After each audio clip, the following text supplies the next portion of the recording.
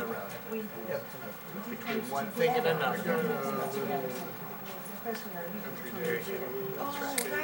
Well, and when Chris King was with us, he was a Presbyterian, so we had him by privilege of call, so there were a lot of, We have a lot, we share a lot of. anyway, it's nice to see you. Nice to see you too. Next 30 years. Yeah. These are not easy times. Am I right? Did you sign me in to speak or am I have to sign it? No, you just get up. People can get up. They open it to the public.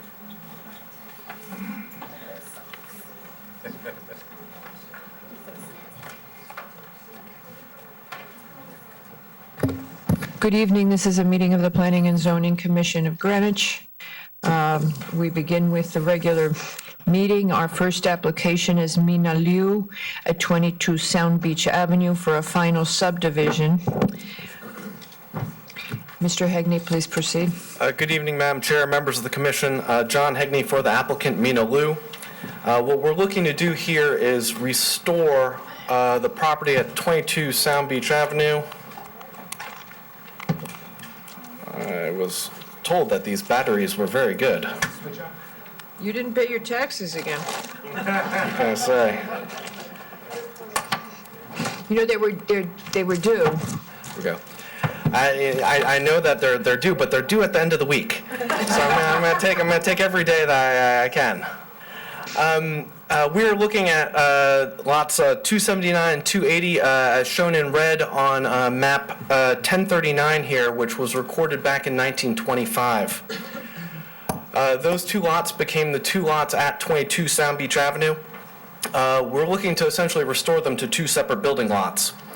We're making a slight adjustment to the frontage at 279, or lot 279R, which is shown as the 8,784 square foot lot. We're reducing that in frontage by 2 feet and adding it to lot 280R, which is the top lot, which will be 7,550 feet. We had looked at this through an analysis to see if we could do this as a lot confirmation. Unfortunately, the facts don't really support that type of application here. But what I would like to show you is an overlay of that 1925 subdivision map over the current GIS. And what you'll see here is that essentially this entire neighborhood, which is south of 95 in the northern part of Old Greenwich, has been developed in accordance with this map, and therefore we think this is an excellent candidate to be subdivided. We do have some loose ends that I would like to review with you. For starters, we do need to return to the Zoning Board of Appeals. We do need a frontage variance. Despite our efforts to increase the frontage on the northern lot by 2 feet, a genius move by Mr. DeAndrea, we do need a variance for frontage in order to perform the subdivision. Secondly,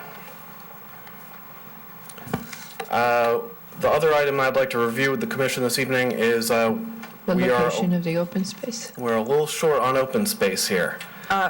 As you know, especially in this kind of situation where there's an existing, where it's an old subdivision, what we would ask you to look at in terms of the open space, assuming you get the variance from ZBA, is to look at her comments, at the conservation comments, and look at relocating the open space so that it encircles that, encompasses that 24-inch pine.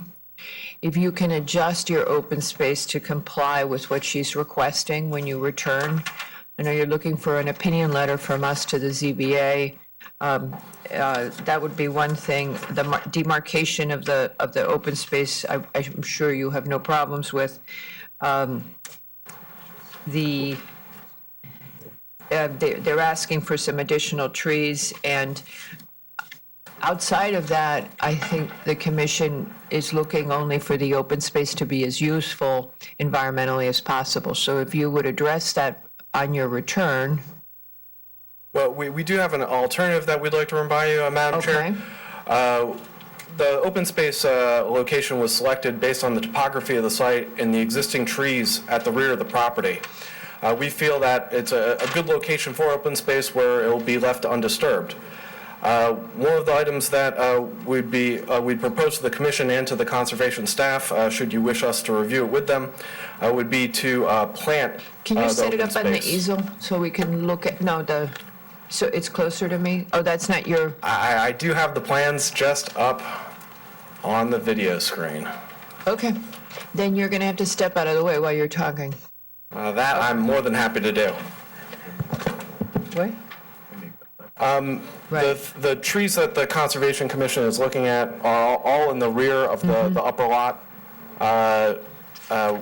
While we could certainly adjust the open space to accommodate that, what Mr. DeAndrea's plan does not call out are all the existing trees that run along the rear of that open space parcel. So we did think it would be more valuable to locate the open space to protect the greater number of trees in this manner.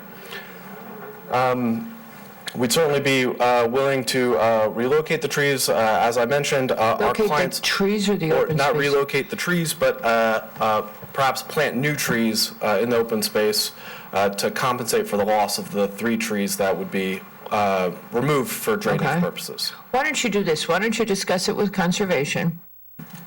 And when you come back, she'll have an opinion on what you've decided to do, and whatever protects in their minds the greatest amount of trees will work, We'd be happy to do that, Madam Chair. or the most valuable trees, okay? And so with Certainly. that, we'll see you when you come back. I do appreciate that. If we do get a doctor's note to take to the ZBA, I'd greatly appreciate it. Yes.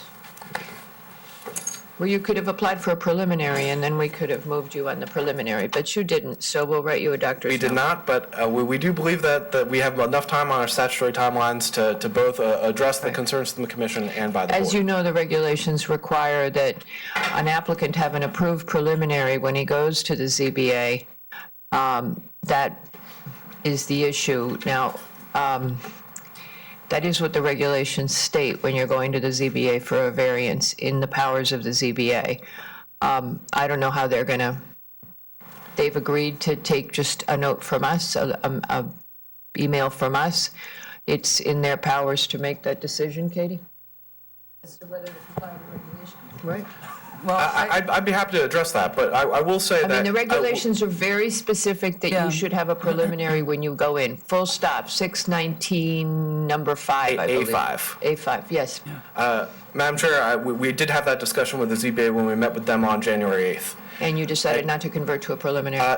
They directed us to come to you before and receive direction on how to proceed. So, Katie, well, the regulations are clear, that the preliminary needs to be reviewed. However, there have been occasions in the past where the commission has allowed an applicant to It's them that- continue with a final with the understanding, of course, that it's the same effect. The key thing is that the commission takes some sort of action before the zoning board of appeals. That's the intent and the spirit of the regulations. So admittedly, has been done in the past. So I would offer that. okay. I think that's absolutely the case. I know that, the regulation is there to ensure that And you'll need, yeah, okay. no boards or commissions are cut out of the It's- subdivision process. It's a regulation that describes their powers. So, I guess I would just ask the commission, are there any other issues that you might have other than the open space not that we and saw. and the variance? So, so if they were to get a variance, the other issues you believe could be resolved? yes.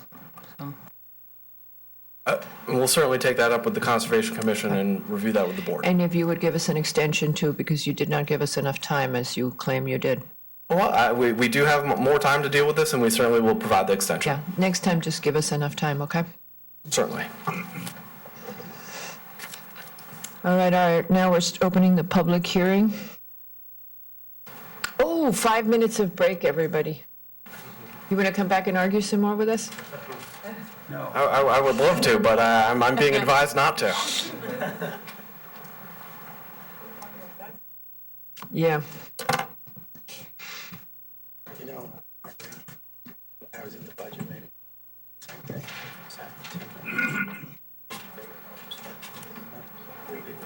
got noticed. Yeah. Yeah, we do it too. Hey, Katie, did you ever find out, Dennis has the minutes. I went, Janice has the minutes, go ahead. Are we gonna vote on September? Andy's thinking he'd like to postpone it. I'm okay on voting on it. So you tell me what you and I ask, what do you want to do, or you say? I don't think I can deal with like you tonight, Okay, then we'll definitely not do it. because if one wants to know, so we don't know. Right. You guys don't want to do it. Andy was sort of wishy-washy on it. It's just that if I can, I'm not sure I can just say. Okay, gotcha. Okay. All right. She was sick yesterday. no, I know that. Yeah, so we're good. What I'm saying is, Yeah, we're good. look, we need On Congo. She's seated on Congo. her, right, so she can leave. She could. The problem is 1, 2, 3, 4. Okay, we still have 5. Why did I think, no, oh no. Then we only have 4. Oh, we only have 4 on Country Day. Yeah, she could leave after Country Day. Okay. Tell Victoria if she's not feeling good that Andy suggested she could probably leave after Country Day. That was stupid, huh? not right now. She could leave after, Victoria? I'll use it next All time. right, all yours. Oh, John.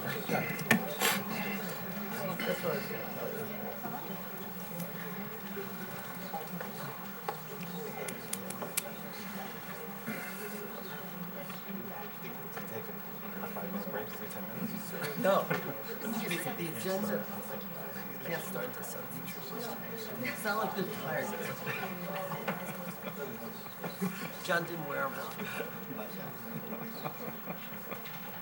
We'll be up later on for that. No, we're done. Yes, yeah, that one, the next one, and then we're done for the evening. Leaving it all to Bruce.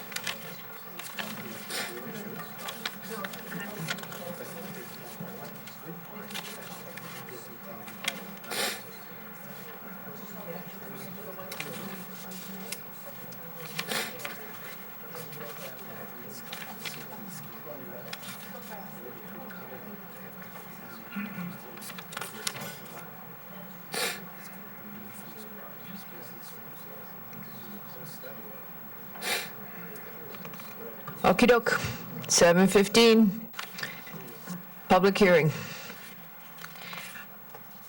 Our next application is Mill Street LLC for a final site plan and special permit at 244 Mill Street.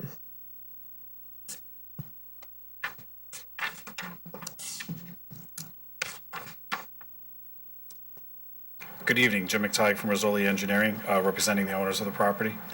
We're here to ask your forgiveness and to seek approval for what has occurred. The owners pulled a building permit to redo the deck on the second floor, and then when the building inspector came out to do the final inspection, he noticed that one of the garage bays has been enclosed. The tenant had taken upon themselves to put in this glass wall on this side here. They're a glass company, this is what they do. They've been using the area, it was a garage, they've been using it to store their product. They haven't increased their showroom floor, and so they just wanted to, keep the weather out, so they put this glass wall in.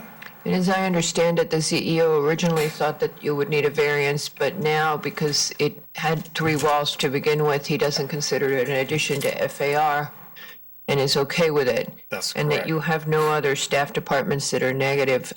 Anybody in the commission have any comments on this? It's just used for, Any public comment?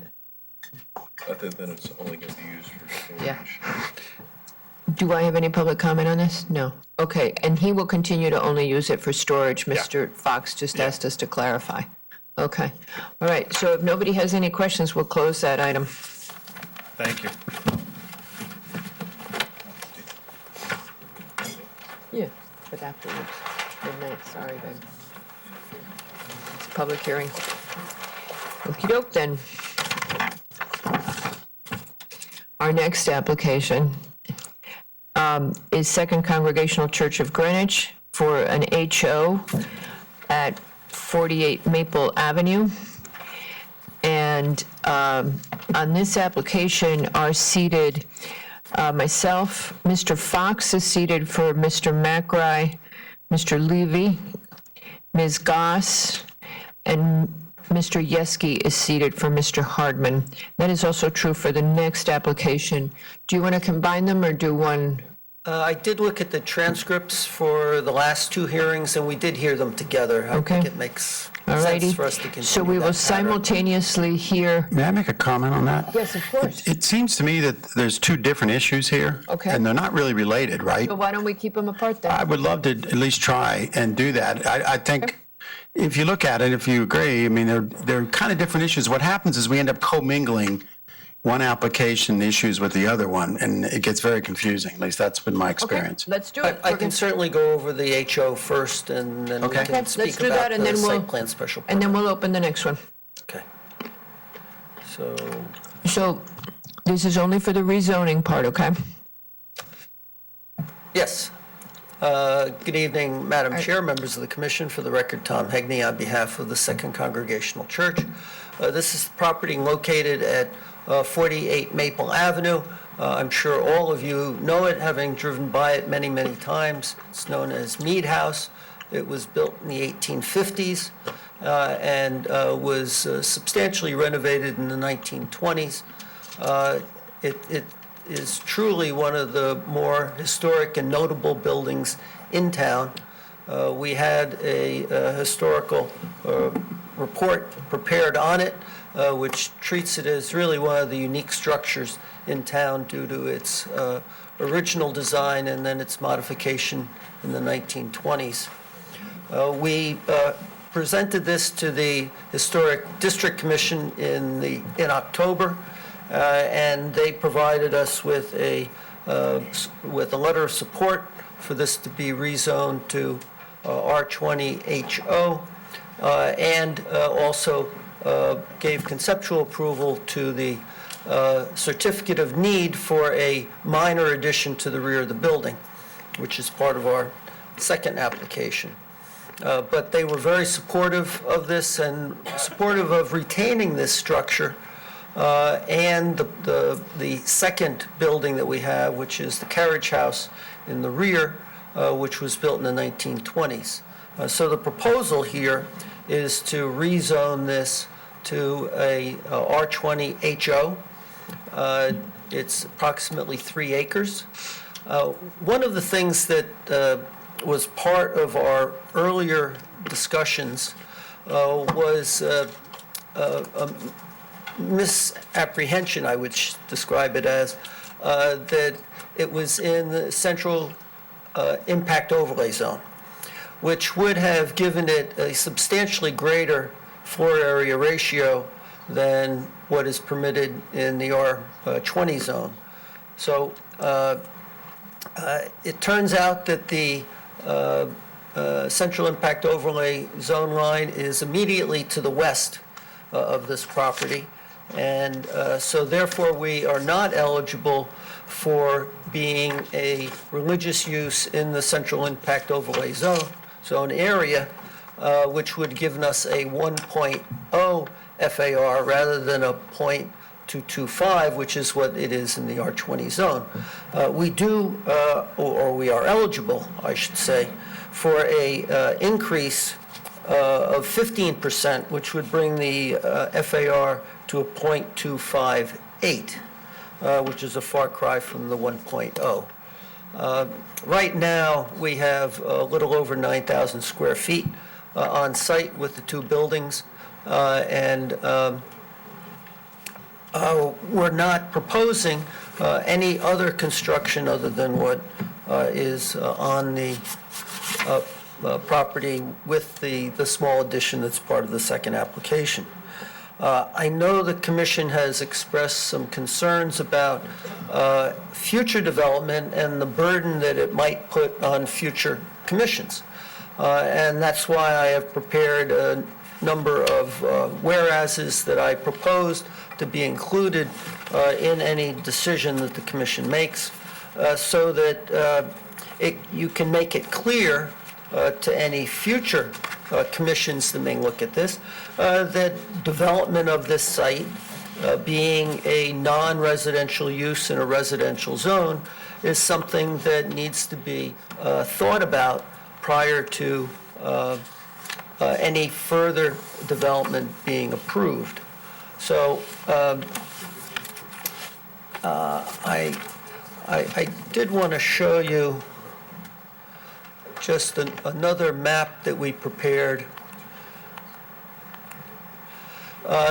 This is taking the town's geographic information system map and highlighting those non-residential or non-single-family home properties on Maple Avenue. We have the church on the corner of Maple and West Putnam. Am I blocking your view, Madam Chair? As my mother would say, you make a better door than a window. I'll try to be an open door then. Yes, because when we scan it over, that's how it appears. And I haven't quite figured out how to make it right side up. So the left side of this map is north, the right side is south, and our property is the second one in from the right, is 3 acres adjacent or north of the church itself. And then you have the Greenwich Academy daycare, and you have Brunswick School across the street. You have other additional non-single-family house and commercial uses. So what's the point that you would make looking at this? That you have an area that has developed as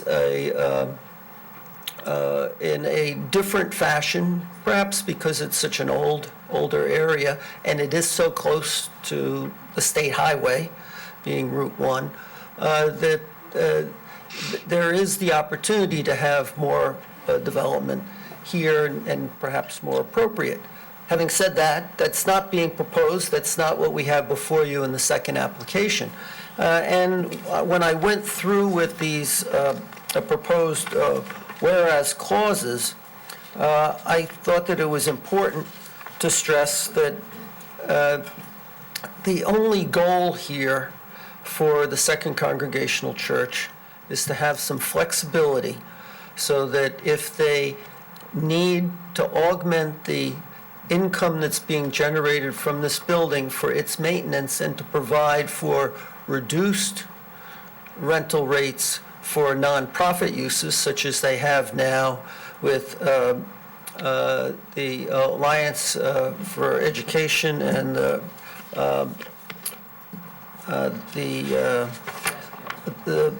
Breast Council, the Breast Cancer Alliance, that they would be in a position to do that and to maintain the building. The building has not received a lot of attention in recent years. The church is committing a substantial portion of its endowment to enhance and improve the building, and they're looking for the ability to have some income to continue that process and to continue the other work that they do with nonprofits and other organizations in town. And that's what brings us here to do the historic overlay. It's not so that we can maximize the potential for this property. The church wants to maintain it. It uses the carriage house in the back for AA meetings, early mornings. The Boy Scouts and the Cub Scouts meet there. This is an active congregation that looks to be a leader in the community for providing community services, and this is just another part of that. So that really is the gist of it. It's not a complicated issue, I don't think, by any means.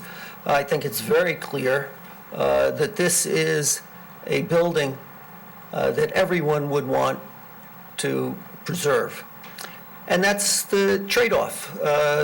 The property owner gives up the right to tear this building down and build something else there, or to subdivide it and provide new lots for new homes. And the commission and the town are assured that they are going to preserve this building in perpetuity. Church gets the benefit of having additional use, which is office use. And as I've indicated in the whereases, it would not include medical office. It would be just general office, which does not have a high traffic generator as a medical office has the potential for, not necessarily would, but just having the potential for it. And with that, we have a building which everyone agrees is worth preserving. You have a more recent letter, not just the one from the Historic District Commission, but also from the preservation group that is signed by Diane Fox, indicating their support for this rezoning of the property. You just received that earlier this week. So we would ask you to rezone the property to R20 HO. Do you have any comments from the commission? Yes. I read your whereas, and indeed, the commission had some issues the last time. Not so much with the building, because all your whereases go to the building, right? We were more concerned about the entire site, you might remember. Mm-hmm. So I don't know whether you'd be interested in modifying these to say something like, it's not our intent to rewrite this, but whereas the church has expressed a desire to maintain the prominence of the house and the site on the property. Now, that's not really committing. You're not asking for anything at this point in time. I think the concern was more that the entire site was historic, just not the building. And we talked about that. And we're going to give direction back to the HDC to keep that in mind the next time through. You know, Can I bring up one other thing? Sorry. What really is concerning, and I'm not sure that it's your application either, but you mentioned you have about what? How many square feet today? 12,000. It's actually not quite that much because the basement only counts as a portion of it due to the grade plane. So we're between 9,000 and 10,000 square feet. Yeah, if I calculate the numbers right, and our quick staff help me, as of right today, They could more than triple you it. could build another 20,000 square foot building on that site right now. If you look at, Almost, it's about 28,800 square feet. But then if you get the HO, that would It would be bump about it. another 4,000 square feet. That's not much difference, actually. That's good news for you, because there's really little, I want people to understand that as of right, you could, right now, although we obviously would have some questions on it. Yeah. Build another, we can change that. If they want to do it, it would be, if they wanted to demolish it without an HO, they could, they could take the 12,000 square foot building, and I'm doing gross square feet, they could take it and demolish it and build to the full FAR today. And they're at an 8.08 basically, and they could go to 22.5%. So they could basically triple Yeah. the size of the structure fundamentally on the property. Not quite. I'm rounding everything, but it's not That's quite. why I get back to the whole site, just not this particular building. I don't think you would do that. Obviously, that would be crazy. But I'm kind of looking for belt and suspenders on the entire site. Sure. Perhaps I didn't word it well enough, but my language in terms of being able to maintain that appearance from Maple Avenue. I'm just looking for where I put that. It's at the bottom, third from the bottom on the first page. I guess she's done her homework. Thank you. It says, whereas both the Historic District Commission and the Planning and Zoning Commission have expressed the desire to maintain the view of the Mead House and its prominent location from Maple Avenue. Perhaps, yeah, I read that and it's worded sort of awkwardly. I would say these are meant as suggestions to the commission. I would not presume to write your decision for you, but I do want you to know where the church is coming from and what they would like to be able to do, and what their goal is. It's not to maximize this property. It's to be able to continue their work and being able to rent some of the space to for-profit office uses. I got that. Gives the ability to be able to do that. But the concern is not what's happening today necessarily. The concern is the future and what the potential the church has in terms of expansion. And I think that's the main concern, and not to put words in Commissioner Yeski's mouth, but that's what we're trying to address, and we're looking for adequate protection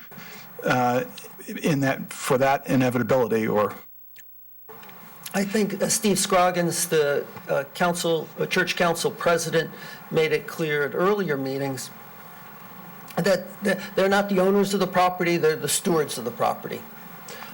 For them, they are making a statement and a commitment that they're not looking to do further development at this time, but they will not be there forever.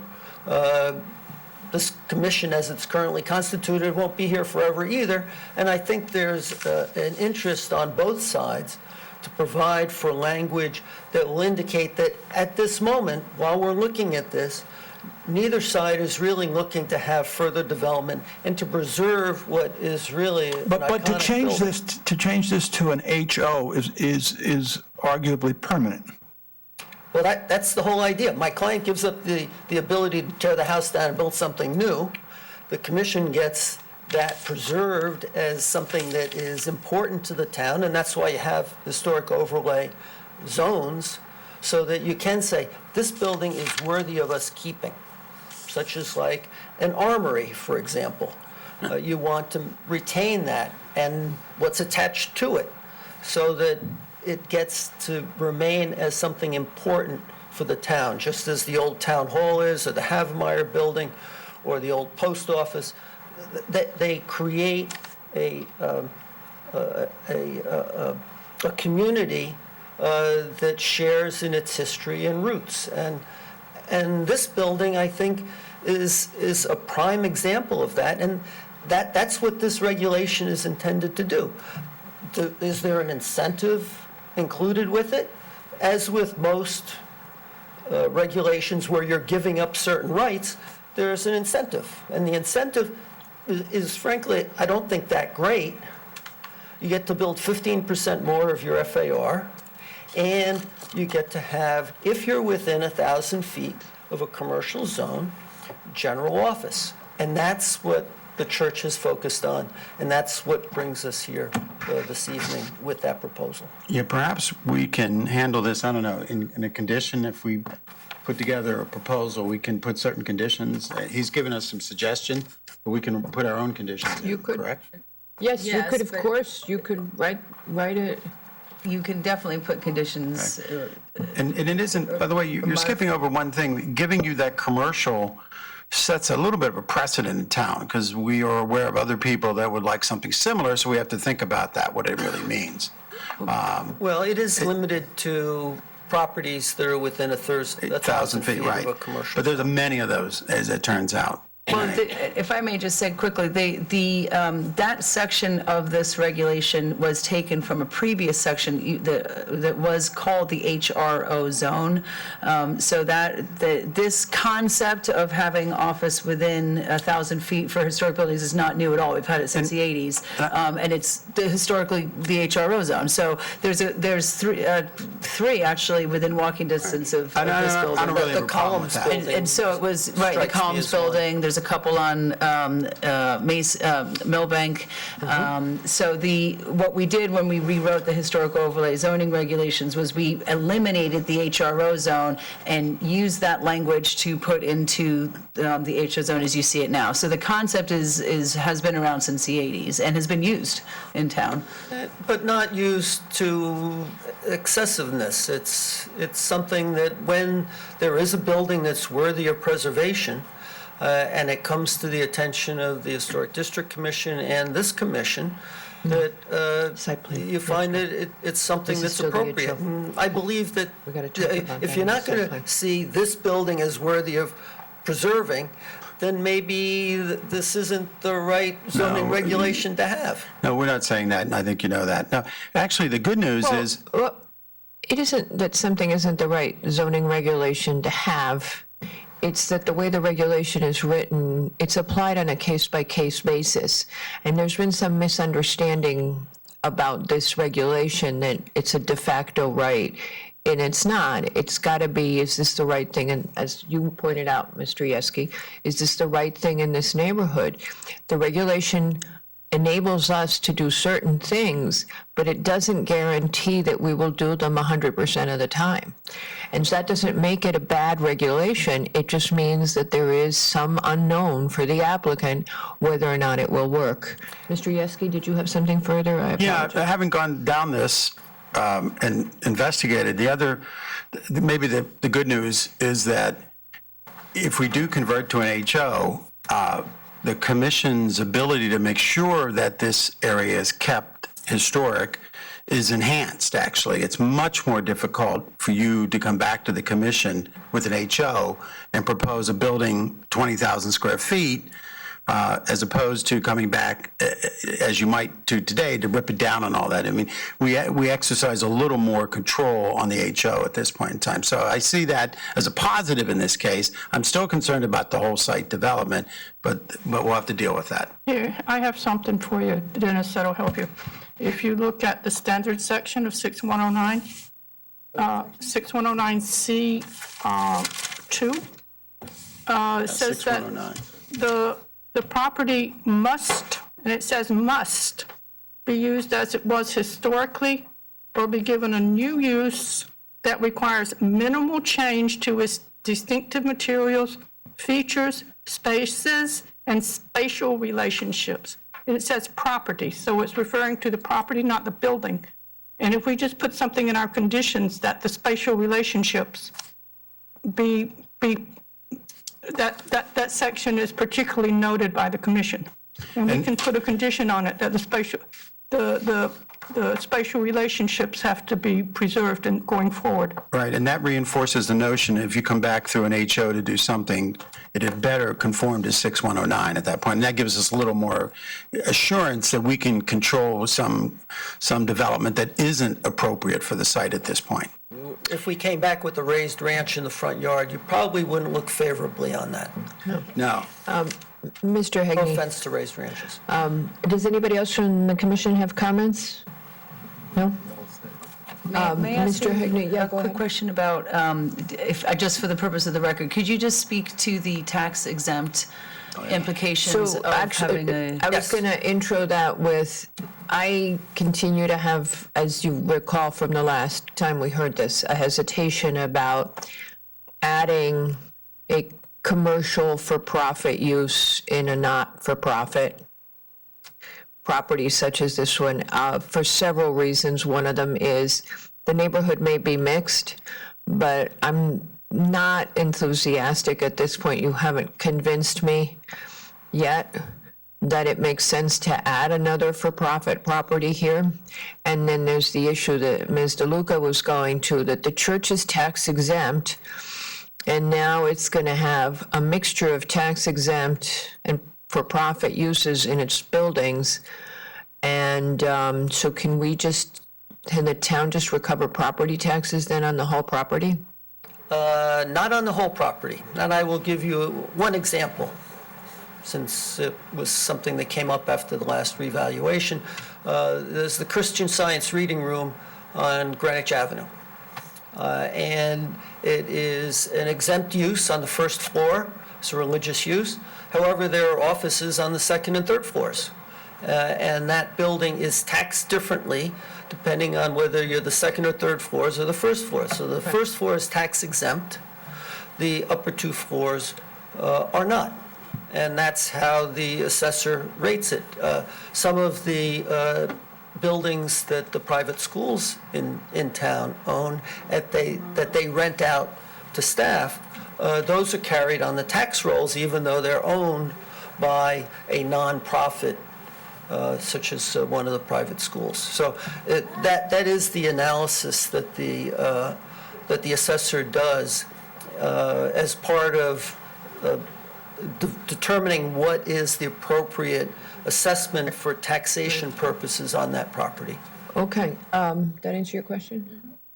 No other commissioner comments? In that case, I think, Mr. Hegney, I'll turn it over to public comment. Before anybody comments, and I think some people here do want to comment, just to be clear, right now, we're only talking about the rezoning to a historic overlay.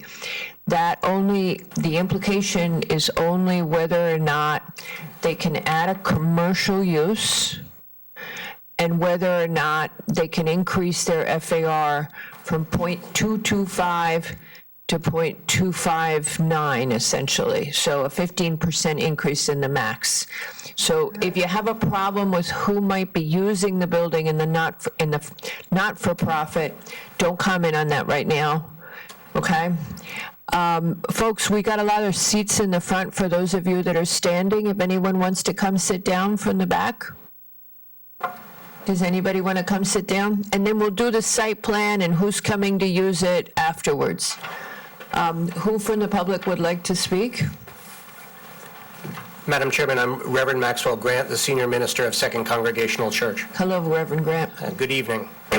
I wish for you all the wisdom of Solomon as you work through this, also the patience of Job and the stamina of Methuselah. It looks like a long evening for you. So, We should put that out there. that's right. I'll get it on mugs for you. How about that?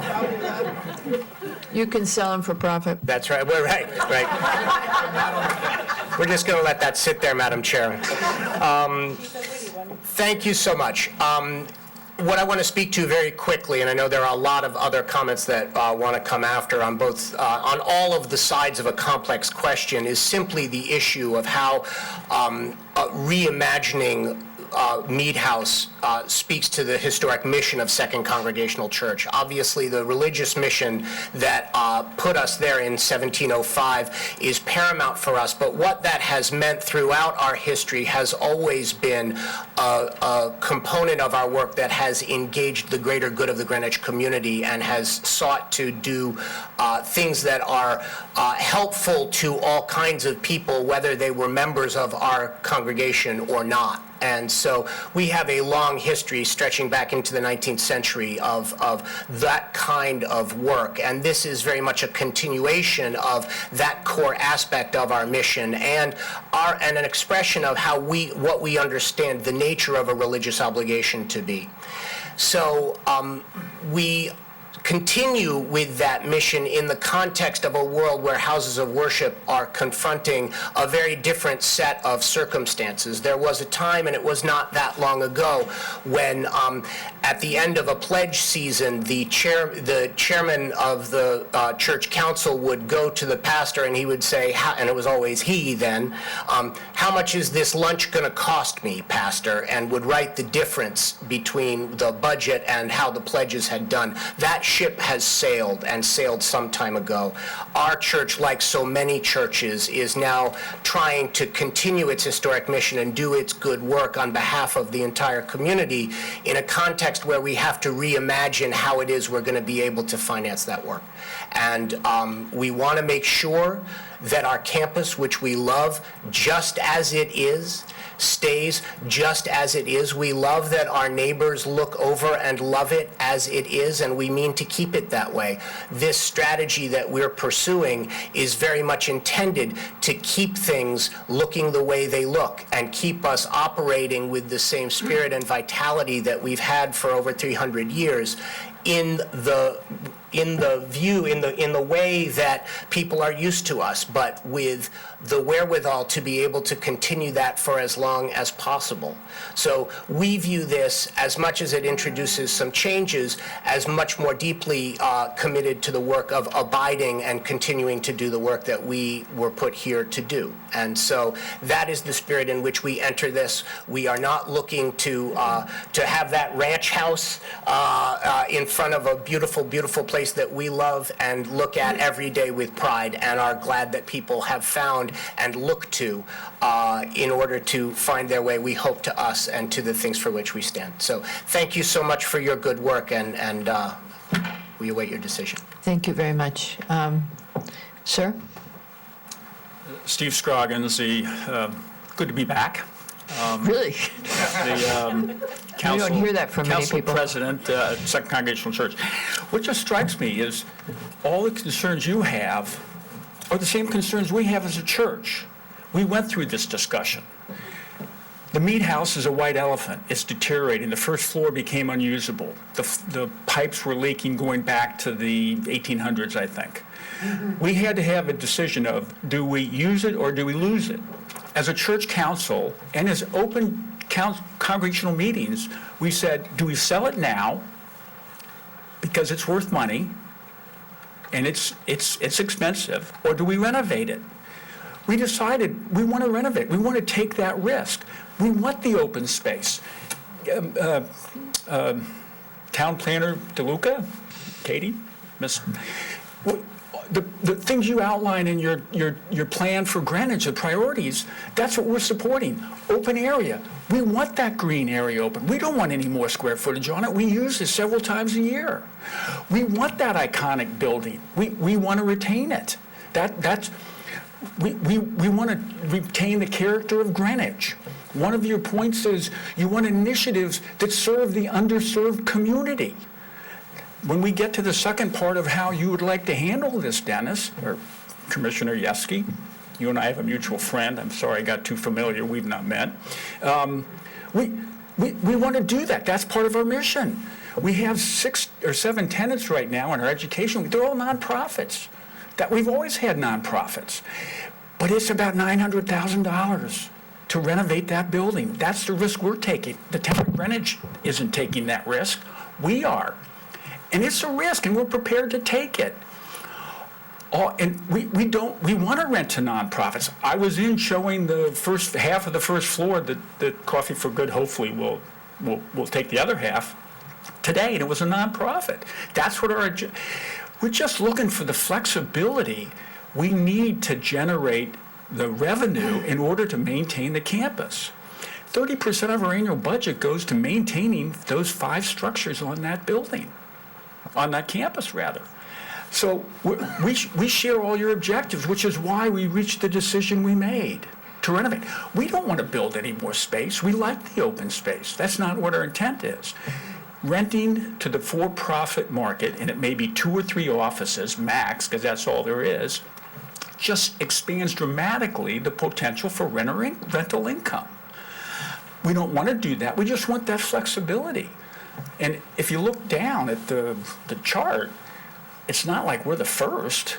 I mean, and as one of our congregations said, kind of hard to see what the actual difference is between Junior League, which was a tenant in the meat house for 40 years till they needed more space, and all the activity going in and out with the Junior League, and what it would be with just general office space. So I'm puzzled because we had all your concerns. We have your concerns. We share them. And we've taken the avenue to comply with those. And we've taken the risk to do that. We don't want to develop it. We have no intention of developing it. So I just, it's just a little bit of the history of it. We all have the same, it's win-win-win. It's win for the town of Greenwich, it's a win for the meat house, it'll be a win for Coffee for Good if you approve that. Everybody's has the same objectives, and all we want is just a little flexibility to make sure we can generate the revenue to support the campus and support the building. Because otherwise, then it becomes a white elephant. And when it becomes a white elephant, the church will not be able to maintain it. And then the town will get 33,000 square foot on that space. We don't have deep pockets. We don't have people writing the checks that, Max was talking about anymore. So, any case, we have the same objectives. And we have the history of doing that. By the way, we took the Coffee for Good idea to Ableist. When we decided to renovate the building, we wanted to do something that would be an outreach to the community. And as Amy will tell you, 3 of us walked into her office and said, "What do you think about this idea?" That's who we are, and that's what we want to do. But there's a limit to the risk we will take. Thank you, sir. Thank you very much. Anybody else wish to speak?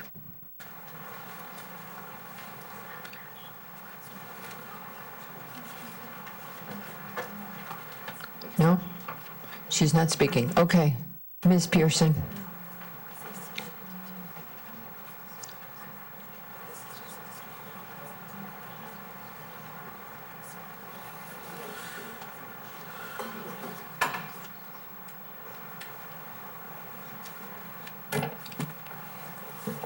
Good evening, Doreen Pearson. I live at 64 Maple Avenue, abutting property to the Second Congregational Church property, and specifically the Mead Parish House. I respectfully request that the P&Z Commission deny this application. And because it does not comply with present or past zoning regs. The reason that I'm here is not because I oppose Abilis. It is not. Okay, so I know, this is only the HO. I want to address only the zoning issue, but no one else did, so. Okay, but Abilis is not on the table right now. But it was on the table. No, It's it'll already be on the been brought table up. in 15 minutes. Okay. Or 20 minutes, depending Okay. on how long this goes. Okay. Right now, we're only addressing the conversion to an HO. Okay. This is why we like to combine them, because it's hard for people to. No, I understood that. And you I end up getting understood past the that. comments, but, okay. But all the previous comments did that. So just on everybody was talking about the HO. I'm talking about the HO. Abilis has nothing to do with the HO. Okay. Okay? All right. They are not-for-profit use. They could go in today without the HO. Okay. To create an HO There you go. requires approval from planning and zoning for a zone change. Any improvements to the property in an HO zone require a site plan and a special permit application. I don't understand, since that is 3 acres of property that have always been totally used by the church as part of their campus. It's never been defined as a 2.9 acre parcel. I was totally unaware that that was 2.9 acres. I also do not understand why the old garage that was converted without permits in the very rear corner of the back edge of the property has any historical significance whatsoever. There was a garage. There's nothing remarkable about it. And I know that the Historic Commission is only able to comment on these things. They don't determine them. Do they even look at it? Do they even see what's inside of it? Do they see that everything about it is non-conforming on the back borders? The entire front yard of it is nothing but a parking lot, edge to edge. Have they looked at the topography of the sloping lot that goes 20 feet from where the Mead House stands to the back property, which gives a very different height to the two buildings? You have to think about the potential of all of that in future development. Yes, I know they all have good intentions now, but we all know a few years down the road, it's not successful, they can't rent their space, they're going to come back looking for development. And then you will have given them an HO for no good purpose. They don't need the HO to open their coffee house. They could take a half acre of that property. It only requires a half acre in our zone, and they could get their historic overlay and do whatever they like inside the building. Why do they need it on the whole 3-acre parcel? It was purchased as a single-family residential lot. I recall no permits in the entire time that we have lived adjacent to that property for improvements, for intensification, for reorganization of roadways or parking lots, and there's been complete inconsideration of us as neighbors. We have provided every bit of screening along our property line, and we deal with the lights shining in our windows from dawn to dusk, especially through the wintertime. Every car that comes in there, the lights shine right into my kitchen south windows. So in your zone, because it's R20, I just did some quick math. I think this is right. They could demolish the building, and then they could subdivide this lot, and they could build 6 houses.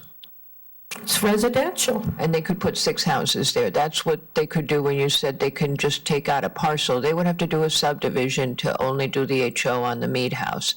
And then once they've done the subdivision, they would intensify the property. Residentially. Yes, or not-for-profit. We're a residential neighborhood.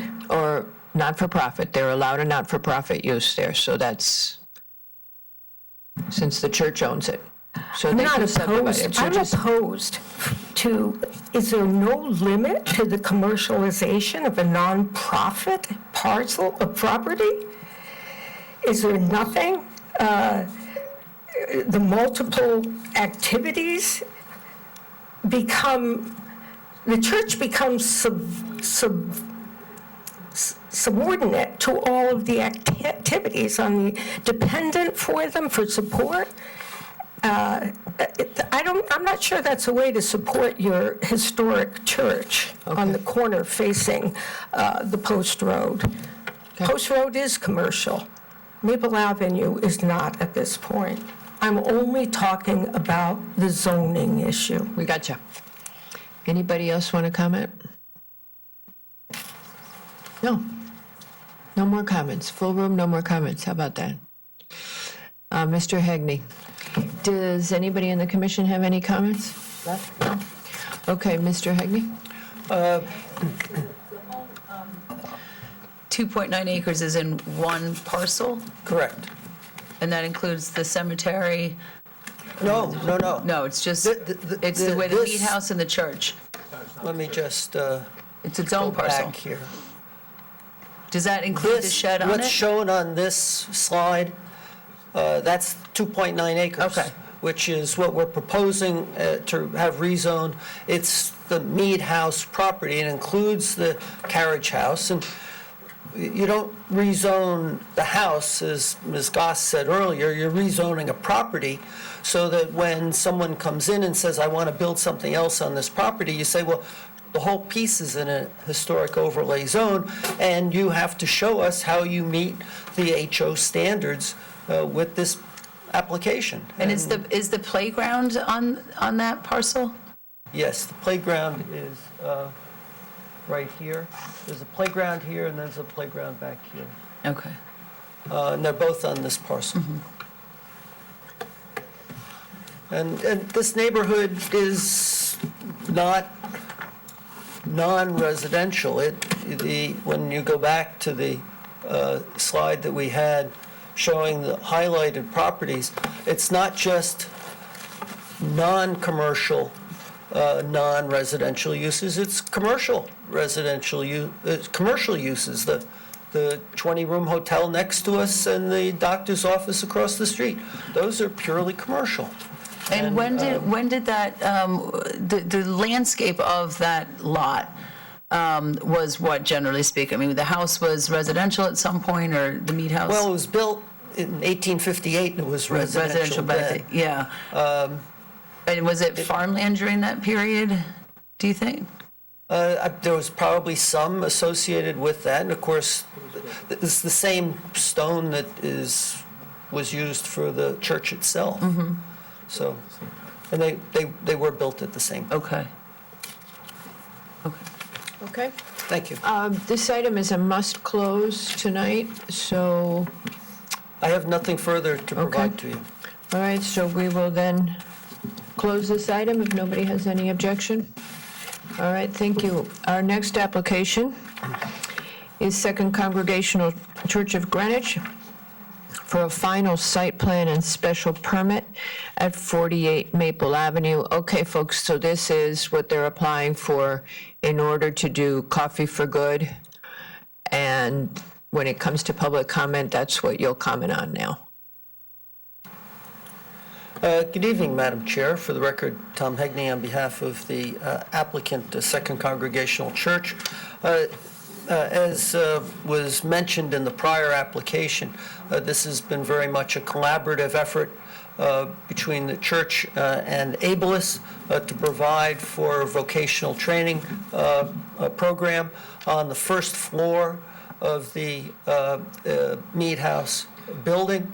It would provide vocational training for a restaurant and service business, both in a kitchen and in a dining area. We're proposing 42 seats in the dining room, and that's not to say that we're expecting 42 people to show up and occupy every single seat in the restaurant, however, or in the Coffee for Good.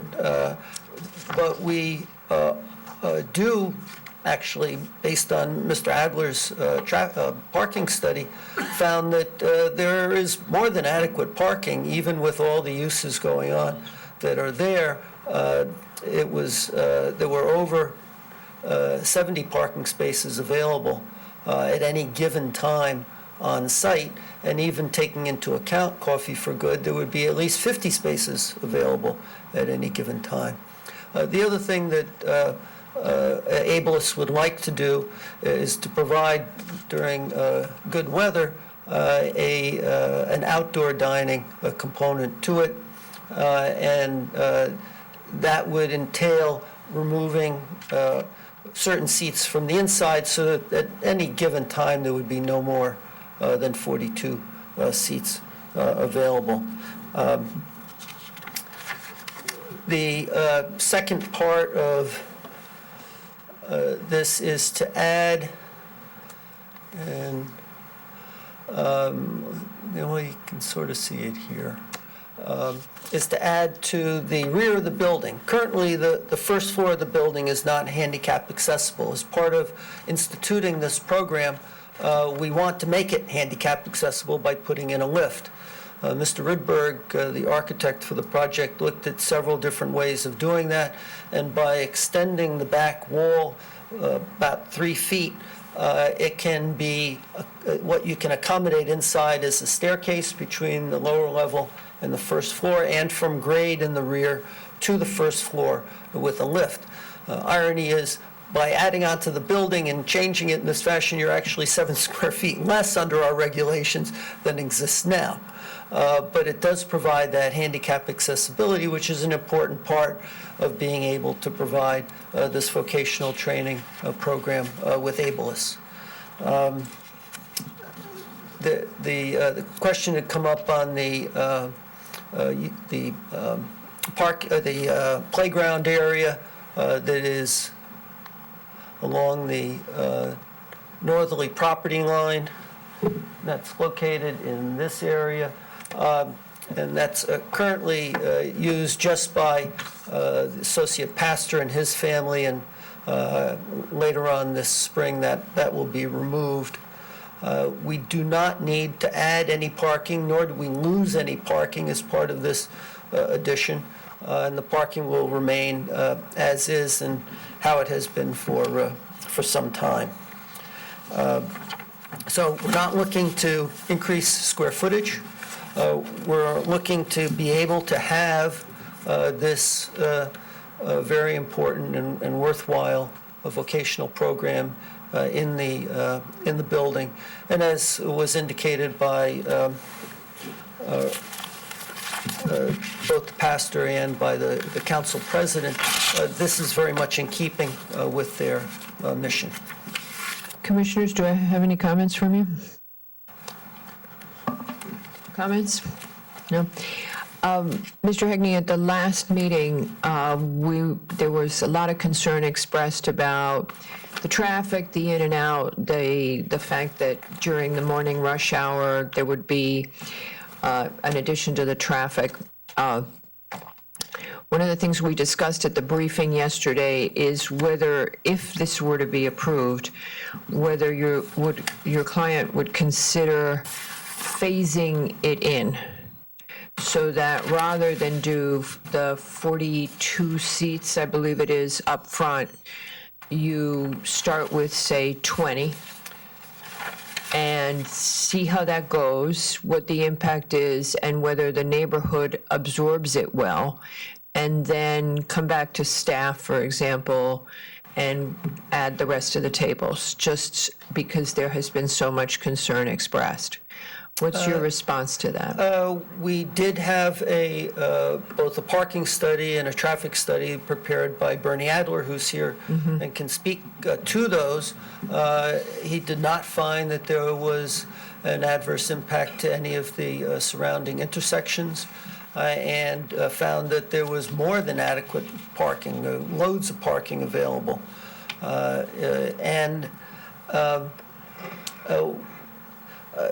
To phasing in the number of seats, I think I'd like Amy.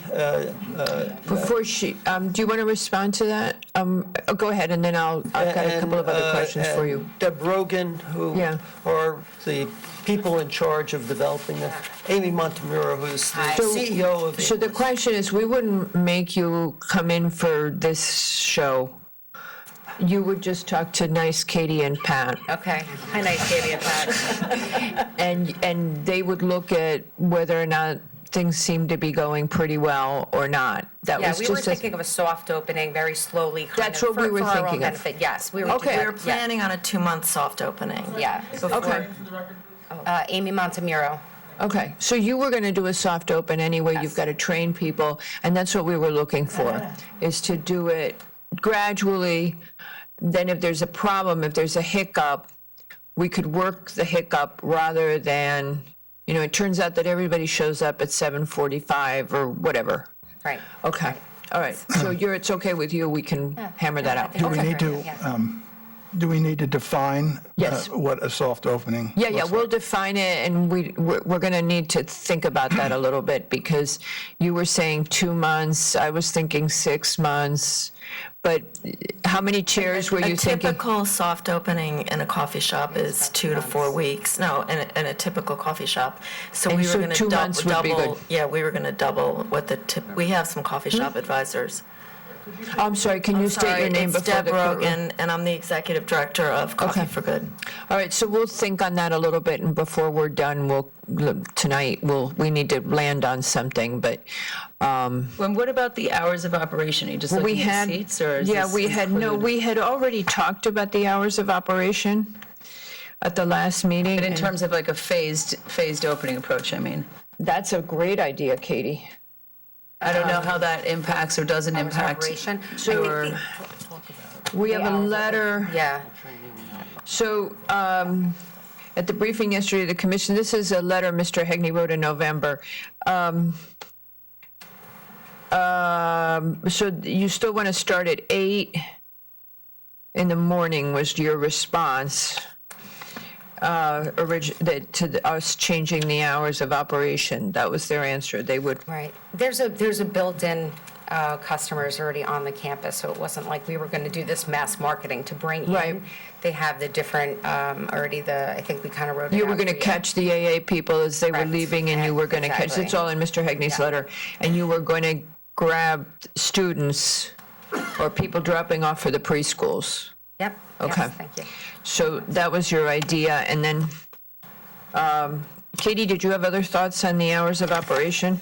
No, I wanted, while we have the benefit of being able to understand the operation with the people who are going to run it, I wanted to make sure that whatever needed to be discussed was discussed. Because I understood too, it was like different groups of people, like you start with one session, shifts. and then there's another session that comes in, so that's what I understood you needed the whole time. So if the Right. commission had been thinking that you wanted to reduce the hours, I wanted you to be able to speak to whether that was going to be detrimental to you or Well, not. it really is, because Right. there's all those different skills that you're learning throughout the day, and we want to be able to train as many people as possible. I'm And, sorry. Yeah, we have the different shifts. Could and you they're- just- Right. You have the breakdown. Mr. Levy? I'm sorry, I don't know how many people are going to be there during the day. Are there shifts? How many people are there? Let's say that there. The staff? Yes, so let's say that you have 42 people there. How much staff do you have, and what kind of supervision? 42 customers? Customers, yeah. Okay. You can't think about. I understand, but I'm trying to understand. Right, so how you do the current setup, which is obviously going to have to be adjusted based on customer volume, is that we will have 12 employment hours every day and 10 customer hours. So our employment hours are 7:30 in the morning for a half an hour setup before we open at 8 a.m. And then that also includes at the end of the day an hour and a half for a deep clean, preparation for the next day, and set up and clean up to get ready. Right. So that 12-hour workday breaks down to 4 3-hour shifts. With how many people? 4 3-hour shifts. And initially, as we'll have roughly about 3 trainees per shift. And 2 staff. And well, there'll be a lot more staff. There'll be a lot more supervision. What Amy had said from the get-go is that that's an optimum working time for most of her clients, is 3 hours, and each of those people will work 3 days a week. We have 6 employment days, so that allows us to train not 12 people in a week, but 24 people in a week. Right?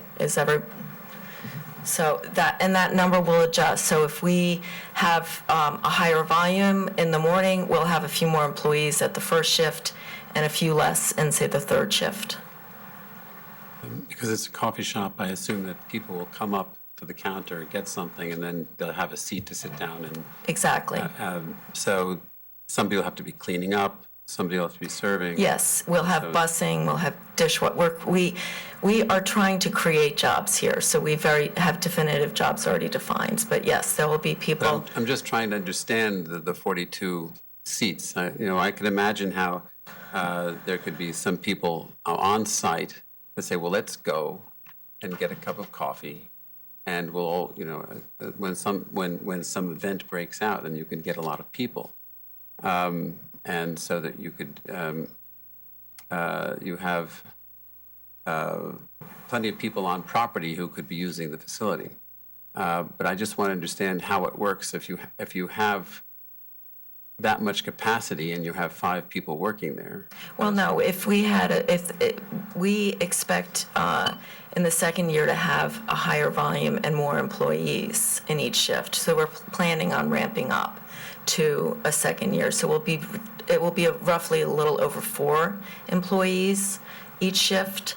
It works out to 4.25 FTEs, but it's a few more people when we get up to a optimal kind of operating level. Okay. Is it right? You're the expert. I was just trying to get up the ladder a little bit. Thank you. We'd like to add something. Okay. I'm sorry, sir, you'll need to identify yourself for the court reporter. Of course. My name is Cesar Rabellino. I'm the treasurer of Coffee for Good. I'm also a member of the board. I just want to share with you that even though we use the word nonprofit, we're not going to be giving coffee for free, meaning we're going to charge and we have to compete with other coffee shops. Okay, this is a nonprofit venture, but we have to make an earning. The restrictions that you are imposing into the coffee shop are going to be damaging. What restrictions are we imposing? I mean, the restriction on number of tables and on the no. and times and hours of operation are going to limit somehow our capacity to. The restriction on a for-profit business does not apply to your Coffee for Good because it's run by your organization. Well, my understanding, based on what I'm listening, is that you're negotiating that a reduction on number of tables and a self-offering at the beginning, yes, right. Of course, and also a reduction on the hours operation. No, we actually hadn't said that. Ms. DeLuca was just clarifying whether we also wanted that, and we talked about it the last time because we had concerns about it being 12 hours a day. It seemed late for us, and then this question of being able to do the 2 shifts came up and how many people you would train. And any observer of Starbucks knows that you don't sell, there's times when you sell no coffee. So you will probably find that you adjust your own hours because there's no customers at certain times. So you'll end up finding at that time. What I want to emphasize is that we need to operate yes, in we a understand. regular franchise. Yeah, we understand. But you're still a not-for-profit. Of course. Yeah. Of course. Yeah. And I would have just said that people need to make change. Okay, I did have 2 other things for you. Mr. Levy, you had a question about pedestrian. Yes, there's, Go ahead, just ask your question. yes. Okay. Mr. Levy? Yes. 1 second. Go ahead. That's all right. I wanted to ask you about the pedestrian access and what you've come up with. We have a sidewalk, existing sidewalk. And some There is, existing conditions. I put this survey up that Mr. DeAndrea did a number of years ago. And although it's difficult to pick it out, the sidewalk is all on either state or town property. Yes. It is not a sidewalk that the church owns. It's off the church property. And as we've seen over the last 2 years, the town is very capable of replacing sidewalks. It has done it all over the center of town. Have you made any requests lately? No, but we certainly could. Okay. And we certainly will. But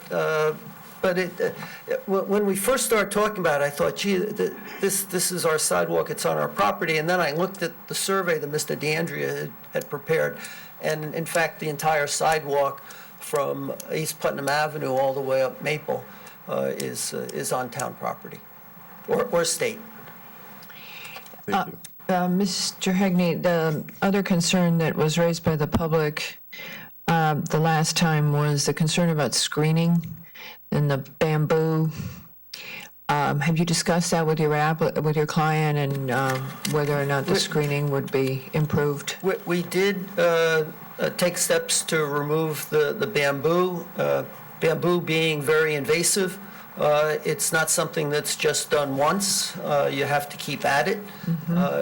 As a condition of approval, we certainly would be maintaining the control of the bamboo because it's hard to get rid of. I've had a number of situations where clients have had to work at it for a number of years before they actually eliminate it from the property.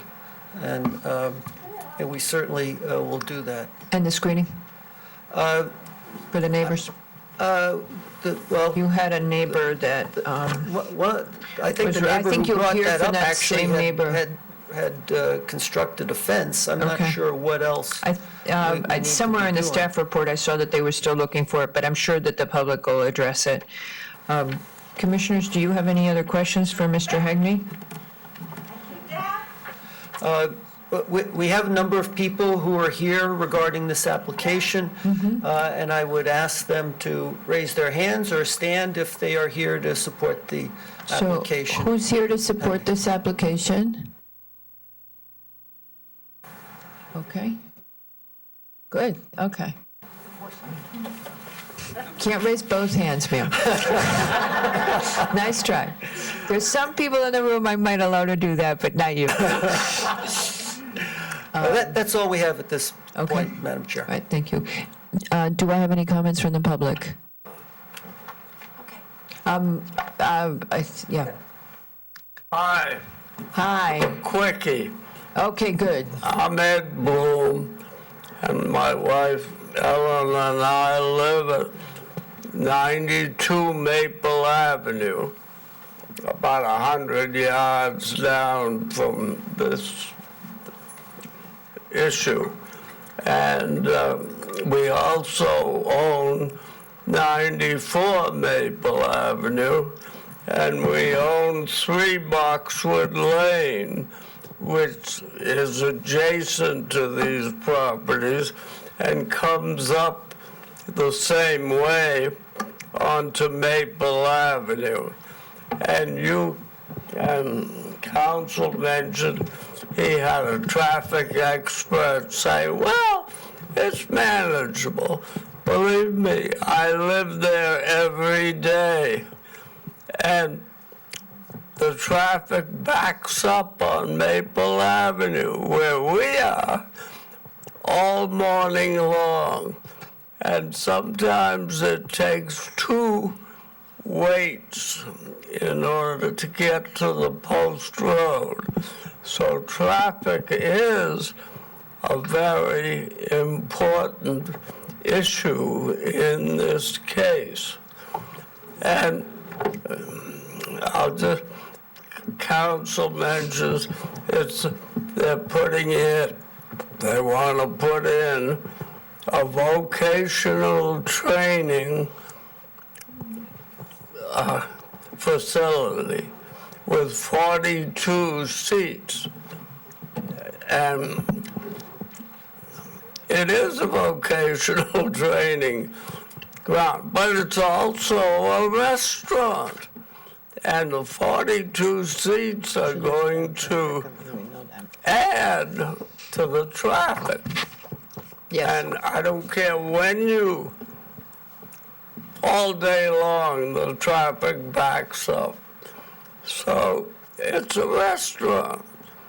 And I'll just add, the Stanton Inn is a historic, right next to us and right next to the proposal there.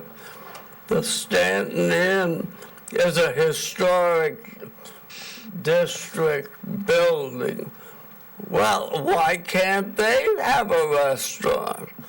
If you let this be a restaurant, why can't they be a restaurant with more parking and more traffic? Think it over. Thank you, Mr. Bloom. Ms. Cole? Okay. I know it. Good evening. This is Ashley Cole. I'm Ashley Cole, everybody. My statements concern both applications, which I'm sure won't confuse you. We'll try to get, I think you can manage. try to keep it to the site plan. Okay. Well, anyway, first of all, I want to say thank you for doing what you do. It matters, your volunteerism, your giving of your time, and I don't think we say thank you quite enough. Anyway, I'm Ashley Cole. You've also heard from me today with a letter that I sent regarding another historic fragile neighborhood. But I am here for yet another application, which is Coffee for Good. I am here to speak in favor of this project because I think it is at the very essence of historic overlay and what we're trying to do with that. But on to the application for Coffee for Good.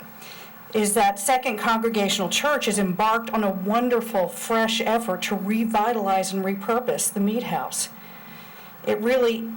Coffee for Good really is a project that hits all the right notes in many different arenas. It saves a fabulous stone structure for posterity. It helps train and employ some of our most vulnerable citizens for a future in food service, or really any potential endeavor. It's a resume builder for people who might have no other opportunity to show what they can do. It also brings new relevance to an institution that has been in Greenwich for generations. As you may or may not know, mainstream churches are struggling, not only in our town in finding young new members, but they are struggling across America. Coffee for Good brings a sense of mission to that congregation, which I'm actually not a member of, but can only attract new members as they find meaning and purpose. Coffee for Good also helps foster a sense of community, not just within that particular neighborhood, but within all of Greenwich. And people will come to enjoy the beauty of that church, that building, and that historic neighborhood, and possibly the Stanton Inn. Lastly, the world is changing. Technology is driving so many changes in our world. We see it every day. For example, downtown, where you can see retail is struggling. However, one thing remains true and steadfast. People want and need community and gathering places. Coffee for Good provides that. Everything about Coffee for Good is indeed good. I cannot think of one negative outcome of this project. Please support Second Congregational Church and Coffee for Good as they embark on a bright and bold new future. That sounds like a coffee to me. What do you think? Thank you. Thank you, Ms. Cole. Anybody else from the public wish to speak? Sir, Mr. Gunsberg. You can bring your friend. How are you? Good. Nice to see you. Oh, it's always a pleasure. Nice to see you guys. I come tonight as a chairman of the First Selectmen's Advisory Committee for I'm People sorry, with it's Alan Gunsberg? Alan Gunsberg. G-U-N-Z-B-E-R-G? B-U-R-G. B-U-R-G, sorry, I'm going to get it right problem. one day. It happens all the time. I got the G-U, though. Yeah, you got it all right. Okay. And it's A-L-A-N. So I come tonight as a chairman of the First Selectmen's Advisory Committee for People with Disabilities, and also as the vice chair of the Department of Human Services. There is no program quite like Coffee for Good anywhere on the East Coast. There is no training ground and places where people can get the kind of experiences necessary to go out and get gainful employment. The numbers in the blind community, and I serve as the State Rehab Council Chair for the Board of Education Services for the Blind. The numbers for the blind are over 70% unemployment. There are certain parts of the disability community where unemployment rates run as high as 85%. And without skills, without training, without mentoring, and places like this where people can go to learn these skills and to build a resume, jobs will never come about. And we're Greenwich. We should be building a place like this. We're the kind of town that has that kind of spirit, that has that kind of foresight, that has that kind of ability to deliver a program like this, especially now where these rates of unemployment are so high, where we find that there are reductions in the safety net. Talks about reducing disability, food stamps, benefits. We need to find a way to get people to work. And without a program like this, I don't know how you find the ability to build a resume. So I ask you tonight to look at this in a completely different way. This is not a restaurant. This is the ability for some people to find a way to develop a resume to go out and get a good job or in the service industry. So thank you for your time. Thank you very much, sir. Does anybody else wish to speak? Ma'am, Ms. Pearson. If you could just keep it brief, if you don't mind.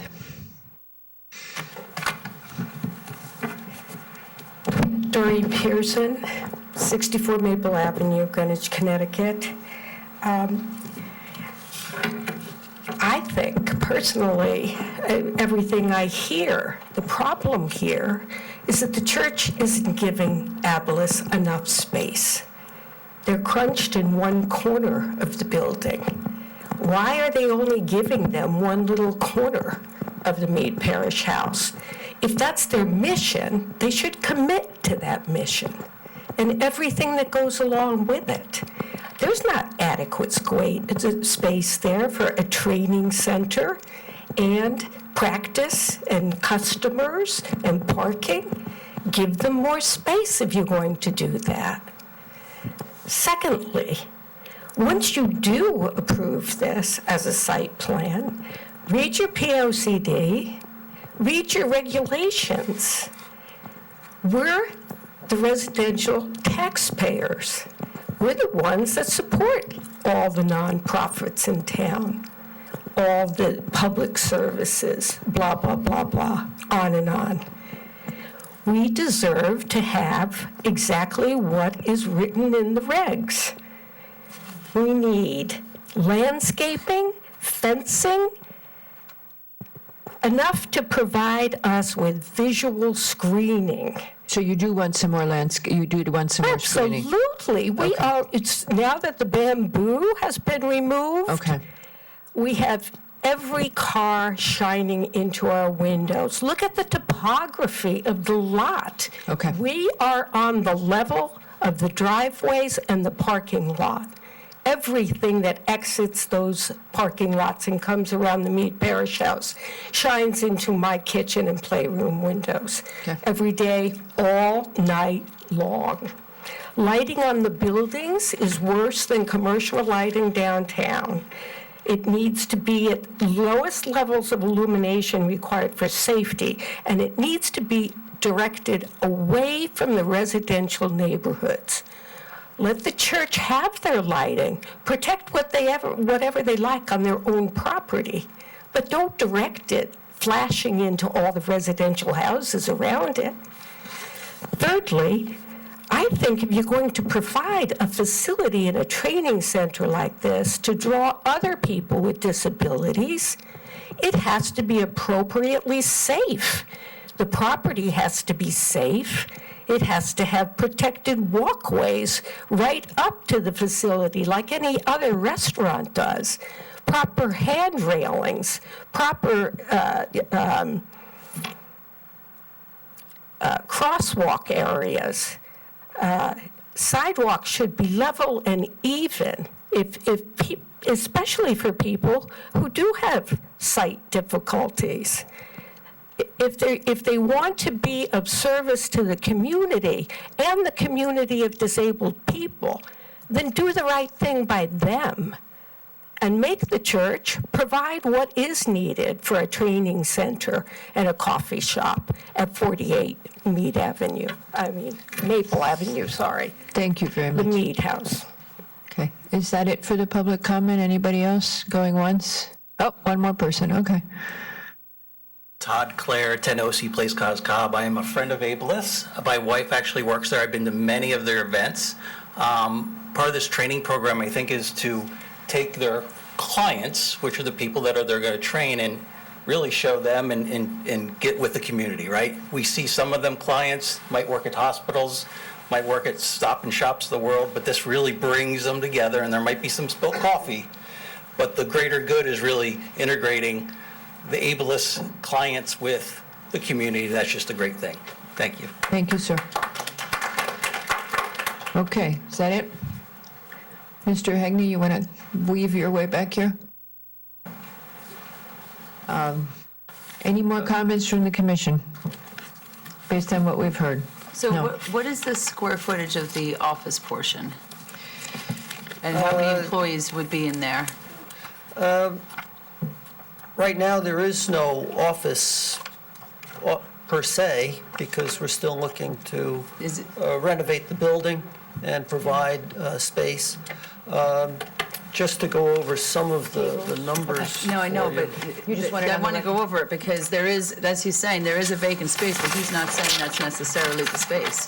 So I want to nail it down exactly what he's suggesting is the space and the number of employees. Okay, so take a, I mean, is it the 1100 tenant 1B? That's the first floor. They were showing tenant 1B today, they said. They said they were showing the, That's the first floor space on the north side of that the they were building. showing today, and that's the one that's vacant right now. Can you read that to me to make it bigger? And that's on the first floor. That's the first floor That's space. on the first floor.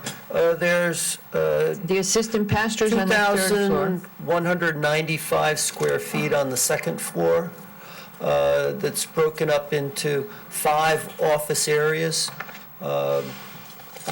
Alliance for Education and Breast Cancer Alliance are currently in that, Right. in 2 of those spaces. So you're imagining that it... I should mention the third floor Is the pastor's- is we the know. pastor's We're aware of that. apartment, See- and that will not change. So other than the ableist portion and the apartment, you're imagining that it could be any, that entire remainder of the space could be commercial There's office? the potential for that, yes. Okay. That's not obviously the goal, Right. and you heard, And what's the parking demand for that square footage? Because I'm looking to understand the spaces. number of employees. So if it's X, it would be X times 1.2 for employee density? I think as part of Mr. Adler's parking study, he did factor all of that in to show that not only with Ableist occupying the Coffee for Good space, but having the rest of the spaces occupied, there would still be 50 parking spaces available, no matter how you count it. If you do it 1 space for every 1.2 employees, or you do it 1 space for every 150 square feet usable for office, there's more than adequate parking on site. Okay, and then in addition to those 50, people can use the other spaces on the other property, correct, or no? Yes. Okay, so is there a cross easement that's needed as part of this, or is that just a given for the way the property is set up? Or That is how it has been traditionally used. Okay, so who would get first go, so to speak? Would it be the office people, or would it be the coffee people? There would be assigned spaces for the particular office use, so that people would know where they're parking, so that customers coming in for the coffee shop would be able to get spaces closest to the door. And that would be managed by the church, presumably? Yes. Okay. Yes. And so are you stating for the record then that the space times the 1.2 is in fact the maximum number of employees you would have for the commercial office? Is that reasonable? Or less? I mean, I think that's actually... I'd say probably less. Less, yeah, because that's quite generous. The parking is way more than what would be needed for this office space. So Okay. no, I think it's more along the lines of the 1 space for 150 usable. It's Okay. more appropriate. And presumably the intent is to maintain these tenants, and as you've stated previously, Mrs. Grimes, that these are just options, but I just want to make sure we're all talking about, we're all in agreement. Yes, Okay. we are. Steve Scroggins again. We've also thought through the pattern. The Coffee for Good would come in and be directed to the front of the meat house where they would enter. The tenants in the building would be Who's going to direct them? There'll be signs. Okay. Signs. Go this way, and there'll be spaces for Coffee for Good. Tenants will be directed to the back of the building in the lower parking lot, which is where the preschool staff and some of the church staff park.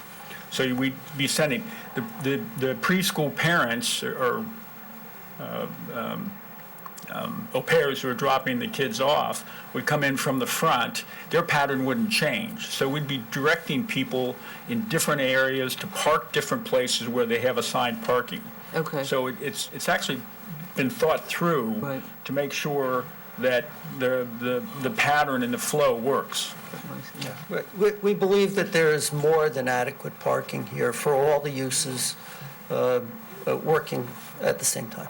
And is there room near the fence that one of the speakers spoke about for additional vegetation? Could you speak to that? Yes, and I did speak with Mr. Scroggins and Reverend Maxwell on what would be appropriate. And what I would suggest is that we work with staff on appropriate screening We for would this direct area. you in that manner. What we would ask you to do is to develop that, and we would tell you where we believe that it I would be anticipated appropriate. that might be what the Would commission that- had in mind.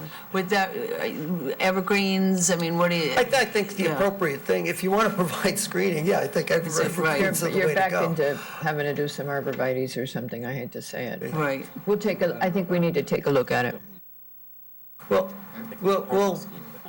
We'll develop something that's Yeah, appropriate. we don't like them and either. addresses We'll the issue. try to figure it out so that Yeah, it's for a not all historic arborvitae's. landscape, you want to provide something more than arborvitae's, I would think. Yeah, I no, mean, no, that's and part they're of the not good beauty for of the this. environment and Yeah. blah, blah, blah, but What about, if you could just speak quickly to So the state curious building about this. modification, where are you with that? For the handicap access in the back of the, We have developed the lift so that there is actual handicap accessibility for the first floor.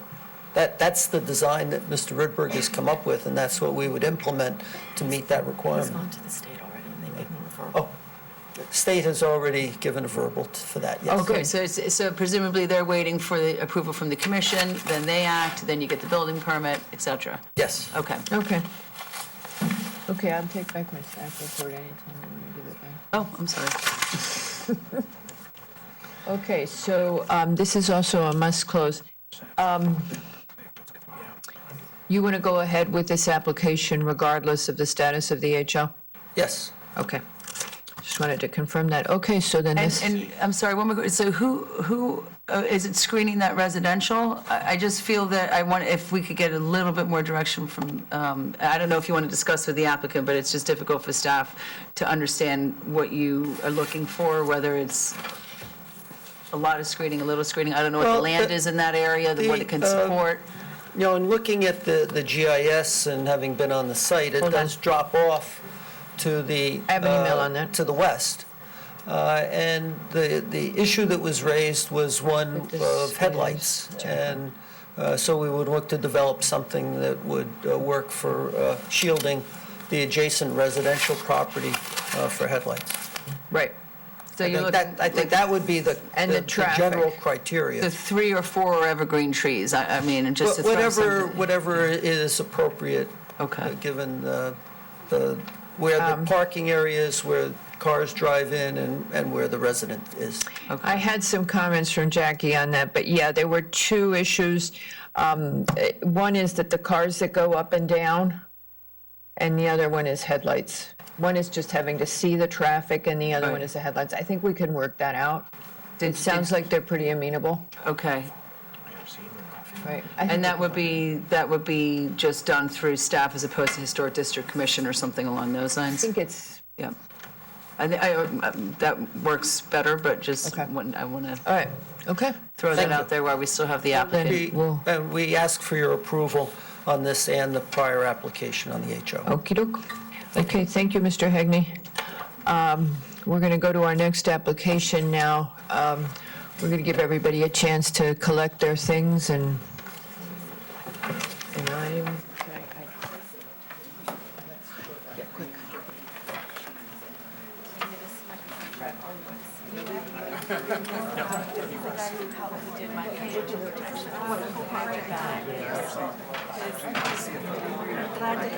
Whatever I can, a little bit I can do.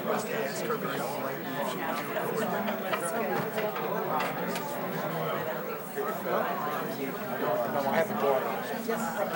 So if you need any help.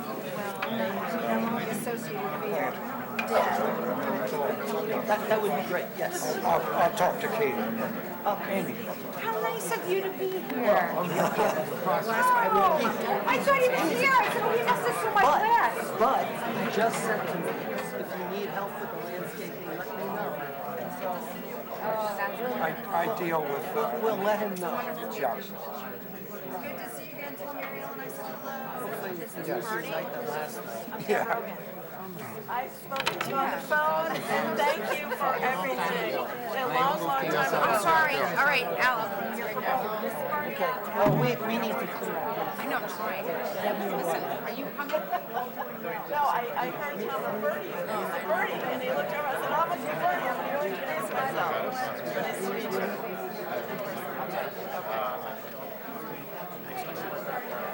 Bye. I mean, I started to see my brother and my dad so much. When they smile, they can see it. Well, how are you? I'm just trying to figure if this is working. Tom seemed to be struggling with it. Oh, that's Tom. I know. Perfect. Great. Look at that. Okay, we're flying, look, we're 10,000 feet. How does this work? Are we up next? Are you? Let's see. This turns the picture, and this flashes the light. The red dash points, but it won't show up if you point it to the screen. It'll show up if you point to the big one. You gotta hold it down, the red one. This one. That red one, yeah. There it is. Man, oh man. I know. Am I high tech or what? You are so sophisticated right now. He looks taller when he's using this equipment. I don't know. Oh, you know what? I said You use it. Oh, you want me to do it?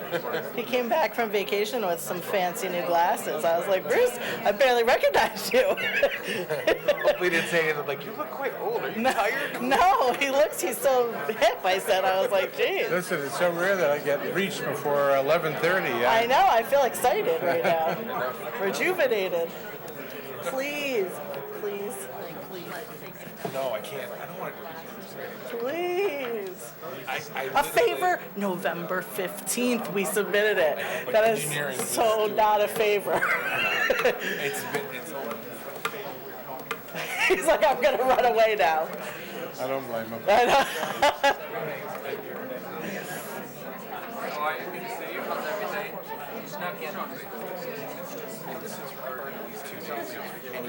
I know. I got excited when you emailed me today. No, I did. I was working on And it. you're like, I'm working on it. And because they just keep emailing me. I'm like, he's working on it. I'll tell you as soon as it's ready. And I was like, when I saw Ashley, I said, did you see Pat? And he was like, it's not going to be ready. I was like, no. And at that point, I was checked out. I know. I don't blame you.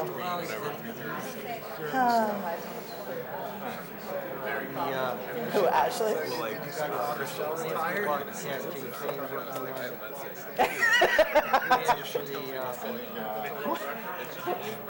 Oh, she hasn't said anything yet?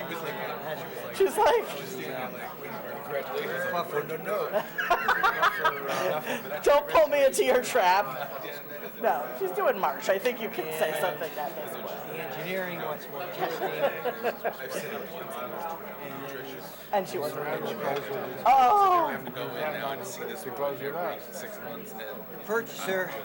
You're the guy who said this. She'll never forget you. I don't know. She is, but I feel like she was nervous. Like, oh, there he is. I think he went to Jeremy. She made me tell Bruce. I was like, I think you should probably tell people because it's going to get awkward. It's got 7 or 8 hours. In fact, the latest is, which is Well, I just knew. Yeah. Is that so there's no deal. I don't know how much. That we need to be able to dig a well. Of course, because I guess there's some neighboring property that they haven't found water yet. He's not. No kidding. Yeah. And so that's for your guy, your former guy, which spurred my guy to say, oh my God, I'd like to dispose it on water. So that's in my email to you. No, I didn't see that. You know, I sent it, I don't know, 3 o'clock or so. And then this works. He wants to go out to April 30th. Are we going to be able to sell out of work, you think, at April 15th?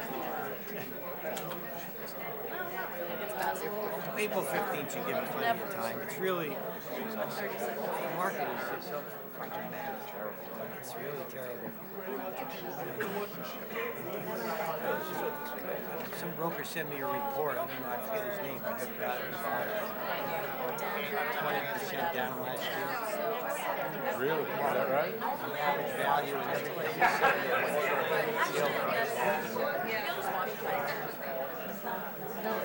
said we're at a situation where rising taxes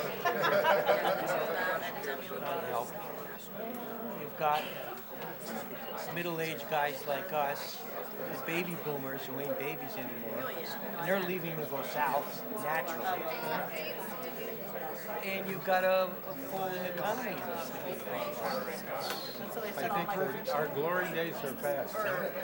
We won't see that during our presidency. No, yeah. And you've got the changing, and then the other thing is you've got a changing mindset of your next generation. The American dream is not to own a house. Anything. That's right. It's the right. Yeah. And you look at it's a perfect storm. On that happy note.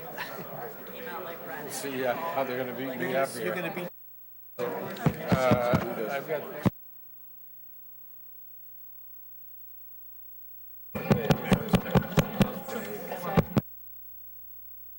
It's you up there, not me. The button. Is that new? How are you, John? I liked your neck better last year. What's this for? I like yours today. You can shut.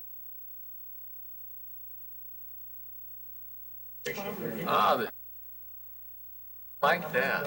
Hey, Vic, Victoria, do you want to keep doing the CDAP, the Community Development Advisory? Because it's the junior most alternate who gets it, so we are going to hand it off to Lo? All right. Had 4 seated. So Okay. you don't have to see that, it's totally your call. Well, Chris will be proud of you for doing You it. don't want me seated? Well, I don't know what I'm not doing for this. Ms. Alpert, can I ask you about this Yes. letter?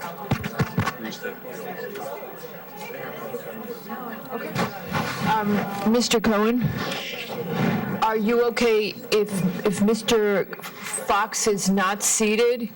We will only have 4 seated. Are you okay with that? Okay, fine. No, Mr. Cohen doesn't want Mr. Fox to be seated. Can you find these peanuts coffee? Yeah. I'd like latte. Well, it's up to you. Give. Oh, if it's for the record, you have to give it to Katie, and she puts it in the record. We're okay with these things. No, it's whatever you guys want. It's your call.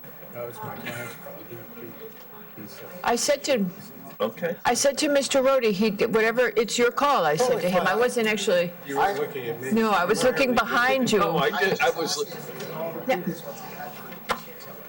Yeah, and we were shorthanded, so we said, how conflicted are you? And he said, I'm not conflicted, and I said, okay. Well, Now, if he's too nice to you, he's out of here, and if he's too mean to you, he's out of here. Okay. my sister-in-law didn't work there. Yeah, but you had worked for him, that was. 7 years. Okay. Got it. I was actually looking forward to going to Starbucks. Yeah, me too. I was really, because I couldn't get Yeski to go. Mr. Cohen, 1, 2, 3, 4, 5. You have us. This is it. And we can, so with that, our next application is Greenwich Country Day School for a final site plan and special permit at 23 and 47 Fairfield Road. Good And now, evening, Mr. Cohen. Ms. Alvin, members of the commission. Greenwich Country Day School, in this application for final site plan and special permit approval to permit improvements to existing school athletic fields at the south end of the Greenwich Country Day School, so-called Schwartz Campus, at 47 Fairfield Road in the RA1 zone. And the project includes upgrading two of the four existing fields at that location to synthetic turf, a new field house with spectator seating with 478 seats, plus a portable and movable bleachers for 200 more that can be broken down into segments for other fields, and a small storage building and related site improvements, including some additional parking and improvements to Cardinal Road and a bridge over Greenwich Creek located in Cardinal Road. Cardinal Road is a private road, and it's owned in part by the Greenwich Skating Club and in part by Greenwich Country Day School. To place you in the location, the graphic that's shown shows Fairfield Road ending up in the existing fields and Cardinal Road. There are two segments of the so-called Schwartz property. The upland area, which contains staff housing, daycare, and some maintenance building, and the lower area where you see the green fields. And the project before you tonight just involves the lower area on the western side of Cardinal Road. Here are existing baseball fields, or laid out as baseball fields. Those are not being changed at all.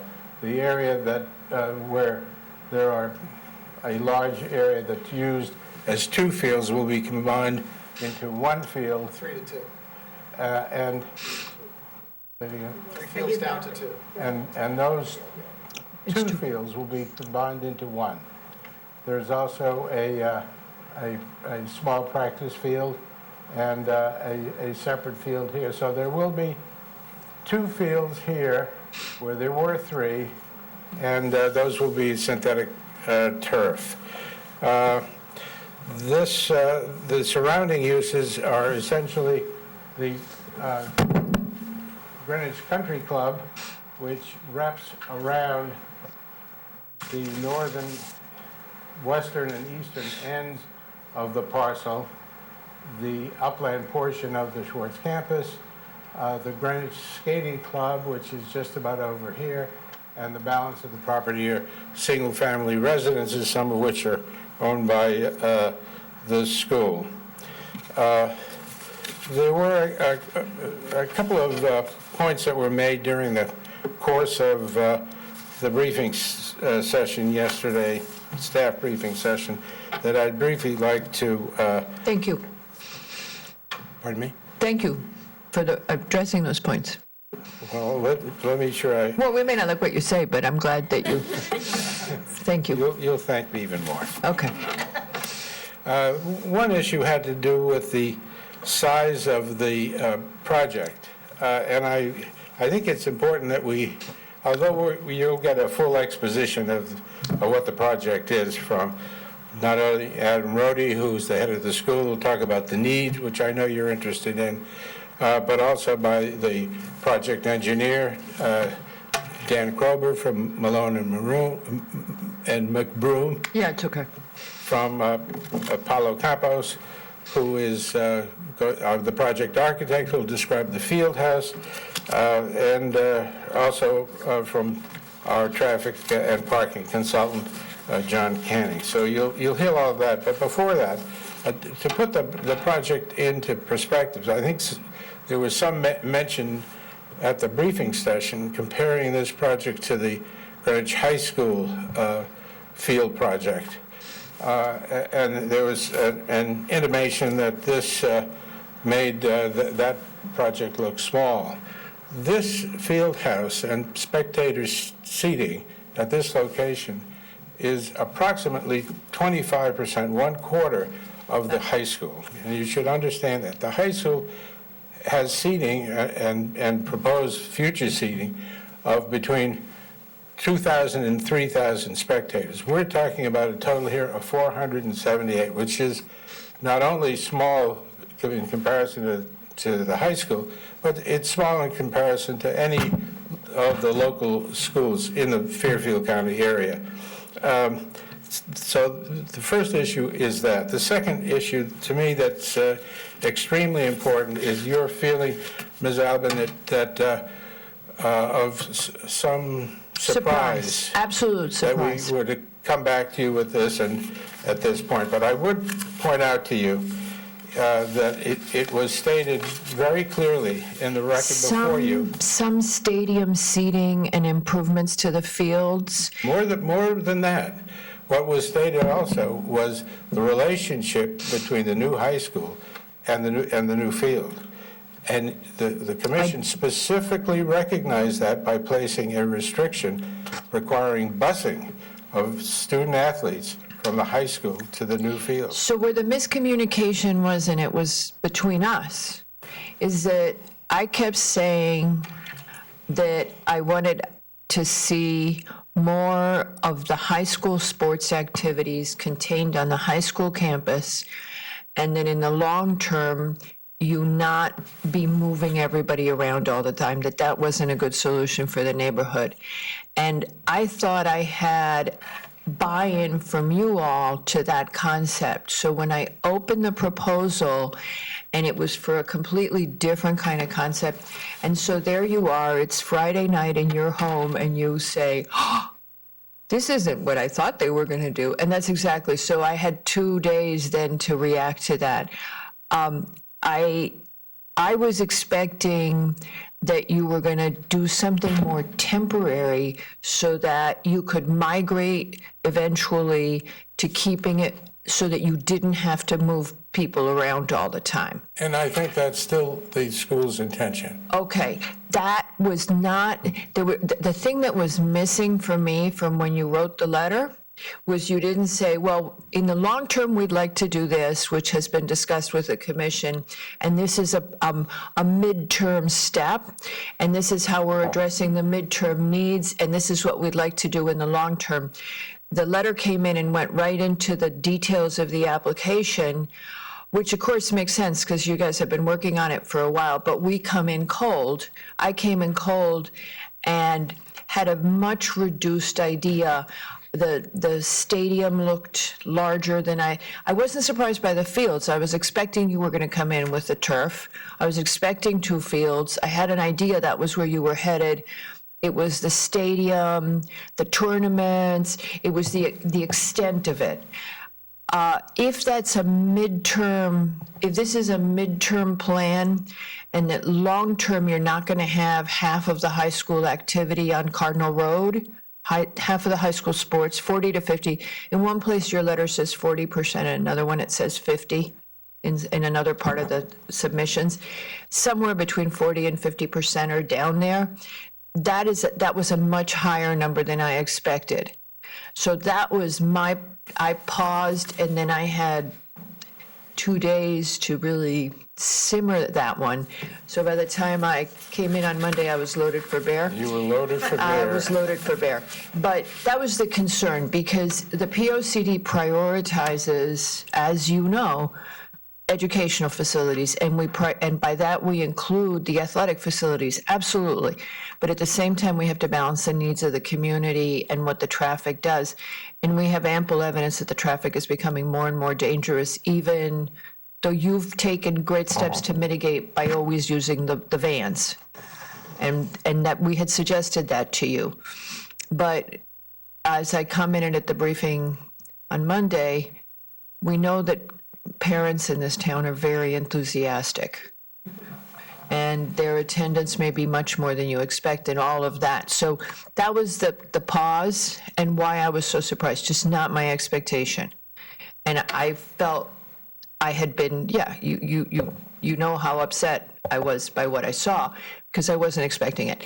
Now, if it is a midterm kind of thing, and you are constrained by your current situation, but have a different plan for the long term, I think the commission would all is eager to hear about it and how you plan to move forward. I think what you'll hear from Adam Rhodey is going to be completely consistent with what he said last time around, which is that he is hopeful that more of the activities can be contained within the high school campus, requiring less movement of kids.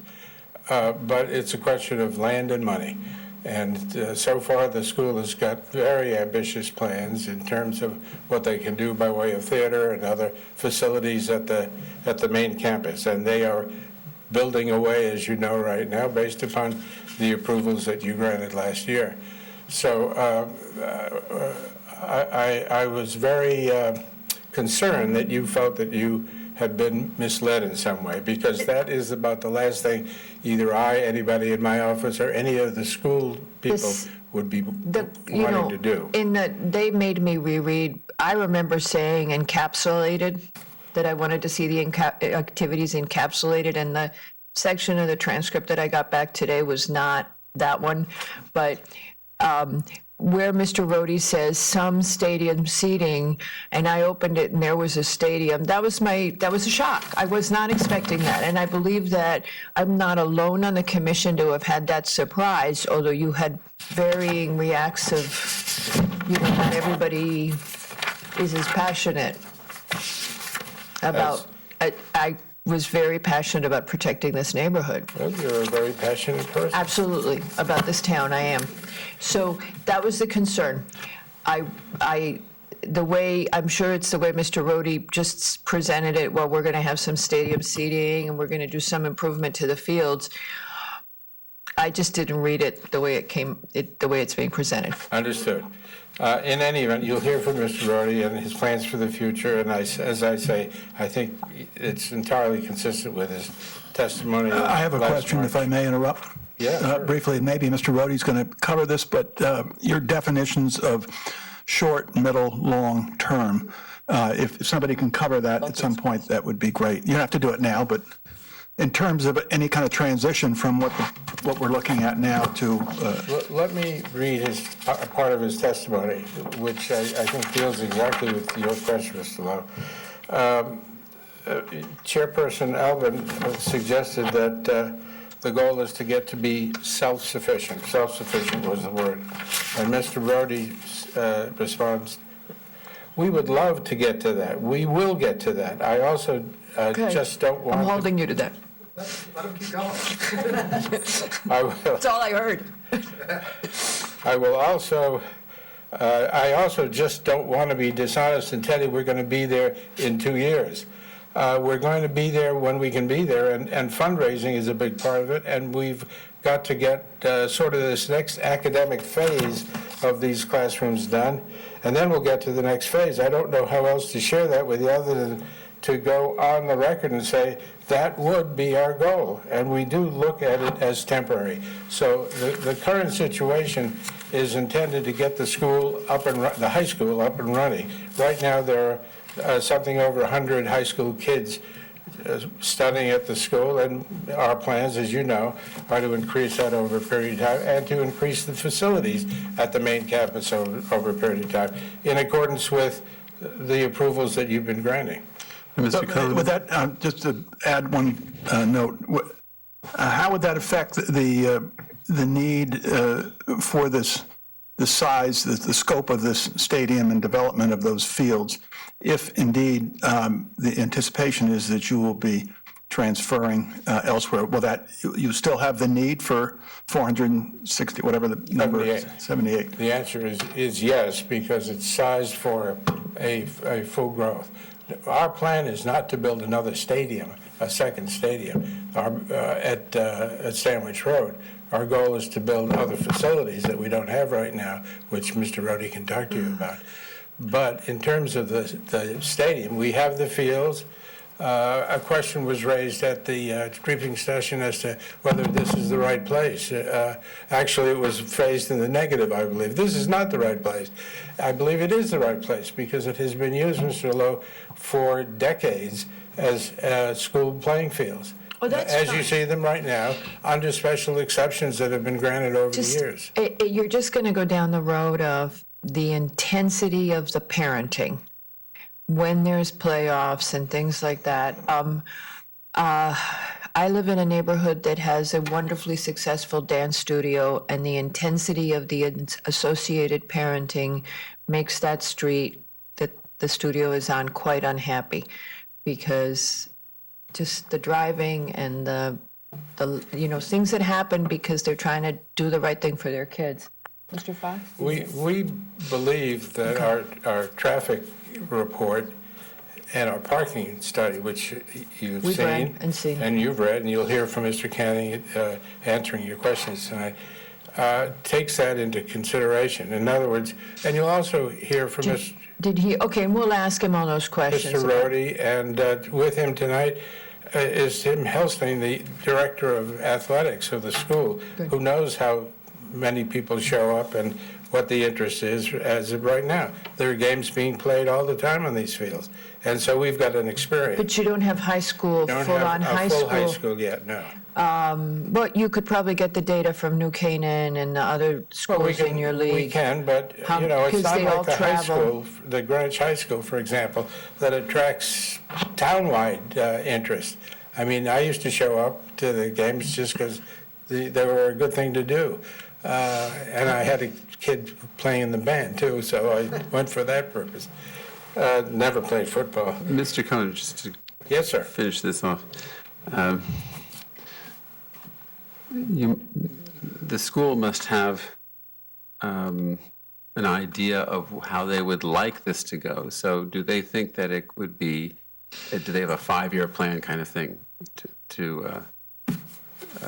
what is their plan? They do not. Their plan is to extend the facilities that they've already been granted approvals from, which are extensive, as you remember, Mr. Levy. You remember the theater. Yes. Well, that's next on the list. Beyond that, do we have plans like a 5-year plan? I've never seen one. I've never spoken to any of the school people about it. And you can ask that question to Mr. Rhodey. So maybe having taken your time with what I wanted to talk about, let me do this. I'm going to turn it over to Adam Rhodey, who's going to discuss why we're doing this and the need that we've got. Then Dan Krober from Malone and McBruin is going to talk a little bit about the synthetic turf, which you know a lot about from past experience. He's going to talk about our experience with the Wetlands Agency, which brought about many changes to the plan, both in terms of, for example, landscaping, the size of the parking area, the location of the fields. They were very much involved in this process, and you'll hear about that. Could, Mr. Cohen, one of the things we said at the briefing is that the POCD very specifically says that the commission will not weigh in on the use of turf, that we don't. Synthetic turf, yeah. We don't consider that our game. There's too much controversy over it that we do not have the expertise to address. And so, and we won't spend much time on that. I think we know that, yeah. That's the one area where we'll pass.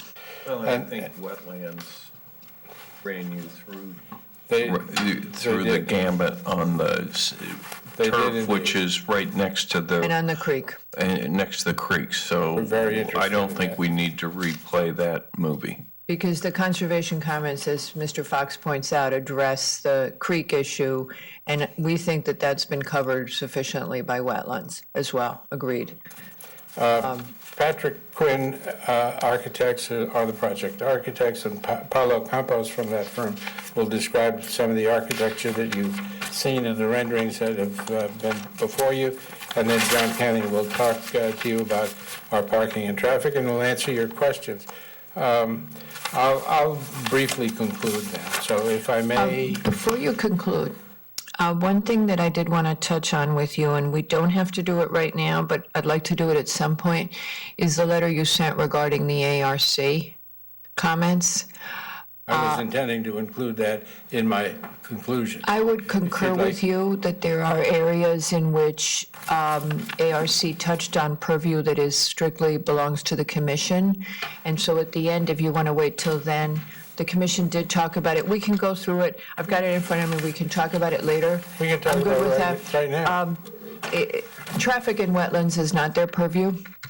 Neither is drainage or the And neither filtration is, yeah, system. exactly.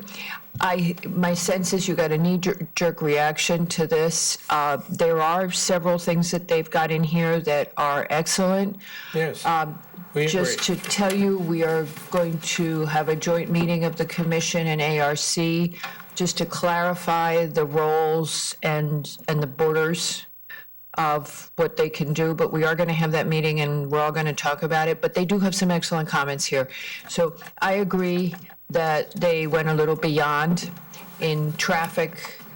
I know they linked it to the architecture and to the parking and to the broadening of Cardinal Road, which they saw as being within their purview, but we need to make the fence a little tighter sometimes, and I got that. And we will address that. I believe Mr. Fox had similar comments on a different application that he saw them comment on. Okay, so there you go. We finally let you finish, I think. Then let me introduce Adam Rode, please. Okay. All right, you could have heard me yelling at you. I heard it from Old Church Road. Yeah. From Old Church to Osceola, you could have heard me on Friday night. So it's Adam Rode, Headmaster at Greenwich Country Day, and I'll start by offering my apologies because I never want to leave this commission without being as transparent, as clear as possible. So I apologize if our March meeting from way back when left us with some inconclusive or unclear statements, and hopefully today we'll get to clear them up. I'd also want to thank the commission. Greenwich Country Day High School is open. There's actually just under 200 children in the building. It is a joyful place. What was your expectation? I don't remember. We've exceeded our expectation. It was hard to do. 250 by year. Well, next year we'll go out with our application, our yeses and nos on February 28th, and we had over 157 applications just for ninth grade, which seems to echo a really positive buzz around what's happening in the high school. Also reiterate my invitation to you all to come and take a little walking tour, which we said we wanted to do at one point, and hope to be able to do that. Actually, now that you offered that, I would very much like to do a site walk of what you're proposing to do here. I would be very pleased if we could do that. We can do Cardinal Road and Stanwich Road if you want. Because I think the issue, Why don't we do that? I think, as we talked a little bit yesterday, is balance of athletics between the two campuses and clearly understand the site constraints of both campuses. That would be very helpful. I think love to Mr. do Fox that. is right. We do both. I wanted to go see the site and hesitated over the weekend. Yeah. It's an easy one, and we're happy to take you around. And just to address Mr. Levy's concern, I loathe to tell you how big we're going to get as a school, but in all said and done, we are the largest independent school in the state of Connecticut. We'll have over 1,400 students. If we're able to achieve the high school kinds of fields on our Stanwich Road campus, which we are limited now by both money and land, we would love to do that. In the meantime, if we were able to do that, we would still have our middle school program, which would absolutely take full advantage of what we're proposing to build. And I also feel like there's a misconception of what we're proposing to build. On one level, we can call this a stadium, and that would not be wrong. But on another level, we're putting a set of bleachers on top of a building which has bathrooms and locker rooms and a training table. And I think it is sort of site appropriate and size appropriate for the scale of what we're trying to do for our high school program. And so Bruce Cohen asked me to come up and say sort of what is our plans, what are we trying to do? We're trying to be a legitimate high school in town, which offers the full range of programs to our students, both academic, extracurricular, and athletic. Ability... Mr. Modi, just so we don't go down the wrong road again. 478 plus 200? Okay, so the stadium seats 678 people. Okay, so that's not small to us. Okay. That's not just a few little bleachers somewhere, okay? That's where we get that's where you start getting the, so if I didn't have the numbers in front of me. Fair. I would have been upset next week. Fair enough. Okay, so we're talking 678 seats, everybody knows that, and we're clear. And that's, I think, we got to keep our eye on those very specific, okay. And to be clear, 200 of those are movable, and we could very easily see moving those to the field to the east and putting them there. You still have the same number of seats and the same parking demand. Those would be different games at different times. What we'd love is for that 678 seats to be up at the Stanwich campus. I would love it too. Just, find me the place. So maybe wait to build it. But we don't have the space right now, and we're trying to run a full size. We're going to have 300 kids on this on the Stanwich Road campus next year. We're trying to run a real athletic program, and the field needs. And Tim Helstein, who's my athletic director, will tell you the number of teams that we have playing. I think it's also important to understand, and John Canning will talk about this with traffic, but we're reducing the total number of playing fields down there, and the opportunity for overlapping games. Now, how do you contrast that with the increase in it being high school versus middle school as a harder one? We tend not to have hundreds of kids come watch our games. Now, the reason we don't get that, where the high school may get that, Greenwich High School may get that. But there's a reason that is 90% of our high school kids, 80% of our high school kids are involved in sports in the same season. So they can't come watch their compadres play because they're on another team playing somewhere else. But you're a co-ed school. Correct. But the girls' soccer team is playing when the boys' soccer team is playing, or they're having practice when the boys' soccer team is playing. You're a co-ed school. People go to each other's games, and they don't both have to play soccer a soccer player doesn't necessarily date a soccer player. Got it. Okay. High school, they go to each other's games. But at Greenwich High School, you have 2,800 children, and you have 50 on the football team. So you have a whole bunch of people who are looking for a game to go watch on a Friday night. Have you seen the traffic?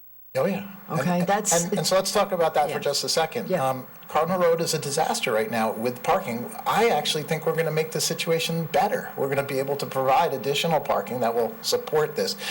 Again, the flip side of this is you say no to us as a commission. We keep 3 fields, we make them better grass, and we open them up and say, let's play all our sports this way without the additional parking, without the, and then you're going to have a terrible scenario. If I interpreted the commission's reaction yesterday correctly, you guys jump in, okay? The concern is not about you having fields. The concern is about traffic impact on the neighborhood. When you have tournaments, when you're bringing kids back and forth, it's winter, whatever. It's the additional parking, the additional impervious. We do want you to have the facilities. Our trade-off is protecting the neighborhood. Understood. And that's what, we spent a year, how long did we work on the POCD, Katie? 2 years promising the community we were going to protect them. Sure. So that's I just didn't want to fall down on the job like a month after it got approved. I think what I stated yesterday that would be very helpful to the commission is a concise document laying out all the sports, all the fields, showing overlap, trying to document what you're trying to do. Because I know you have 2 other playing fields on Old Church Road, and have a master field schedule. I don't think and including, because the high schools now in the prep school league, you get to have a lot of games on Wednesday afternoons. Saturday is going to be less of an issue because the rest of the teams aren't playing. It's going to be one varsity. Maybe you have a varsity and a JV. Correct.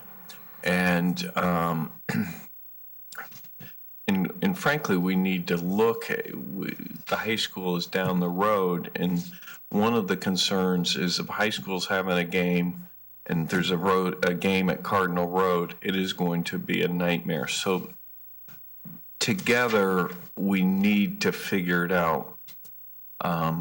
I don't think anybody has an issue during practice days because you are doing the busing and getting kids there safely. The pickup to date hasn't been an issue.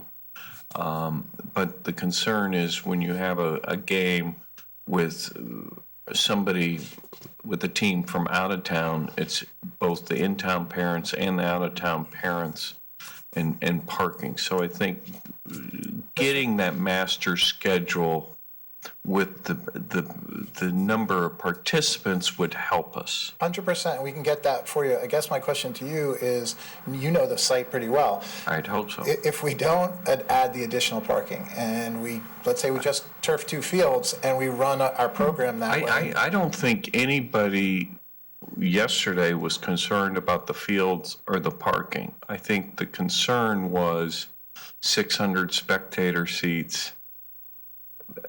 There was a discussion about having 200 spaces or up on Old Church campus, and Ike said, hey, have them park on the lower turf field and like you do on one of the fields on the other. Sure. To me, would be a more appetizing place to put parking, because the Greenwich parents won't park up there and walk over hill, over dale to get to the stadium. Yeah, and just to be clear on that, Greenwich Country Day employs the GPD for all of our games down there and would continue to do so. And we direct people back up there and go to them. But, my dance studio reference, the owner goes out there every night, tells people They don't have a badge. What they're not gun. supposed to do. Yeah. And they still do. It's hard. So I don't think... The nuns do a good job, from what I understand. That works. So I just think looking at it holistically would help. Yeah. And I would just also remind you that the busing that we all agreed on and we're pretty clear about, it seems to be working well. We run shuttles that go between the 2 campuses. We are not having our kids who are old enough to drive down there. They're riding the team bus over to the spaces. We will also remind you there will be 0 traffic there in the winter. It's not, the turf field, the fields aren't open in the winter. That's the skating club. And I think it would solve for some of the overflow parking for the skating club, which is also in the proposal.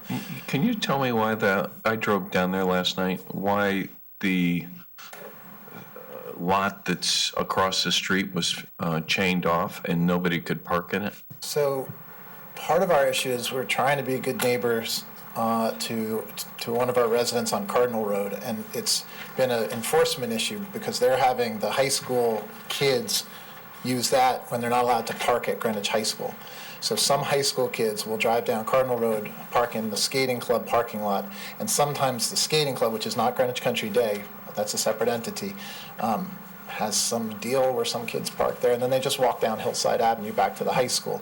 We're trying to stop our side of the parking lot by chaining it, but then we need to make sure it's unchained in time for the overflow parking, and so it's been a little bit of an administrative nightmare, but one that we are working on. I apologize, but I'm not up to speed with the numbers for the stadium. So can you go back and, or can somebody explain to me how you got to those numbers for the seating?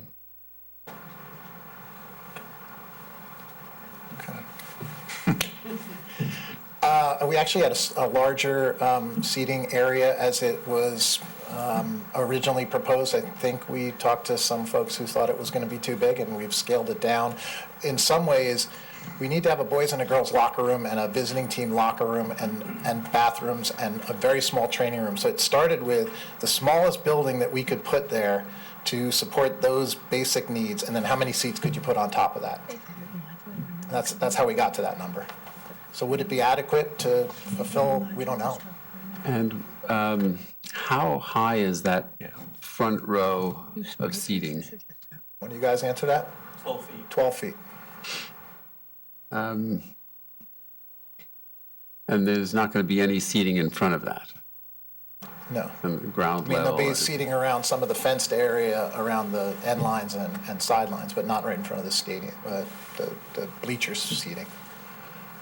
And what kind of precautions do you take so nobody falls off the edge there? There's a wire rail system.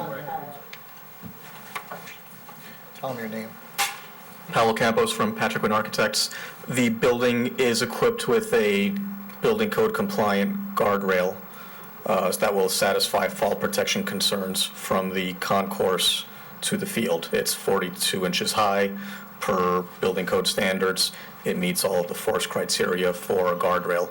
So, I'm personally concerned about the height. It scares me. I know that in other venues, Major League Baseball and football, people have gotten injured and have and worse. So I'm skeptical about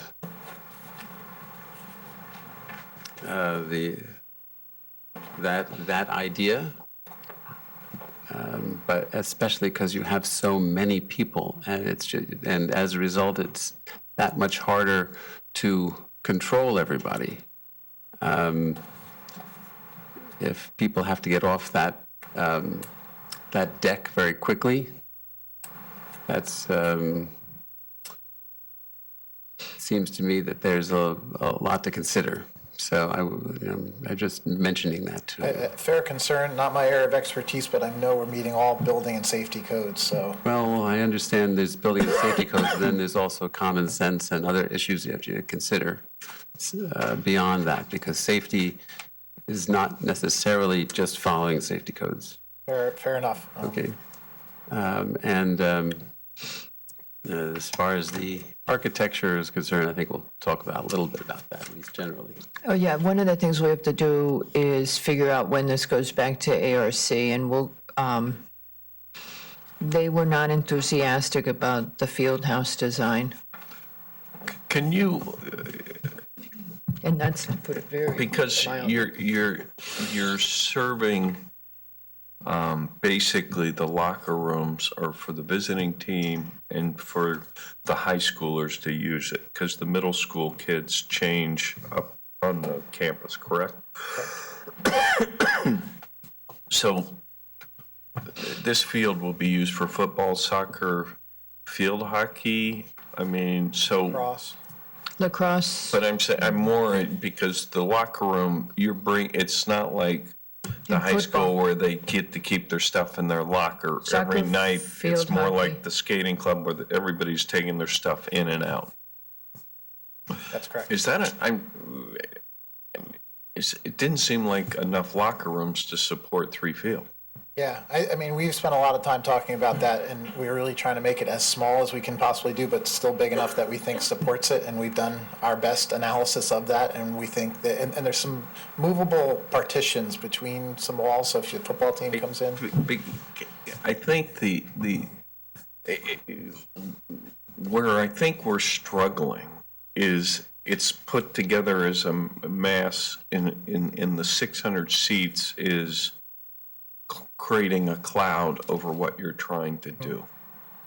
And I think it would be, and because you have restrooms down there right now that are functioning, and so I think it would be helpful to the commission to kind of understand segregating the seats to really, how many bathrooms do you really need to put? Are you putting, are the kids today showering? I mean, because I did the skating club, we don't have showers for the kids there. I mean, it's you bring your stuff in, they leave the bags in the bus, and so I think it would be helpful to segregate the seating away from as a secondary issue, but functioning for 90% of how you really want this to function, because this is your one shot down there, and if we're fighting over 600 seats and you end up getting something that's not functional in terms of changing space and making sure we have enough bathrooms but not too many bathrooms, it seems like It's, I it's disconnected. hear what you're saying, and we can have our architects can talk about that. Our initial plan was a stadium seating and a secondary building for locker rooms and all that stuff. We're really trying to consolidate. We're trying to have fewer structures, pull things together, and be as least as invasive as we could be. But it didn't look functional to me. If you're running 3 fields and you're running 3 different games, you don't have. There would only be 2 fields there, so it goes from 3 to 2. So it'd be only 2 fields there, and maybe we're running 2 games at the same time, but more likely we're running 1 at a time, and there's a practice on the other one. Is that really what you want to do? I think that's what the site holds well. Like, I think you could try to do what GA did and turf the whole thing. Functionally, I don't think that works for us. I think with these 2 fields and our 2 fields on Stanwich Road, we feel like we can support the kind of athletic program that we need to have in place in pretty much 16 months, 18 months.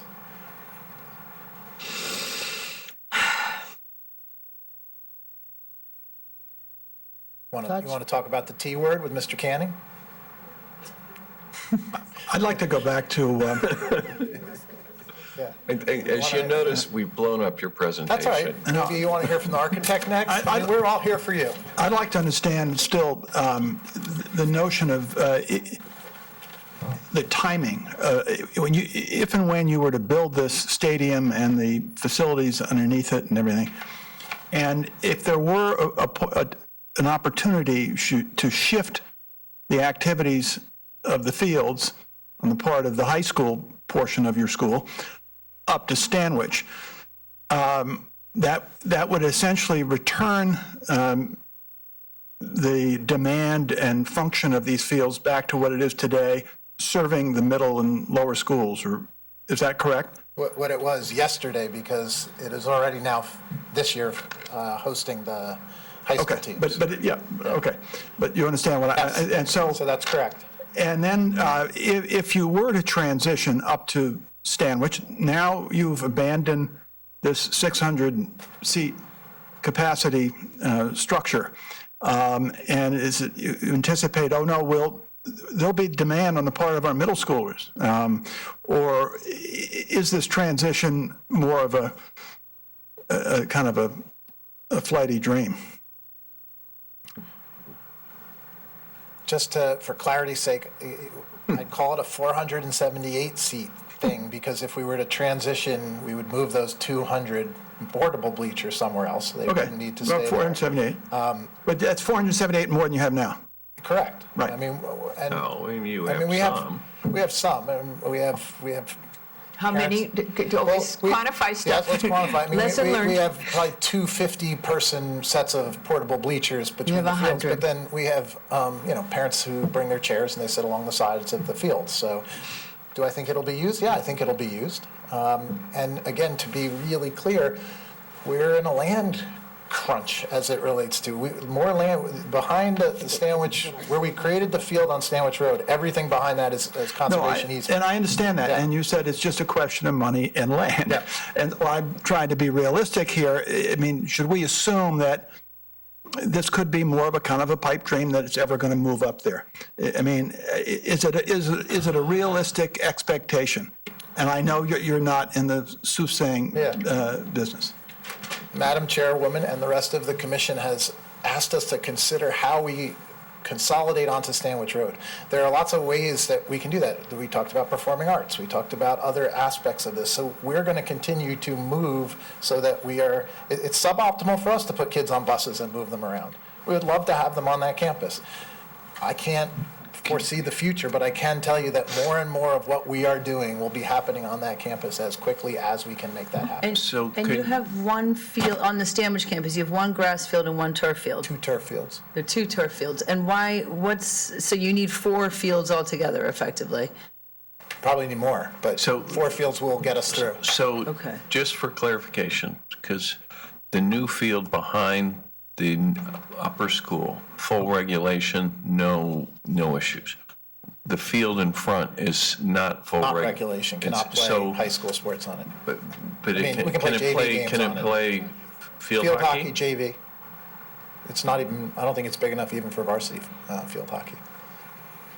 And how, JV lacrosse? JV lacrosse, all JV sports can go down there. So essentially, you, and I understand why you don't want to put, are you creating visiting locker rooms at the Stanwich? In phase 2, there will be a locker room availability for changing teams only on the front field, for the front But not field. for the rear field? Well, actually, they could use it, and then they're just going to have to walk all the way around, which is fine. I'm just trying to ask, I mean, because is there any possibility the rear field could be a stadium field at Stanwich? And just That's the as we question. talked yesterday, we feel Stanwich has a lot more available parking up there. But I'm not, And you're I'm farther. just asking a question, and I'm not asking you to guarantee it, but I You just want to change out this set of neighbors for the Stanwich. Actually, No, we actually brought that up. Actually, we talked about that very specifically, that you've got one set of neighbors that, but if you look at the traffic in town, at school-related traffic, the farther you get from that GA, Hillside, the high school, Central Middle, the farther you, if you can move away some, it'll help, because God forbid you have 2 tournament football games on the same Saturday, the Greenwich High School and Stanwich. You'd be really pleased if Stanwich made some kind of finals, but the town would be totally bottlenecked. So those are the things we're thinking. Separate that as much as possible. Capture it. If Stanwich was to have more parking, is there any way that you could eventually have your varsity big deal stadium up at Stanwich and not build it now down here? Build something more temporary, build something that could be moved, do modular and move it. Have to study that I mean, interesting but that was, so that's kind of where my thinking would have evolved, after we last talked. That's kind of where we were all going, is how do you achieve that, because Greenwich High School hopefully is going to have big football games on Saturdays. The town, even Mr. Cohen liked them. I could probably say with a good sense of confidence that our AD has the ability to schedule games knowing Greenwich High School's football schedule. Absolutely. And we would not schedule back-to-back games. Tournaments are tournaments, I think you No, can. they're not. They're in our league, they're absolutely determined by the teams playing them. Okay. And so we would be able to Okay. say there's a But- Greenwich football game that day, we could either play it on the day before or the day after. But the idea of mapping out your uses so that you separate them as much as you can, so that you eliminate the conflicts as much as you can, and you get them into different areas of town, that's kind of where we were going with, all It would also be a way to verify some of the assumptions underlying whatever parking studies are being considered. And given the already highly congested nature of this neighborhood, anything to mitigate it and not increase it, if it could be done, if we could do something up there and then see how it evolves without committing now to a potentially large increase in traffic and congestion. When we went, Ms. Albin, let me interrupt by saying that the Wetlands Agency, during their lengthy deliberations on this, asked us pretty much the same question, whether or not there are other places we could move the It's too bad we can't have joint meetings. field. And so we actually prepared a number of exhibits. The one that I've got in my hand and which I'll hand out to you, and maybe we can put it up on the screen, is an aerial of the Stanwich campus, and it shows the existing fields outlined in blue, and I'll talk to you about those in a second.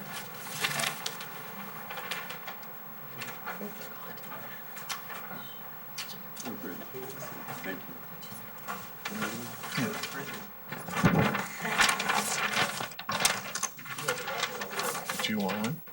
Can I get one? No, he doesn't like you. I was lost in thought, that's probably, I was staring at the thing. So. We do now, yeah. Yes, we got So, well, I guess they're outlined in white on that plan, blue on the ones that I just handed out to you. And you'll notice that, let's see, Sandwich Road is on the top in that case. But you can see, well, that's not as good as the one I gave you, because the one that I gave you shows you now outlined in red the existing driveways and parking areas that have been laid out and placed. And it also shows in blue outline the adjacent wetland areas.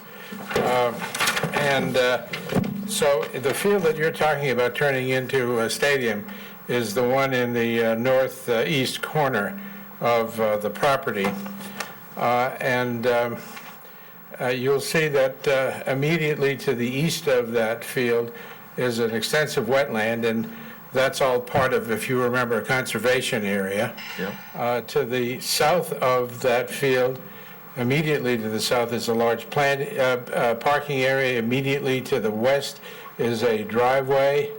So the possibilities for doing what you've suggested are very, very limited in terms of further developing of that field, both because of the wetlands, the existing driveway and parking areas, and a significant topographical change.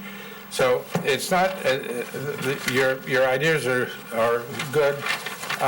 Your idea, Mr. Fox, about pursuing the idea of parking in the grass area at the Cardinal Field is something we can look at, and we will.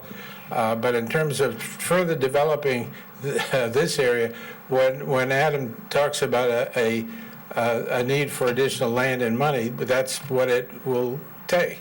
There is no other place, and you can see that from those green boxes. There are no other places on that campus for a new field.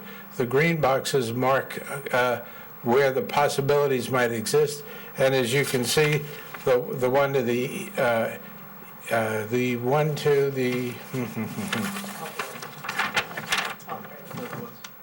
south eastern portion of the property is immediately adjacent to a conservation area and surrounded by single-family, very close by single-family houses.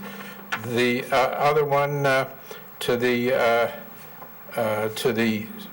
south west, northwest, whatever they said, has got a large wetland area and additional. Well, it's surrounded by wetlands. It just you couldn't do it. So, is the parking been built next to this adjacent field in the rear? There is parking, yeah. Because I wasn't seated on the previous application. Large Who uses that parking? The people who are going to use the field. So it's faculty parking? And that was the only space left It's to also put them all the way out by the field? septic area. Oh, that's for the Parking lot, yeah. Right.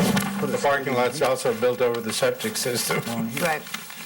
So we're bound. I mean, there's 30-odd acres there, but it's going to be, first of all, a very large piece has been set aside as open space, and another large piece, total of over 8 acres, has been set aside as a conservation easement area. So we're very limited in that site, and fortunately or unfortunately, we've laid it out in accordance with prior permits that we've received as it now exists and as it's proposed to exist. So that's the only possibility, and Adam did speak about that in his last year's testimony, is the acquisition of adjacent land. He mentioned the St. Agnes Church that we have a cooperative parking relationship with, as you know. That property one day may or may not be for sale. The school owns the parcel next to the church, south of the church, so it would be a natural possibility. But those are the possibilities. So maybe you should just put the middle school kids into the Stanwich campus and bring the high school kids down to the middle school, and you'll be all set. I'm sure Adam will think about that.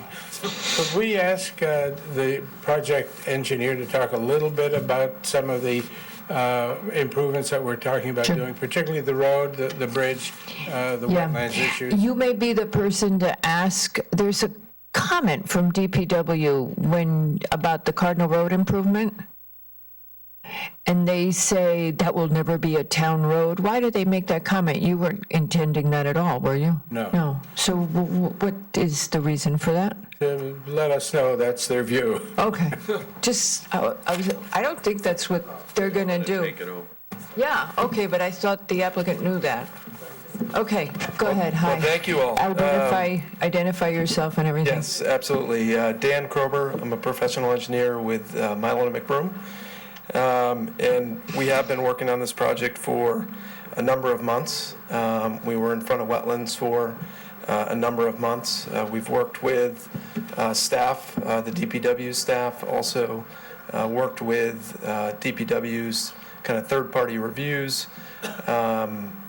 CDM Smith has taken a look at the floodplain management component of this project, as well as DPW has done a very in-depth look at stormwater management for the project as well. I'm guessing probably the question regarding the town road, there was an insinuation when we first met with town staff that Cardinal Road was substandard to a typical town standard roadway dimension and other elements of a town standard road.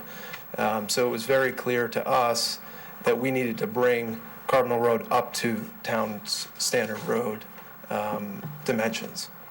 So I'm guessing, because we say it's now a town standard road that we're proposing, they may just want to clarify that that doesn't mean that they're going to accept the road, which was never our anticipation. Well, as I recall from DPW's comments, which came late, and now I can't figure out where I put them, they were mainly concerned about the traffic.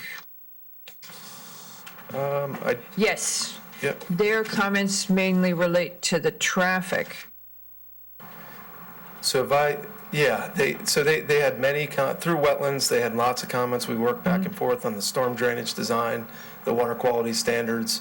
As you all know, there's a pretty high standard for handling stormwater management. So we worked through that as part of the wetlands process. And we feel like we've met, and I can go through it quickly, we feel like we've met the DPW standards, the Town of Greenwich drainage manual standards as it relates to peak flow of runoff, water quality, all of those things. We also had long conversations, part of this site, so as you come into the site, there is a floodplain, a documented floodplain and floodway that goes along with the creek in relationship to where the baseball fields are. So most of those existing baseball fields are within the AE floodplain area, and there is a floodway associated with the creek up until you kind of get to the middle of the site where you get into this area here, the wooded knoll. The floodway stops right about here.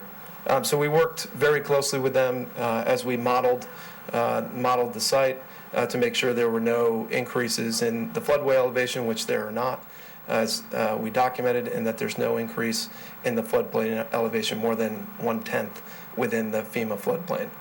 CDM Smith reviewed that. We had lots of conversations about that through the wetlands process, so we're happy to report that we feel like DPW and the town's consultant. Yeah, have signed off on it. conservation had concerns around the flooding, but I think in this case, climate change is a factor and it's a risk, but at this point, we can only address what's in the drainage manual and what's in the current regulations and what you're being asked to do. So I know she's concerned, and she was concerned about the turf in regard to that, but Thank you. Yep. I don't see as very much we can do at that point. You're taking the risk, obviously. Yep. Okay. The other thing that we are doing, and this was a maintenance project that was in Greenwich Country Day Schools' long-term plans, the bridge, Yes, which the again is bridge. privately owned. Right. The bridge is in need of replacement. It's, it's at or near its life expectancy. So it makes sense as we're improving the road to town standards. Right now, it's narrow, the road's narrow in spots. The bridge, should be repaired soon. So as part of this project, we would repair the bridge, actually completely reconstruct the bridge. So again, we talked. Show that work. I didn't see it on your site. Yeah, plan. I could flip to all the plans. Tell me what sheet. Yep, sure. Because I saw the improvements to the intersection and the improvements to the parking lots, but I didn't see the improvements to the Yeah, if you bridge go and the road. to STR2, there is a what's called the structural plan Cardinal Road Bridge.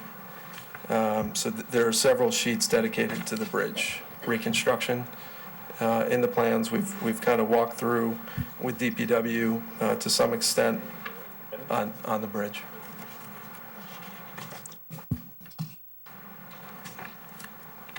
There's also a plan and profile. I'm sheet. not finding it. You don't have it. I didn't bring, I'm looking at what was in the agenda, and I didn't bring my full didn't- set of plans with me. So if you guys can show it to Andy, it would be great.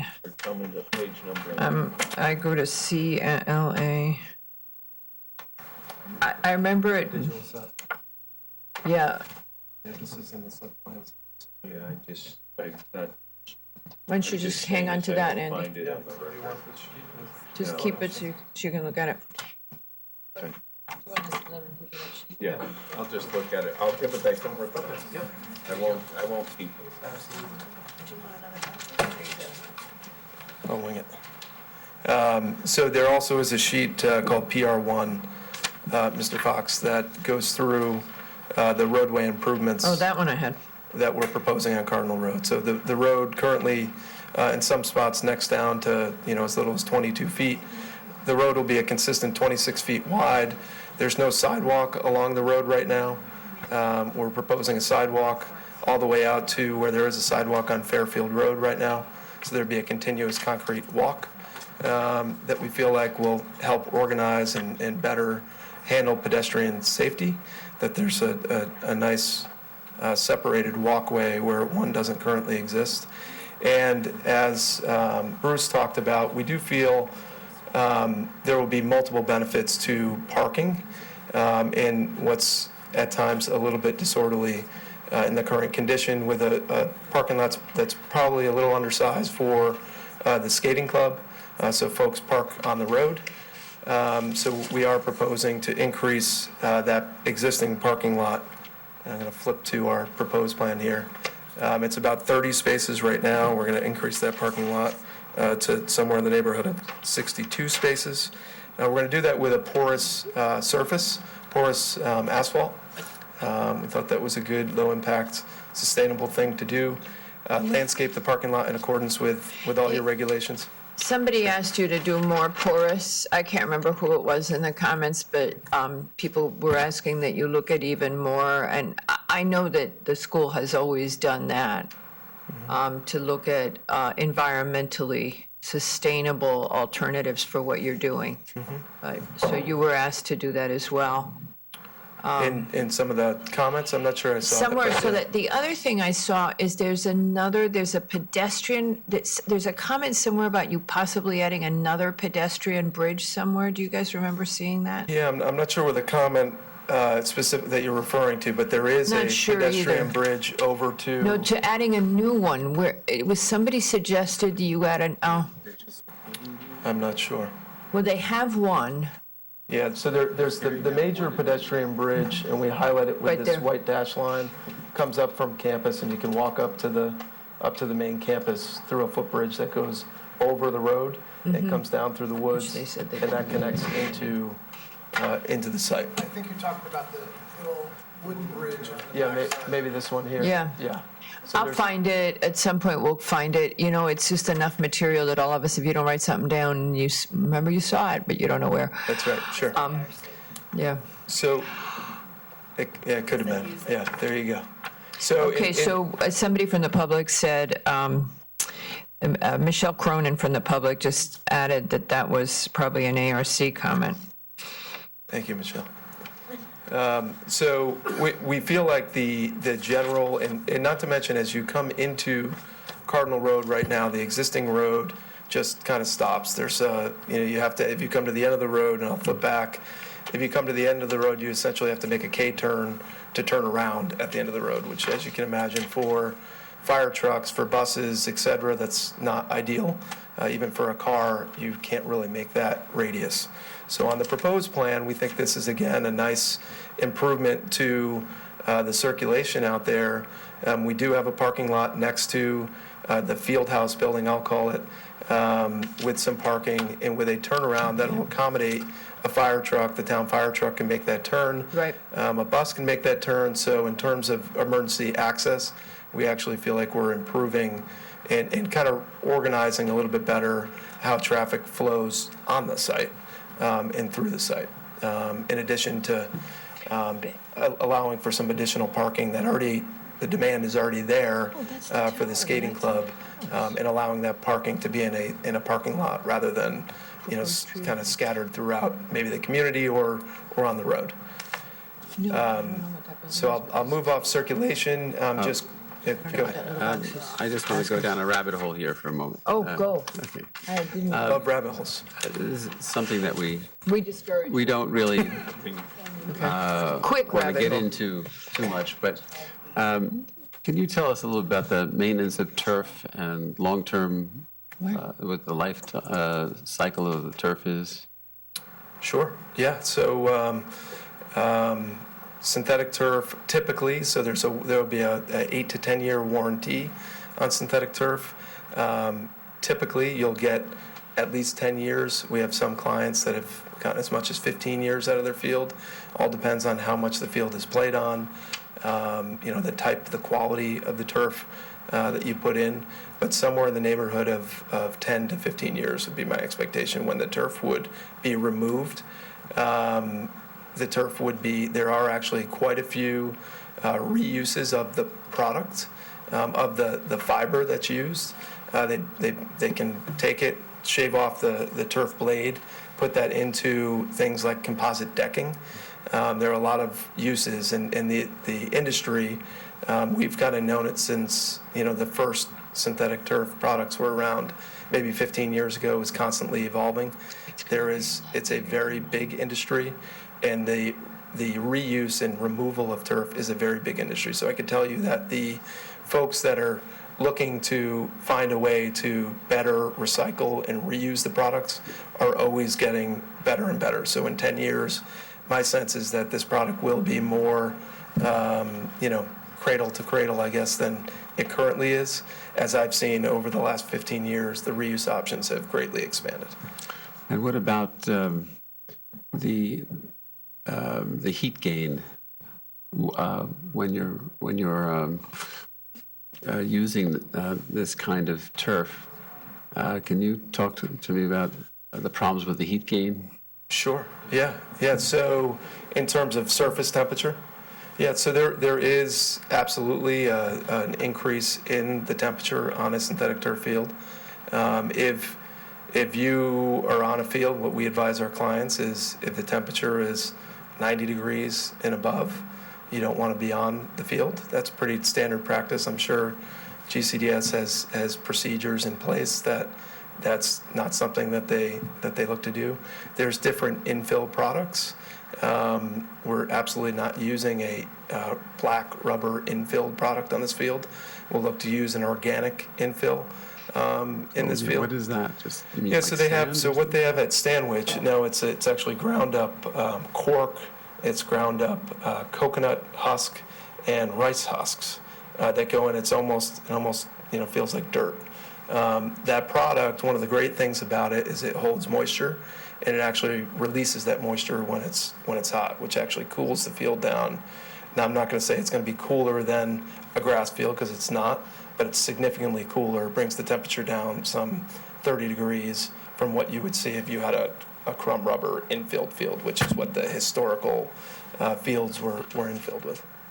So you can play in the rain or after the rain, but you can't play when it's nice and warm out. When it's really hot, yeah, you're probably not going to play in a handful of days in August, or a few days in July. The good part is GCDS isn't in session during those months when you typically get those real hot days. But the major benefits, and we weren't supposed to go down this rabbit hole, but the major benefits is the playability, the reliability. The field drains very well, and it's very consistent. And Tim could tell you, the horror stories from scheduling an athletic program when you don't have reliability. If you have to cancel a practice, what does that do? If you have to cancel a game and you have to try to reschedule it, on grass fields, if it rains, you may lose the day of, you may lose the day after, you could even lose 2 days depending on how your field drains. So the benefit of turf is that reliability. And how about the ongoing maintenance of the field? What happens? You have to replace that. You have to replace that. The infill product? Yeah. Yeah. So again, depending on what product it is, the typical maintenance is essentially grooming the field. You drag a brush over it. That's all you do. Maybe once a month. So you go out, it's a tow behind a tractor or something like that. You tow that behind, you just groom the infill and just even out the infill. Depending if you use this organic product, it does biodegrade because it is organic. Every year or two, you may have to replenish and bring in a couple bags of that infill and replenish the surface. Some of these other products, they don't biodegrade, and you don't need to replenish them. Okay. And what if the turf rips or wears in one spot? So there are some areas, like around a goal crease, lacrosse goal crease, very common. You get a lot of wear and tear at the center arc where, lacrosse players are digging a stick into the ground. You do get wear and tear. They can cut out an area. Typically, the warranties will cover a certain number of replacements of those high-use areas. So you basically cut that area out. You bring a new piece in, you sew it in, and you're back on. Thank you. You're welcome. Okay. Anybody else have any questions on engineering? No? Okay, good. All right. You did pretty good for an engineer. Yeah, there you go. We'll see how John does. Sorry, John. Apologize.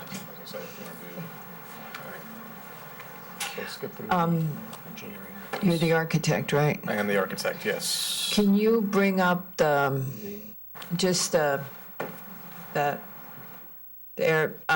get closer to the facade? Can you come down to the facade? I can go. And before that, I don't know if the court reporter captured your name the first time you spoke? Sure, it's Paolo Campos with Patrick Wynn Architects. Yeah, he did. He was making the frowny face, but he had gotten it. Okay. That's the best you have of the front? Okay. Correct. So one of the things that we should consider tonight is when we send this back to ARC, guys, because, did I just lose Victoria? I think we have to stop. Victoria just left. She's still here, but she got up, I think. Did she get it? Can I? So they can read in. Okay, we'll just keep going, okay? All right, so one of the things is ARC had some concerns about consistency with the other facility, with the other Country Day facilities, as well as with the neighborhood. I believe the applicant pointed out that it is not particularly visible from the rest of the neighborhood.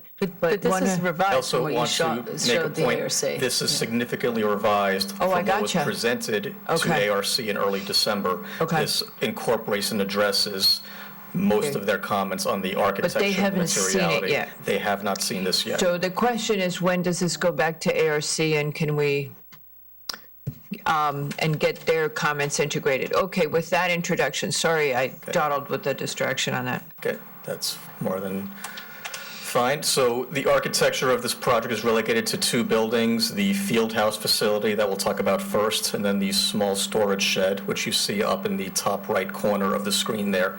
And that's just a small maintenance and storage facility for a lot of the turf grooming elements that will go into the maintenance. Can you just point that out? Sure.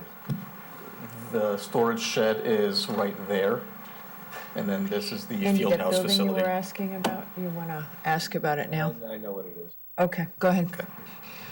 So I'll talk about the field house first and try to address some of the comments that have already been made. As Adam mentioned, this is a very simple building at the first floor. There's 2 locker rooms, one sized for 20 occupants, one sized for 40. There are dedicated toilet rooms off of each locker room. There are no showers. There's only one shower in the entire facility. After many discussions with the athletic director and the athletic coaches, the decision was made to forego showers in the locker rooms, which made the building a little bit smaller. So with apologies to Bruce and Adam, the capacity is not 478, it's actually closer to 438.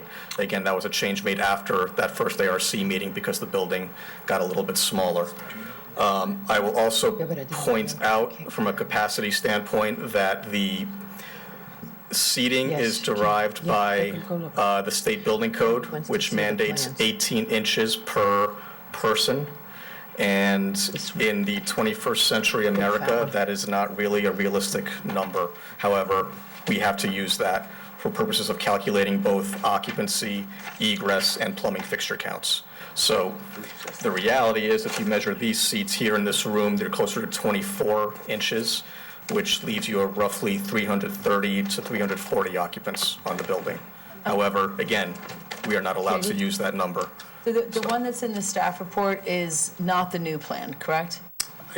It doesn't look like it is. It's hard to, can you just come take a look? The one that I have doesn't look, it's a dark color. That's not the one he's showing up there, is it? Looks to have like a stone veneer on the lower level. That looks like the old one. Yeah, it's hard to tell because it's black and white. Right, that's right. This is the new one. It is the new one. Yeah, it's just because Okay. it's black and white. Okay, it was hard to see because, thank you. So again, first floor, there's a training room in the center of the building, athletes enter on the bottom of the page into a small lobby, and then the locker rooms are off to the sides. On the north side of the building, over here, are the visiting team rooms, and again, that's a flexible space. There are toilet rooms, and there is one shower in that area. To Mr. Fox's point earlier, functionally, these locker rooms are very, very compact. These are not professional or even collegiate lockers. The theory is that large equipment like helmets or school-issued equipment will be kept here. Otherwise, the students are really bringing personal effects, so small bags. It's not the sort of facility that they're keeping all of their stuff here. They're bringing their uniforms home to be washed on a nightly basis. So again, locker room was kept very, very small and compact. There are public toilet rooms on the south side of the building. There is a unisex or family restroom here, men's room and women's room, and then we just have mechanical and electrical support spaces. On the upper level is what we call the concourse level. That is where the bleacher seats are, and we have stairs that get you up on the north and south side of the building at either end. And then to address one of the safety concerns as well earlier is that in many of these facilities, you have seating right at the front rail. And then the stairs come down right into that. And there's the concern about somebody who's coming down that last step. That railing is not 42 inches, so that railing hops up, if you will. That's to address the fall concerns from larger stadia. In this case, we actually have a walkway along the front of the building to alleviate that concern. So someone coming down the stairs has about a 5.5-foot flat walkway before they get to that railing. How far away is this facility from the field? It's approximately 15 yards from the first painted sideline where the coaches and players would stand, depending on the sport that you're talking about. It's a multi-use field, so that sideline varies a little bit. We have studied the sight lines from that lowest seat, and they do have proper visibility, even in a wheelchair. It seems like, plus it's elevated, so it's really quite a distance. And the reason for that is because we have the athletes exiting directly onto the field from the lower level with no steps to the immediate front walkway in front of the building. We did look at cases of dropping it or raising it, but throughout the wetlands process, the finished floor elevation was set at a certain point. Just my personal reaction is that I wouldn't want to sit there. I wouldn't want to be that far away from the field. Of course, my eyes aren't very good, but I wouldn't want to sit there. I don't know about kids. Okay. But in other venues, I would say that the seats are a little bit closer. We looked at a number of different facilities, some of which had seating right there, others which are more similar to this, where the first row of seating is a bit removed from the action. We vetted through this through various iterations, and this is where we landed. So point taken, but this is the direction that we have. And I can think of examples of where the seating is in front of the building and the building is behind, which keeps the public a little bit closer and the facilities removed from the field, which is a more typical kind of arrangement. But I get what you're trying to do. I just don't think it's that elegant a solution. And I think that we can start talking about the architecture. Yeah, go ahead. I think the thing to do, I'm a little confused because what I was looking at looks different than this for some reason, or I thought it did. I think the question is, should they go back to ARC now and revisit the changes they've made? Because ARC's comments were very much about more consistency with the neighborhood. I think they had an experience with another school that they felt that didn't create a good fit. And Country Day has done a great job. I think that all the remodeling at the original school was spectacular. Yeah. I mean, the other issue is if you change, I'm sure the iterations that you went through, changing how those seats are configured, presumably you'd need more height in order to bring them in, and that gets problematic. There were two driving issues. One was the height, and the second was the amount of real estate that we needed to fit the seats going down to the front relative to the building itself, relative to the parking lot. And as the field complex moved away from the creek because of the wetlands review process, we began to run out of real estate to fit a viable parking lot. I think Mr. Fox put it quite well when he said that he'd prefer to see a program that's very well developed as opposed to trying to stack and force things. And it seems a little forced. Is that what you're saying? Understandably, what you're doing. But I'd rather just see it more successful, that's all. Katie, what does it look like coming down the hill? Like, what will you see? Would you be able to develop? ARC asked for the same thing, Katie. Yeah. Everybody wanted to have the street side view. Yeah. So a little difficult to see here, but this is a view from Fairfield Road looking down the driveway of one of the residences. On the left-hand side is the current condition. On the right-hand side is the proposed condition. So you just see a little bit of the press box Did you through the trees when the leaves are dropped. No. Yeah, Top of the hill, right? I'm sorry? That's sort of at the top of the hill? That's at the top of the hill. A little bit further down Fairfield Road, this is just beyond the footbridge that spans from the main campus over to the lower fields. So again, on the left-hand side is the existing conditions, and on the right-hand side, you see behind the tree line the athletic field, and then the field house at the far perimeter. So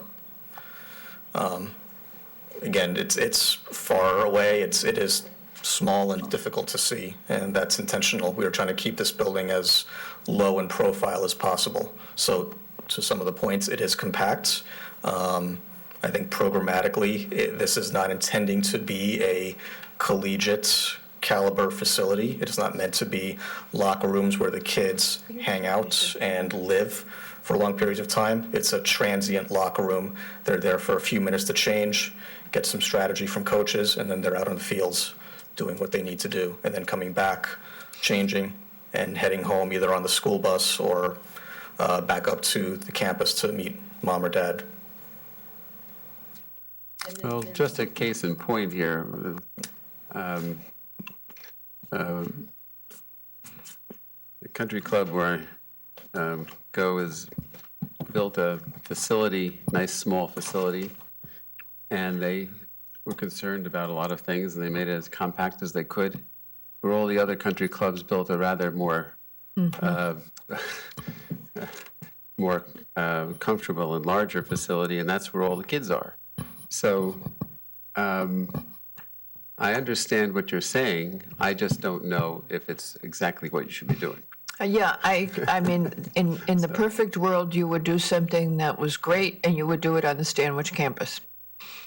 That's the perfect world. I mean, I think you're making trade-offs here that I don't think you should be making. I think that's what you're saying, right? Okay.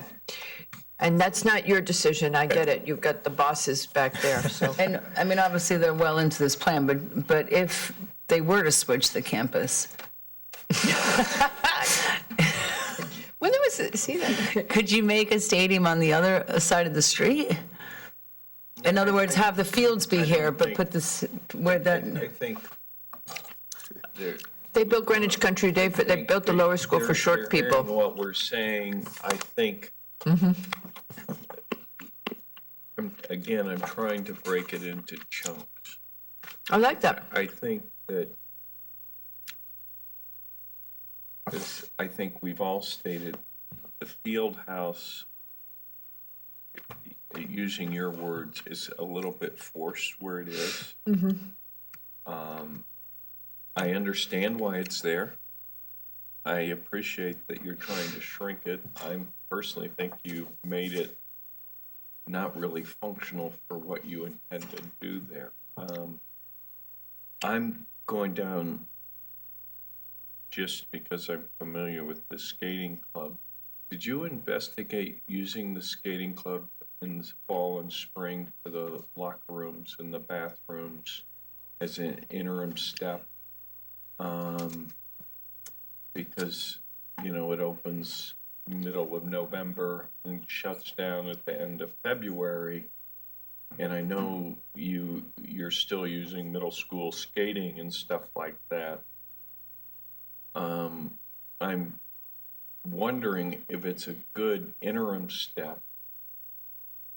I like that a lot. And trying to understand, the locker rooms are fine for soccer. They'd probably be fine for lacrosse. They're not going to work for football unless you know, split it up. But at least it would give you restrooms in something there.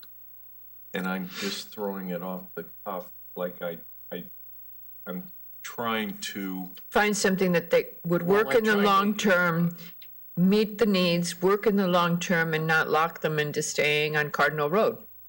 Well, I'm saying it. I think the fields are great. I think Do the fields. I think expanding the parking lots are Okay. worthwhile. I don't. You know, it's already got a water line. I think. You have to assess the bridge and stuff if it can handle the loads. I think. For me, it's again, I just don't want to lock them in a long-term plan on a field house that I think isn't going to serve the needs. And I think that we're trying to cram the seats on top of it because you can put 400 seats on it because it's so long and narrow because of where we did. So I'm hypothesizing now, and I'm not just trying to give some feedback. I think they kind of know where we're headed. they've got a real good grasp, and Mr. Cohen's coming up here to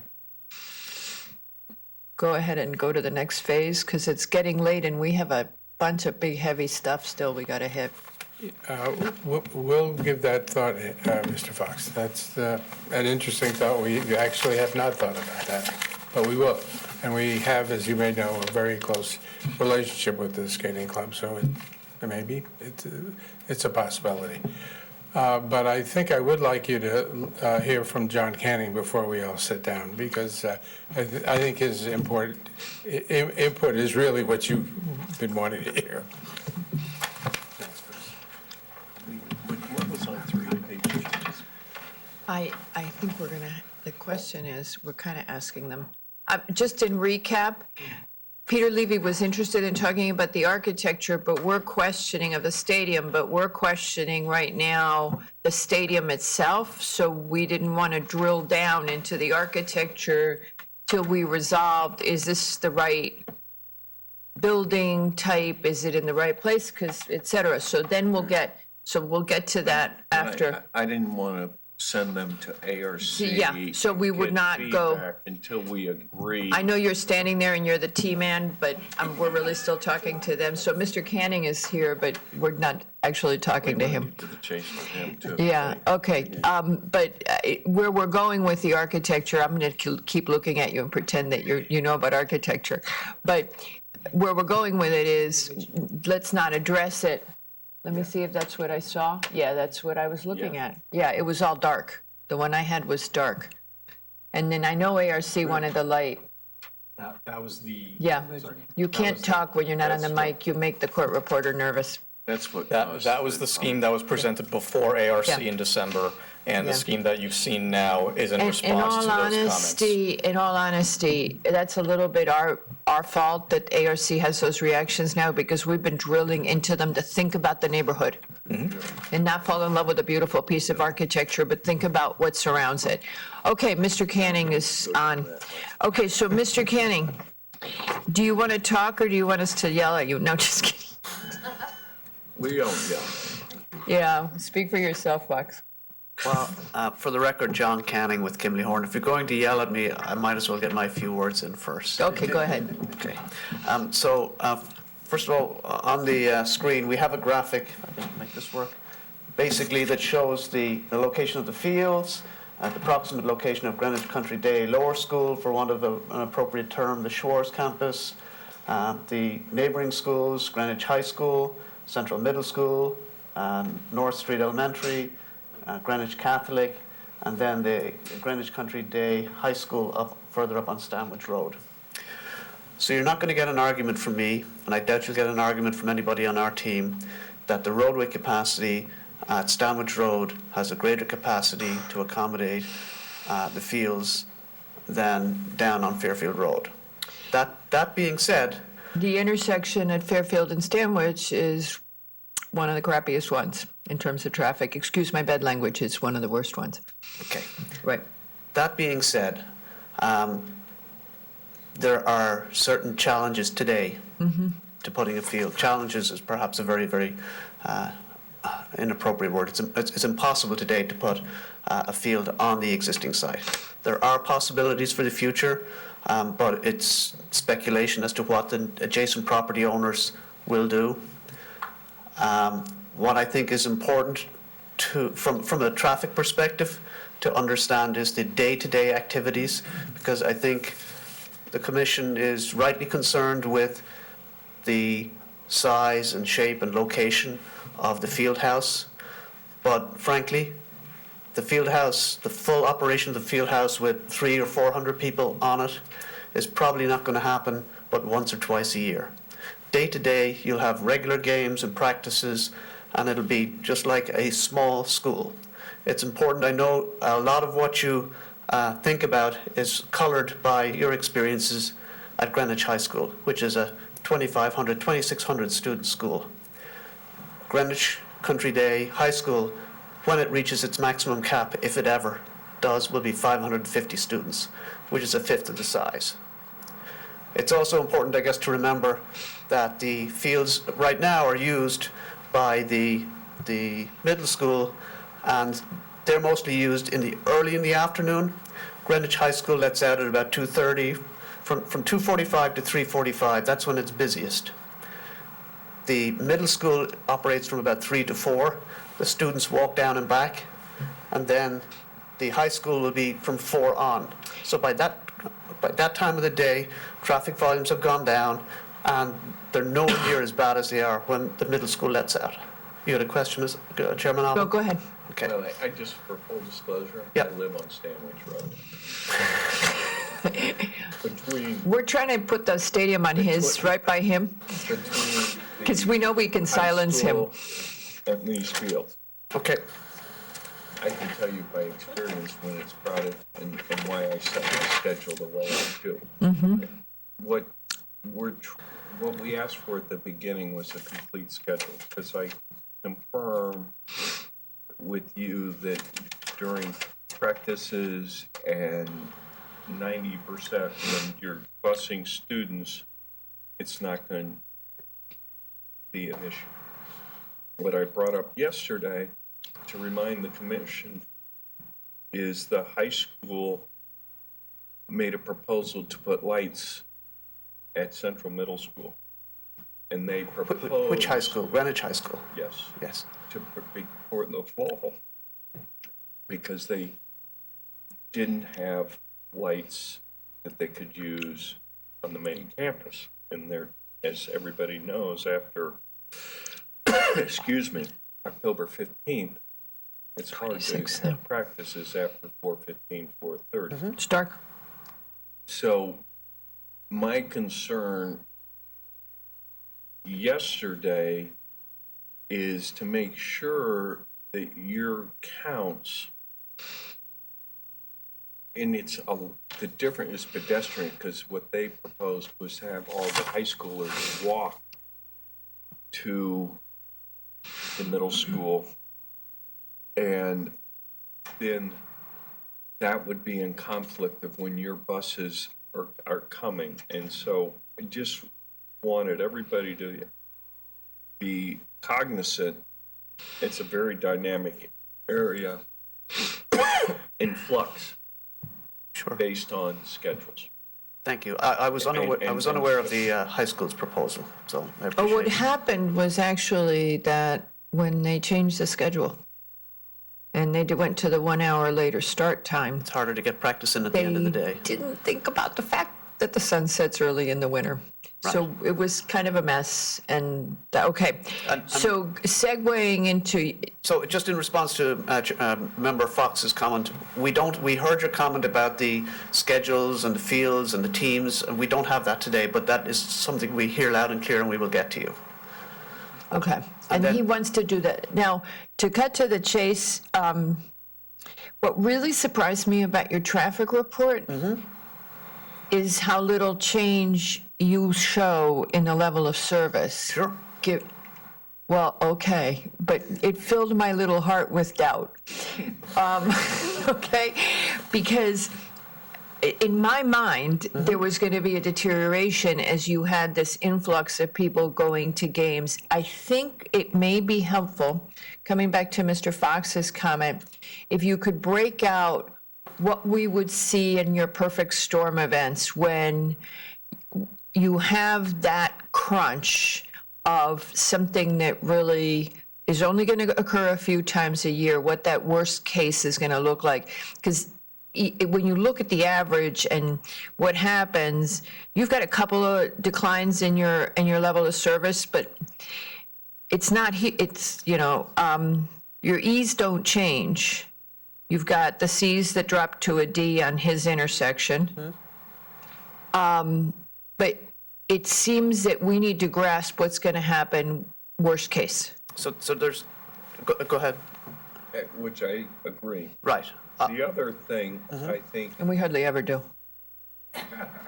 being a neighbor, proposing any fixes to the corner of Fairfield and Stanwich, because right now, there's only a stop sign on Fairfield. the pits. And I would That's the worst challenge intersection. that it would work better with a three-way stop. Something. Something And it'd be interesting if you put that. Beta comments, sorry, I know we're bearing you, we always Now, do this you to you. told me you'd give me a chance. I know we will. So the beta comment, and this is your intro, here you go, here's your segue. Okay. Then we're going to let you talk. Beta's comment is you made a lot of good suggestions in your traffic report. Yep.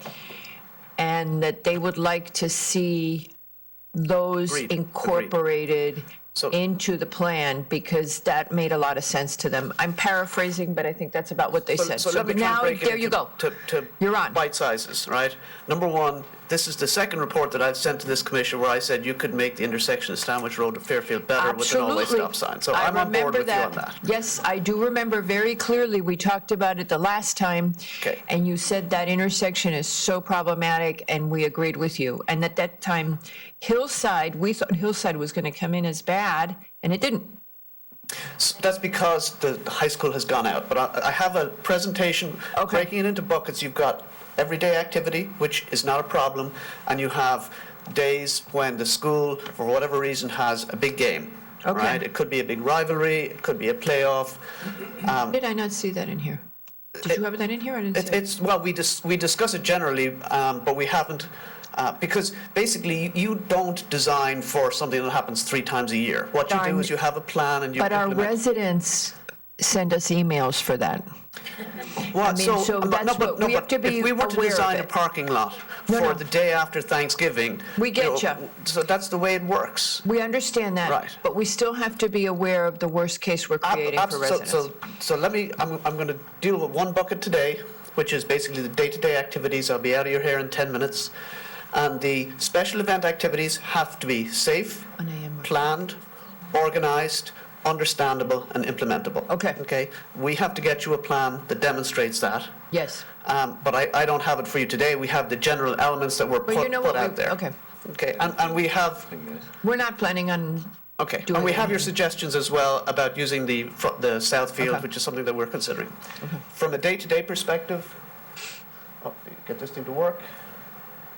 So you know today it's 6 natural grass surface fields.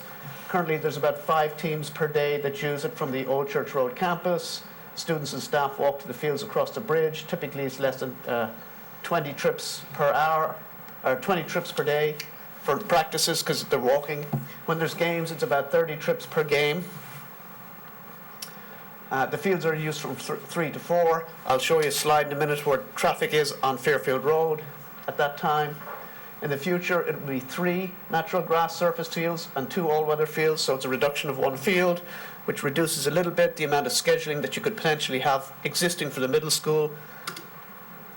There could be up to 3 teams from Greenwich Country Days, Stanwich Road campus daily at the field, either playing or practicing.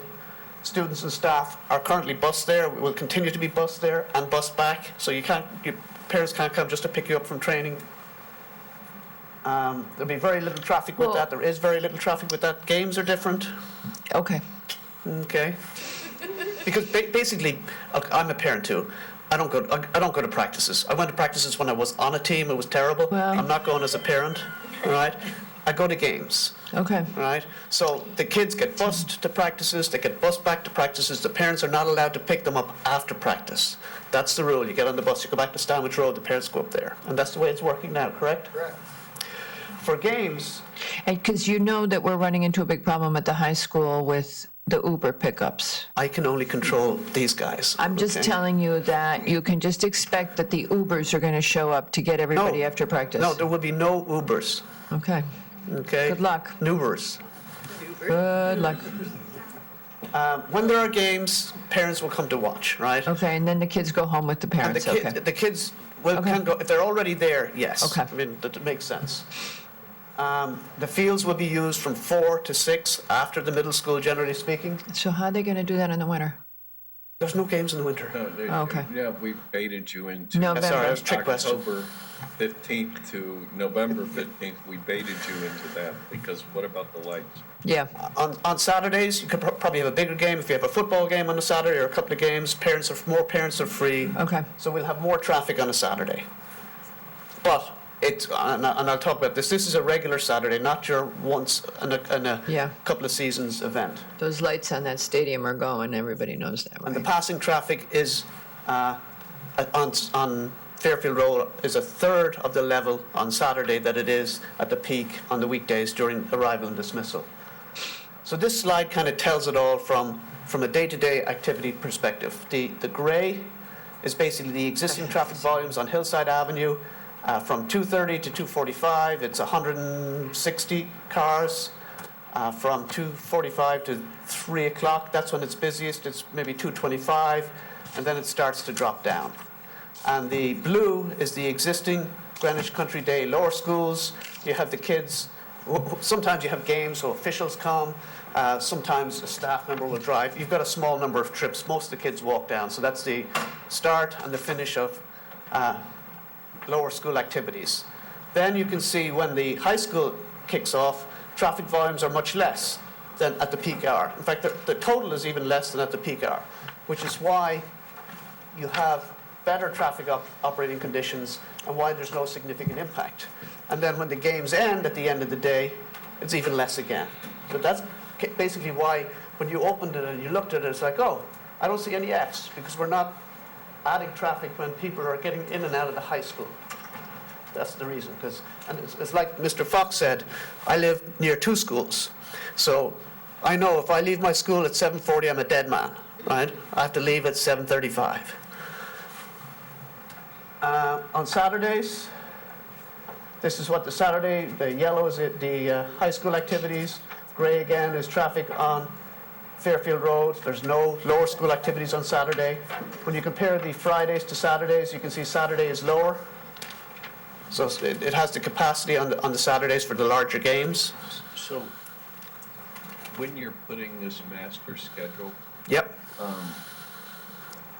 Adam,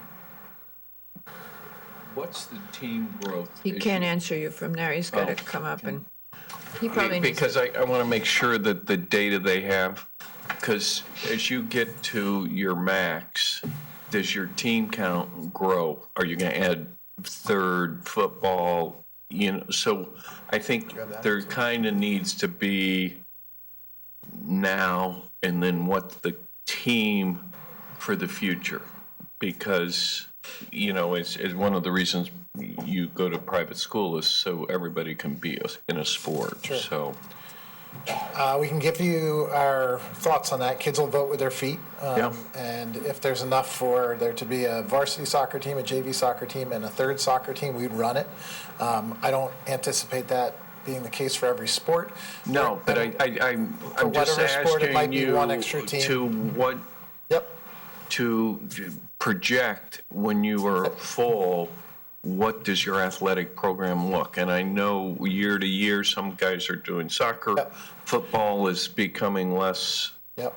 And what Tim Helstein is doing also is we're going to add 5 sports next year, which is going to draw kids away from some of the current sports, and they're going to go I think that to would crew be, and the different things. I think that is, and I asked yesterday, all the sports, because boys and girls, because kids will go to different sports at different times. They'll start as a freshman and then move. So we're not locking. All I'm trying to do is make sure that we're looking into the future to make sure we're not sitting here in 3 years and we have 6 soccer teams. I get it. Yep. Well, I have a question. Does your academic day end at 4 o'clock? So you got for the high school. Okay, for the high school. Sorry. Yeah. So the academic day actually comes to an end at is it 2:30? 3 o'clock. 3 o'clock. So 3 o'clock, and then we have an activity period that happens in there. Some teams can get practicing at that time. Some away games can go, but kids are also doing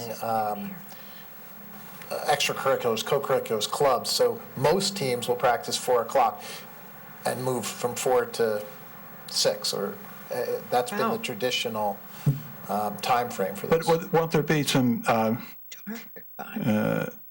interest, if not pressure, to begin the athletic day earlier, causing some of these traffic volumes to change a little bit, and you're not just talking strictly from 4 o'clock on? So I can answer that. Yeah, good, because you're the traffic Sure, guy. there's two aspects to it. The first aspect is that you have the middle school that's using the fields, they get the early shift, basically, so there's No, I really- understand, I understand. I understand about the middle school. I'm talking specifically about the high school, and if they were getting out, if their academic day and the requirement in school ended right at 4 o'clock, then I understand. Well, the first half is they can't go down to these fields to play because the kids are already playing there for the middle school. And the second reason they can't do it is because we're going to enter into an agreement that says they're not going to go down there till 4 o'clock. That's because we have to make it work. Until it gets dark at 4:15, and then you need to get I down beg there your pardon. earlier. The clock changes. October 26th. No, it's always the first weekend after Halloween. Halloween is October 31st. Yeah, they're pushing it later and later, though. They're pushing the change. They're making it so next year it may be later in November. They're Well, trying to make right it now- later. Right, for the last umpteen years, it's been the first weekend, first Saturday at 2 a.m. after Halloween. And when the clock changes, it gets dark at about 5. So, I mean, it definitely cuts into the window after that. But the bottom line is, that's the schedule that the school is planned with, they've thought about it, and they can make it work. And they do have that 1 hour, they have activities, so the kids aren't sitting around playing poker. No, right. Well, I guess the answer is that this discussion will be greatly informed by a more detailed account Absolutely. of the schedules that Mr. Fox has been talking Pressure, about. Tim. Okay, so that's pretty much it. You know about the parking. So I think the other thing, and the parking, again, depending on how they rethink the stadium, the parking could be a little different. So we know you're adding the 103 spaces. We know you've got the 31 spaces at the skating rink. We know how you calculated it. I think the bigger issues are the ones that we've asked you about. And that then we walk through all of your suggested improvements. Yes, so but don't do that tonight. I'm not. Okay, just telling you, I do want I want to hear from the public. Yes, I'm sorry. I just do want to add that the school understands this. I know. They've had, when they have needed it, of their own volition, a police officer down there to help the Greenwich parents understand that they can't just park anywhere. What a great right? place, way to put it. So they're committed to it. Yeah. Okay. It's a great way to put it. Help Thank the you. Greenwich parents understand. Okay, so if Mr. Cohen is agreeable, you don't have to, Andy. If you're agreeable, could we do public comment and Yes. let them migrate out? So we're going to stop for a second and get any input from the public before y'all fall asleep. So if anybody would like to speak, raise your hand, come forward. Okay, I see somebody okay, Mr. Cohen, no, okay, you two, did you guys, okay, go ahead. You go first and then. And just so you know, we've got a whole bunch of applications still ahead of us. So if you can be succinct, I will we'd try to be be quick. deeply grateful, even though we don't. And you'll have other opportunities. Andy wanted me to remind you that we're not going to finish this tonight. Okay, perfect. My name is Lisa Bishop. I did write the commission a letter. Yes, we Hopefully you saw it. got it yesterday. I am a neighbor at 65 Fairfield Road, which is at the intersection of this Cardinal Road Stadium. Hopefully you all had a chance to read the letter. I did want to speak to a couple things that were mentioned today. One thing was that Adam mentioned that one of the neighbors was concerned with the public high school kids parking there. It's not one of the neighbors. It's all three of the people who privately own the residences on Cardinal Road who have repeatedly asked Greenwich Country Day to not let the public high school kids park there. Okay. This has been something that's been ongoing. I've lived in my house only 3.5 years. The other two residents, who are also here tonight because it's an important issue, have seen this every year since they've been there too. This is one of our main concerns with traffic, is if we increase the parking spaces and Greenwich Country Day does not monitor or enforce that the public high school kids do not park there. And if they've added the sidewalks along what happens to be my side of the property, you will increase the number of high school students racing down the street at those prime times and putting all of our children, I have elementary school children, one of the other neighbors, one of the Country Day residents also has children. There's a new neighbor who has children. So let's see, 4 of the 5 houses have kids that are at that bus stop and are putting their lives in danger every time because of these high school kids who unfortunately tend to be a little disrespectful. Well, yeah, we know. Sorry. All of those words. And, you know, the issue with public high school traffic and parking in general is a nightmare as it is. And we are, on Cardinal, are getting the fallback from that. Public high school parents are now using Cardinal Road to sit and wait for their students. So now if you put no enforcement, and that was what I think someone mentioned, why were there chains up? It's Now you know. because we have all asked multiple times, please stop letting them do that, or find a way to ticket or enforce that. That is my number one concern about traffic, is not actually the use of the stadium, although hearing that it's going to be 101 spaces does give me great pause. That they're adding. Yes, and unfortunately, adding to parking to the fields does give me concern also. With that, let's see. And the big question too is, how do they monitor? It was good to hear that the commission has asked them to make sure that the students are bused from the high school to the Cardinal Road facilities, but how are they monitoring that? You know, Greenwich parents, being Greenwich parents, don't always think rules apply to them. So how are they going to monitor that so that the traffic studies are actually somewhat accurate? Because the traffic study was only done in the afternoon, it was not done in the morning when it would show the public high school students coming up and down that road, which, because of Country Day's facilities, have added to the issues on Cardinal Road. My traffic was the big issue. It's the big issue for all the neighbors. My personal concern was also the privacy and the landscaping that they were going to be hopefully adding to give my house still a residential feel, excuse me. You know, I did move there knowing that they were there, but I don't necessarily want to see everything every day.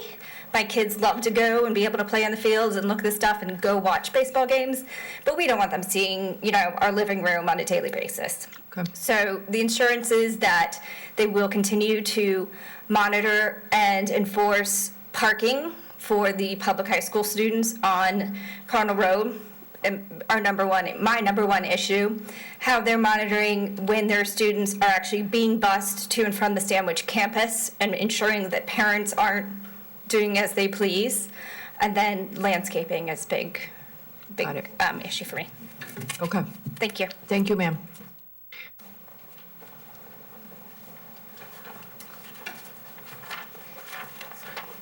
Hi, Jenny Larkin. I did also send an email, and I'm going to try to be quick. So, and I heard that you addressed some of my concerns about that already. So I just wanted to point out that you may not be able to see the buildings when you talk about, you know, the neighborhood, but you're going to see the cars. You're going to see the traffic. In the previous application, you talked about having a soft open for the coffee shop. Why not try a soft open for the fields? I think that was kind of implied, like maybe we start with just using the fields without the facilities and see how that goes and ease into a larger development. It did cross my mind. Okay, so if anyone's been there on Fairfield Road, you know, you come down the hill and then you've got Sandwich to the right. There are 3 roads that actually enter onto Fairfield. There's Brook Ridge, Hillside, well, actually Sandwich down the way, and Cardinal. So I live on Hillside, so when I go, my mother's at Nathaniel Witherell and my granddaughter goes to North Street School, so I go to the end of Hillside and make a left turn a lot. There's actually some tricky sight lines from the right, like what I'm trying to pull out. It can be dangerous, especially if someone's not obeying the speed limit. And so, you know, I'm literally doing this to get out of the driveway, and there's a crosswalk there. And my other grandson goes to Central Middle School, and sometimes he walks to my house. He gets out at 2:45. Greenwich High School gets out at 3:15. There's a lot going on at all of those intersections, so it's not just traffic, it's safety issues and moving human beings in their sidewalks and stuff like that. Sight lines. And again, we are dealing with teen drivers. They're late, they're rushing, they're texting. We had 3 pedestrians killed in the last month in Greenwich.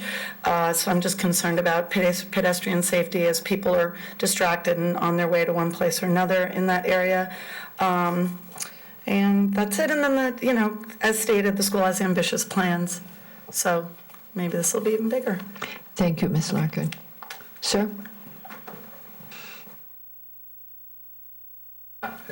I will be brief. My name is Joe Bolt. I have lived at the corner of Fairfield and Cardinal Road for 37 years and have seen lots of changes. I have had a wonderful relationship with Greenwich Country Day for many, many years. I've been very involved in the skating club for years, and what I'm most concerned about is with the implementation of these kind of things, which are great improvements for Greenwich Country Day, which I love. I kind of have a dog in both fights here. But I think there will be concomitant degradation of a neighborhood. Cardinal Road has been a sleepy little lane for 9 months out of the year for the entire time I've lived there, and I hate to see that character change. Thank you. Thank you, sir. Now, I know this is Mrs. Bolt. Only one family, one per family. Yes, ma'am. Hi, I'm Ginger Bolt, and I belong to him most of the time. And in all fairness, their son serves on the Architectural Review Committee. That's true, he does. I don't know where he stands on all of this, but in any event, I feel very much as my husband does. But one of the things I don't think I heard tonight, or perhaps I missed it, is a traffic study of actually people turning into Cardinal Road. That actual, it's... Ma'am, can you come back to the mic? Mike, turn around and talk sorry. I would actually like to invite Ginger, you're only allowed to talk to us. I know that's very I'm strange. sorry. You can't talk to Mr. Oh, I can't? No, he no, was you so can only nice. talk to us. Okay, I will talk to you and just say that I think traffic is a big concern.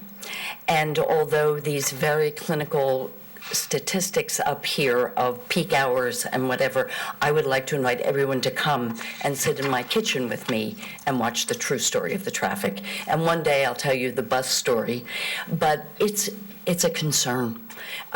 It's a concern all the way along there, but I'm mostly concerned about Cardinal Road and Fairfield Road because you're increasing so many cars that will be going in there. And to answer your question, they did look at the intersection of Cardinal and Fairfield. It's in their traffic study. And you'd be disappointed because it isn't the most problematic. But that's not surprising because as that intersection of Fairfield and Stanwich is bad. Well, yes, it is up. indeed. But Everybody knows that. Yeah, I think that the increased number of cars that will be coming in is something we need to look at. But they did. But thank you for your comment. Is anybody else want to speak? Okay. There you go, Mr. Cohen. You get some more exercise. Do you want to kind of recap where we are and? Well, we've taken pages of notes. Okay, good. Of your comments, and we also are mindful of the comments of Beta, and one of the things that they recommended was the submission of a event management report, and that's a good idea. We've got the components of that already, and we'll put that together and submit it to you. Yeah, I think that would be helpful because that's what we Together were with asking the you for. master list of events, and also we'll give a lot of thought to what members of the commission had to say about the structure that we're proposing. Just on the structure that you're proposing, a concept raised by, I think it was Ms. Larkin just now, about the soft opening. And also combine that with what Mr. Fox was suggesting about the skating club. We've heard all those things. Can and you, they're all good ideas. again, trying to reduce but the key is to leave you guys with the flexibility to migrate more towards Stanwich. That's really what we're looking for. Well, as I think you've heard, there are limitations on the use of Got it. for several reasons. But we did hear all of your suggestions, and we'll give it real thought, and we'll come back to you with our responses, and hopefully we can come up with an approach that will be more satisfying to you, hopefully. When should I keep this? If you had a perfect world, when would you want to do the turf fields? When, I mean, my question is, realistically, how could you separate it? Because I'm being in the business, I just don't call up 1-800-TURF and I get it tomorrow. So I'm assuming you were trying to get this in for the fall. I think that's correct. We would like to do that. But on the other hand, if we try to separate that out from the structure, then we've got other issues to contend with, like the parking, the road improvements, the new bridge, that sort of thing. So we understand what you've said. We heard you, and we'll try to figure out a way to accommodate it. Okie dokie. So we'll get back to you. So we're going to leave this application open. And excuse me, Yes, sir. Michelle just reminded me, ARC. We assume from We your think- discussion let's that wait we'll till be you come back back. to you first. yeah, and then we'll cover, I know you're not going to forget, we'll cover traffic, wetlands, that's not, and maybe we'll even get a chance to meet with ARC before you come back, so everybody will be very clear and on the same page. Would you like to, would the commissioners like to do the site The visit? sidewalk, we would very much like to do the sidewalk. I think everybody was We'll arrange it enthusiastic. through staff. Yeah. Thank you. And just, we need a lead time. Do we have to notice it? Yeah, right? It has to be, we have to notice it, so you have to give us enough time to do the public notice for it. Okie dokie. So thank you very much, everybody. Good night. And with that, we go to our next application, which is also a break? You want a break? Take a break. Yeah. Who's getting Dennis? I already texted him. He went home. What? I know. I'm like, You can't leave now. she was sick, and we had told her she could leave after Country Day because she didn't think she was going to make it through the whole night, and then she left halfway through Country Day. So we knew she was sick. Well, I know that Mac Rice going to want to read back. No question in my mind, he was having a hard time letting go. And this, he wanted to see it. You'd be surprised. No, coming your age. But I mean, Never seen how far him. music. I wonder if it's occurred to these people that perhaps they need to downgrade. You have pictures of the trees in there too? Okay.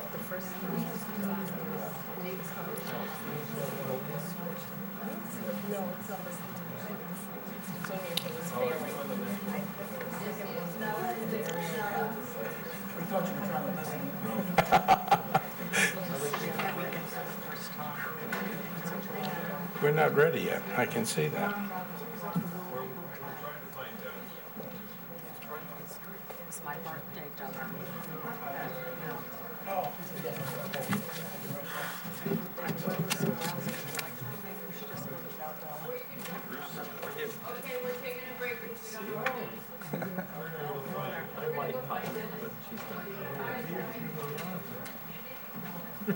How you been? Cookies? Where's Dennis? Dennis. Okay. Who was the one that had Hi, how are you? Yes. That's good. He's right here. Oh, okay. Hi, I'm Julie. Arthur, how are you? And I don't know how you do this for so long. I said that earlier today. I was all throughout it. I can't even text Sean, he's in South. Sure, I'm sure.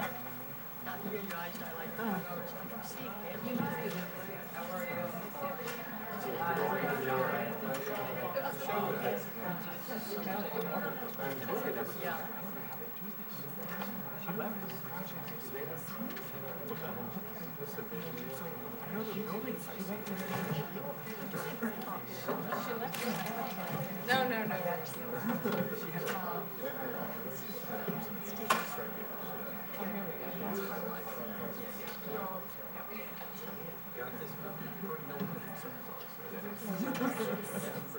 I am? Well, I don't know. All right.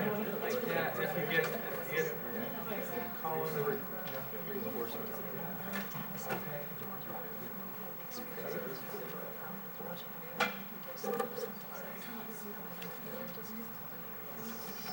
Are you doing the presentation?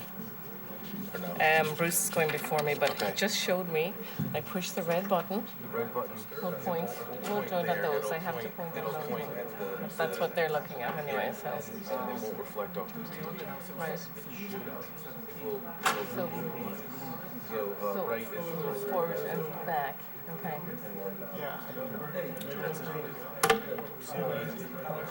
We'll see.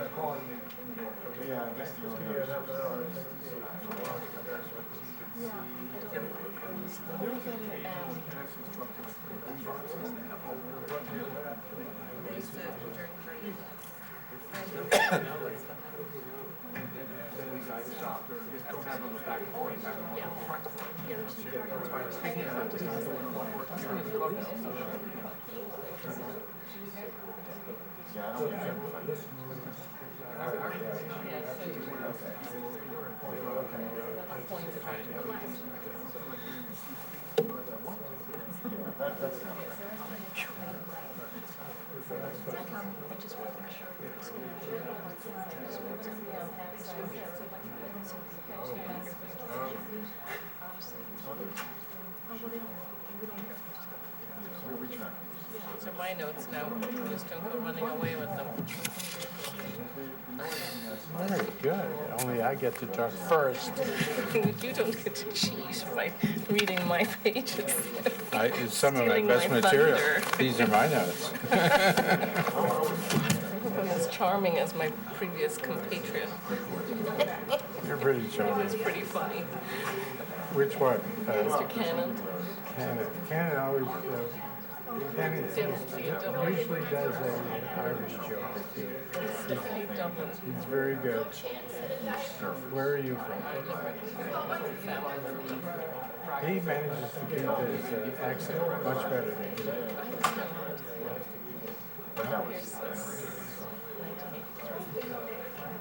I don't have any family here. My husband. They're all over there. So I've been back 3 times. He goes back too, but I think it's just to brush up on his Irish. Make sure he's keep his charm. Okay, good to meet you too. Thank you.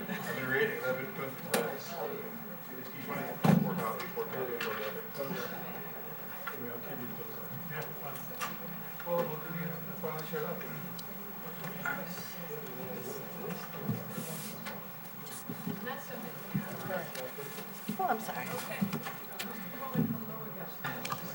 Hello again. By the way, we have this cool thing now that we can turn everybody off when we get mad. It says mute on, and we can shut off all the microphones now. Isn't that a riot? On that side of the dais or down here too? Here.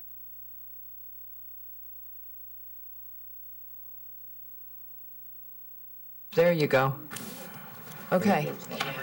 Okay, so let me go formal. So our next application is the Field Club of Greenwich, Inc. for a final site plan and special permit at 276 Lake Avenue. Mr. Cohen? Evening again, Ms. Alvin, members of the commission. I'm Bruce Cohen, and I represent the Field Club, who are applying for a final site plan and special permit to modify a site plan and special permit that was granted in 2014. The specific purpose is to permit revisions to the location of a new tennis building with attached paddle tennis courts and a warming hut, they call it. And if I turn this, You want me to do that? if you'd like. I think I don't know how. That's an aerial photograph of the entire field club campus. It's located on slightly over 11 acres at 276 Lake Avenue in the RA2 zone and has been there since 1908. It's functioned on Lower Lake Avenue as a private, nonprofit club specializing in racket sports such as tennis, squash, and paddle tennis. To the northwest corner, there are three, I believe, asphalt outdoor tennis courts, and it's proposed that it was proposed in 2014 to eliminate those, and in its place to have a tennis building for two tennis courts. This is a site plan basically that was approved in 2014. The club, after receiving that approval, entered into a portion of the work that was authorized by that approval, specifically the area in the southeast corner that allowed an extension to the squash building and also some increased parking and a driveway modification. And that was done shortly after the granting of the special permit. After a review of the tennis building that was approved, the club leadership decided that they wanted to take a different approach, engage the firm of Rogers and McCagg, and came up with a revised location of the tennis building. So on this image, shown in tan, I guess, is the location of the building as it was originally approved. The new master plan calls for not only moving that building to the south by about 60 feet, but also to centralize the existing paddle tennis courts and the warming hut, in effect connecting it to the new tennis building so as to move everything into the center of the campus as much as possible. There are a number of, in addition to the architectural changes, there are a number of landscape modifications, including a widening of the berm to the north. And I'm not sure how many of you folks were on the commission in 2014 when this was approved, but Ms. Albin certainly remembers that Mr. And Jones, Mr. Levy, three of us. the neighbor to the north, was very concerned about his view looking south. And so we, if you remember, had a balloon test to show the height of the proposed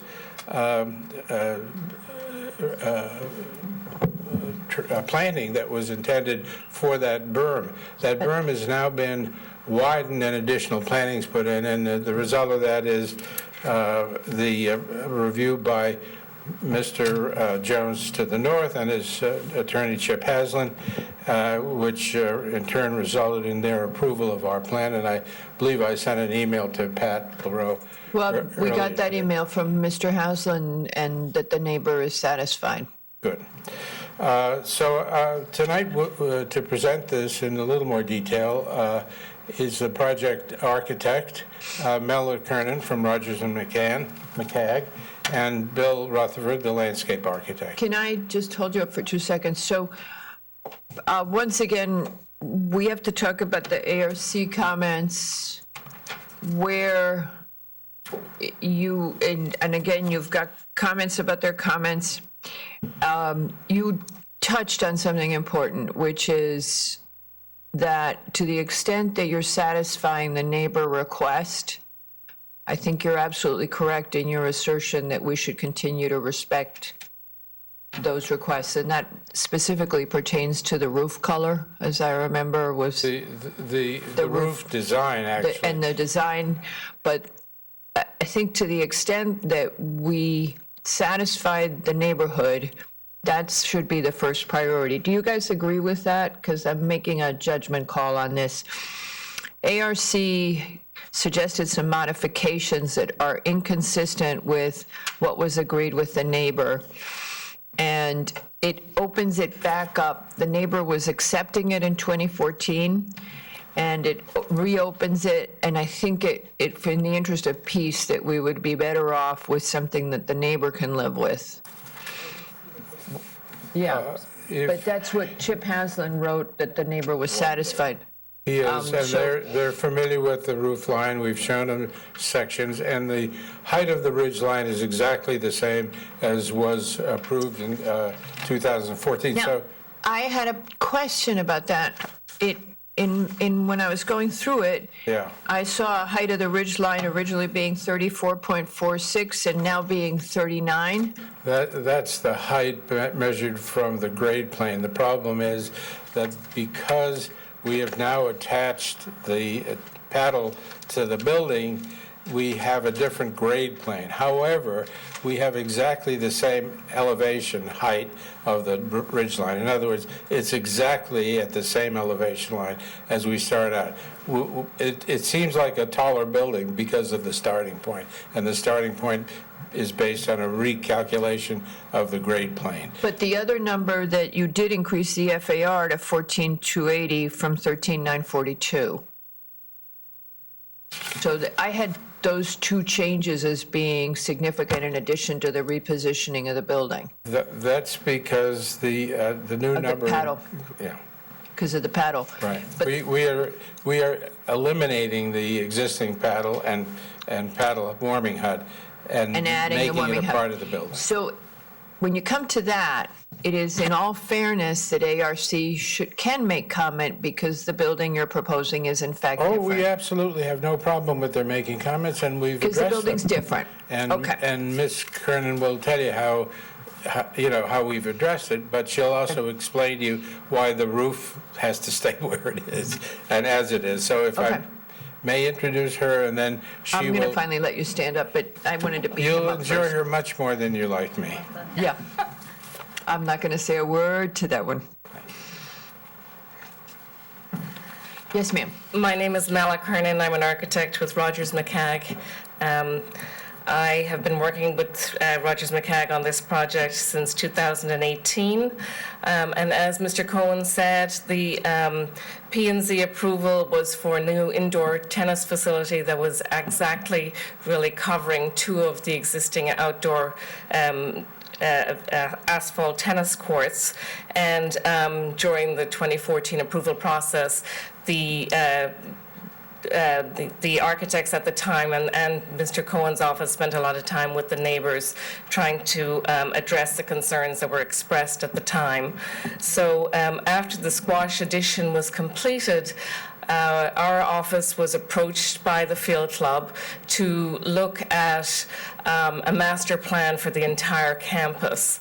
And at that time, we realized that in addition to their plans to enclose the two tennis courts, there were other facilities on the property that were lacking. In particular, the maintenance facility was too small, which resulted in them having temporary containers outside to basically for storage, and then also keeping some of their equipment outdoors all year round. So we reviewed the whole project, and analyzing the North Campus, we identified several undesirable existing conditions in this area. The maintenance facility, the containers, there are above-ground propane tanks which are for heating the paddle courts when there is natural gas available for the rest of the club, and inadequate storage for outdoor furniture and the camp, and then playground equipment which was to the north of the property currently, sort of used during the pool season but not accessible from the clubhouse. So we took a look at the entire north, we called it the North Campus, and we recommended improving upon the improved tennis building approval that was already in place. One of the first things we decided was to try and move the tennis court closer to the clubhouse, using other structures that were available to basically break down the scale of the volume of the tennis building. And as Mr. Cohen said, in the previous approval, the ridgeline was lowered below what the allowable maximum height in an R2 zone is, in the 2-acre zone is. We kept that ridgeline at the elevation that it was, although the actual building height reads slightly higher because of the fact that the grade plane average is calculated differently and because the project has been pushed further south, which means it was pushed further into the hill. We did actually lower the level of the recommend to the Field Club that they lowered the finished floor elevation by 1 foot just to make sure that we could accommodate USTA requirements for the indoor tennis facility. So the volume of the building as proposed is the minimum volume that we can get to accommodate what USTA requires. We were not proposing to put any structures on the roof. That was part of one of the conditions. There would be no mechanical equipment on the roof. We feel that the roof as designed is, which was very similar to the roof that was proposed originally, is very much a minimum as to what would be for the volume on the site of the building. What we have done to break up the scale of the building is to add the 2 facilities, the paddle warming hut on the south side and then the maintenance building on the north side, to just break up the volume something by creating some interest on the 2 long eave lines. But we don't want to put anything on the roof. We don't suggest it, although ARC asked us that we study it, because first of all, for the neighbors' request back in 2014, and second of all, because we actually don't think that we want to draw the eye line up past the eave. We don't think it's effective. The other thing is that the slope on the roof is 4 and 12, which is very flat. So any dormers or anything that would ever be added on it are accentuated because they would have to pitch back so far. So from the view from Lake Avenue, you would see these long sliver dormers, which we don't think would be attractive. We just like to keep it to a minimum. We are proposing to keep the language of the materials that were approved, the roof, the standing seam metal, the color of the roof, the materials that were approved from 2014. We have recommended that we talked about this with the ARC, and they've asked us to provide them with large-scale details to demonstrate how we're going to do this. But we have recommended that we create almost a trompe-l'oeil effect with the scale from the distance. So to use the materials in a larger way. So a standing seam metal roof usually has standing seams at 12 inches on center, and I think that the previous approval also had recommended that they do them at 18 inches on center, so it makes it look to the mind's eye that it's actually smaller than it actually is. We've also reviewed with the Cedar Shake and Shingle Bureau about shingle exposures. So your standard residential building will have a 6-inch exposure on the shingles.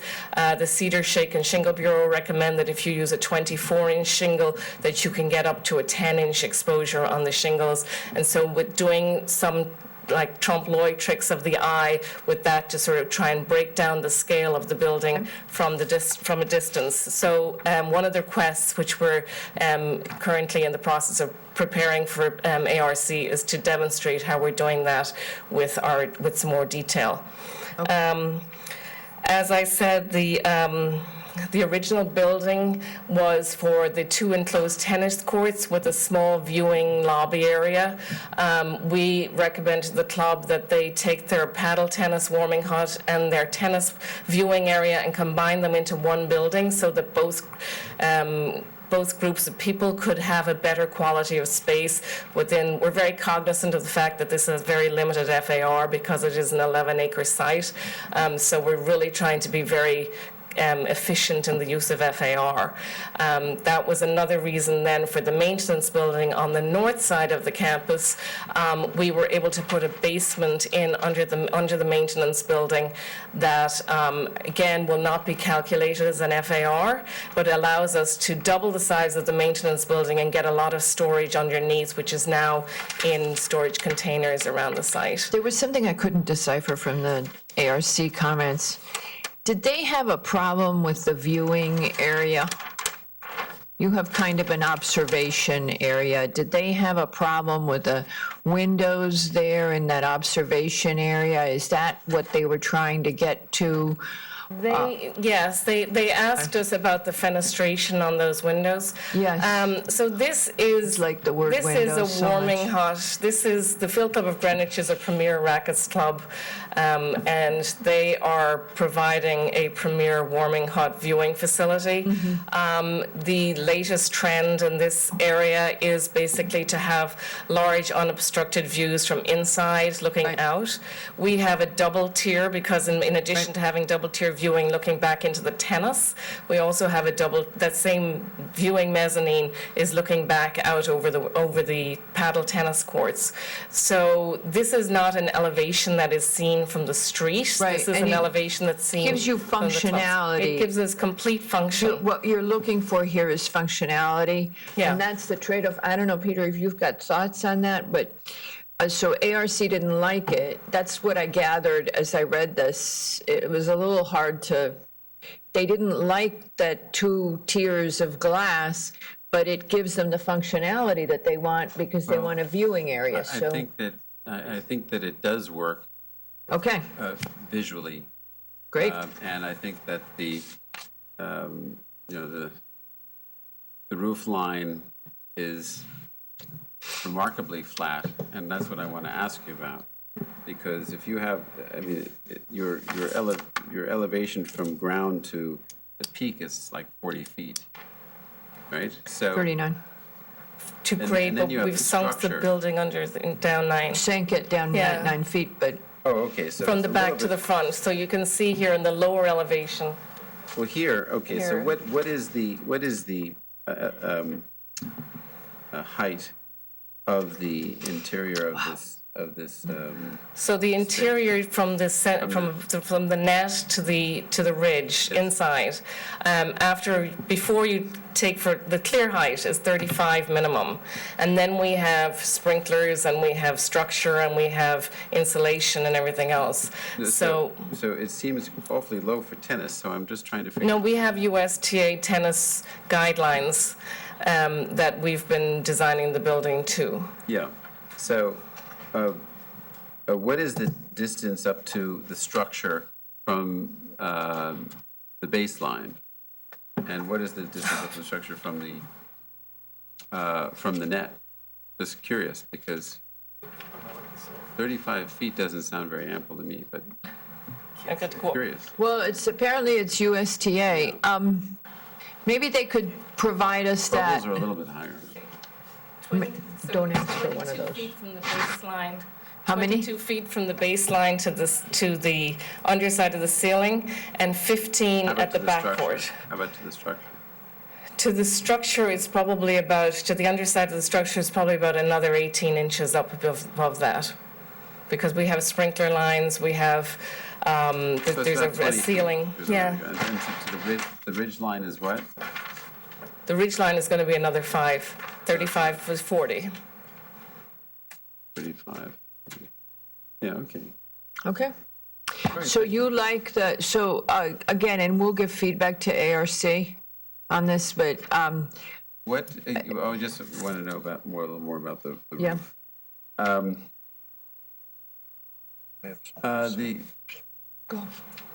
It's a nice kind of roof, but there's a lot of it.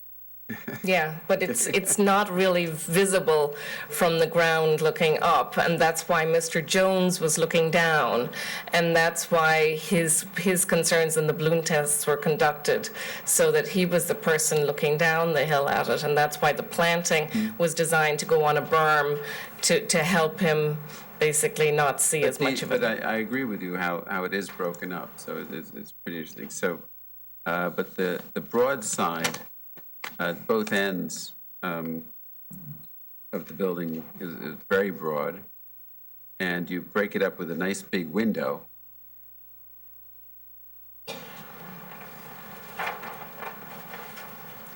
Yeah, break it up with a nice big window. I'm just curious. Let's see, I'm just trying to think. Are these windows facing east and west? Yes.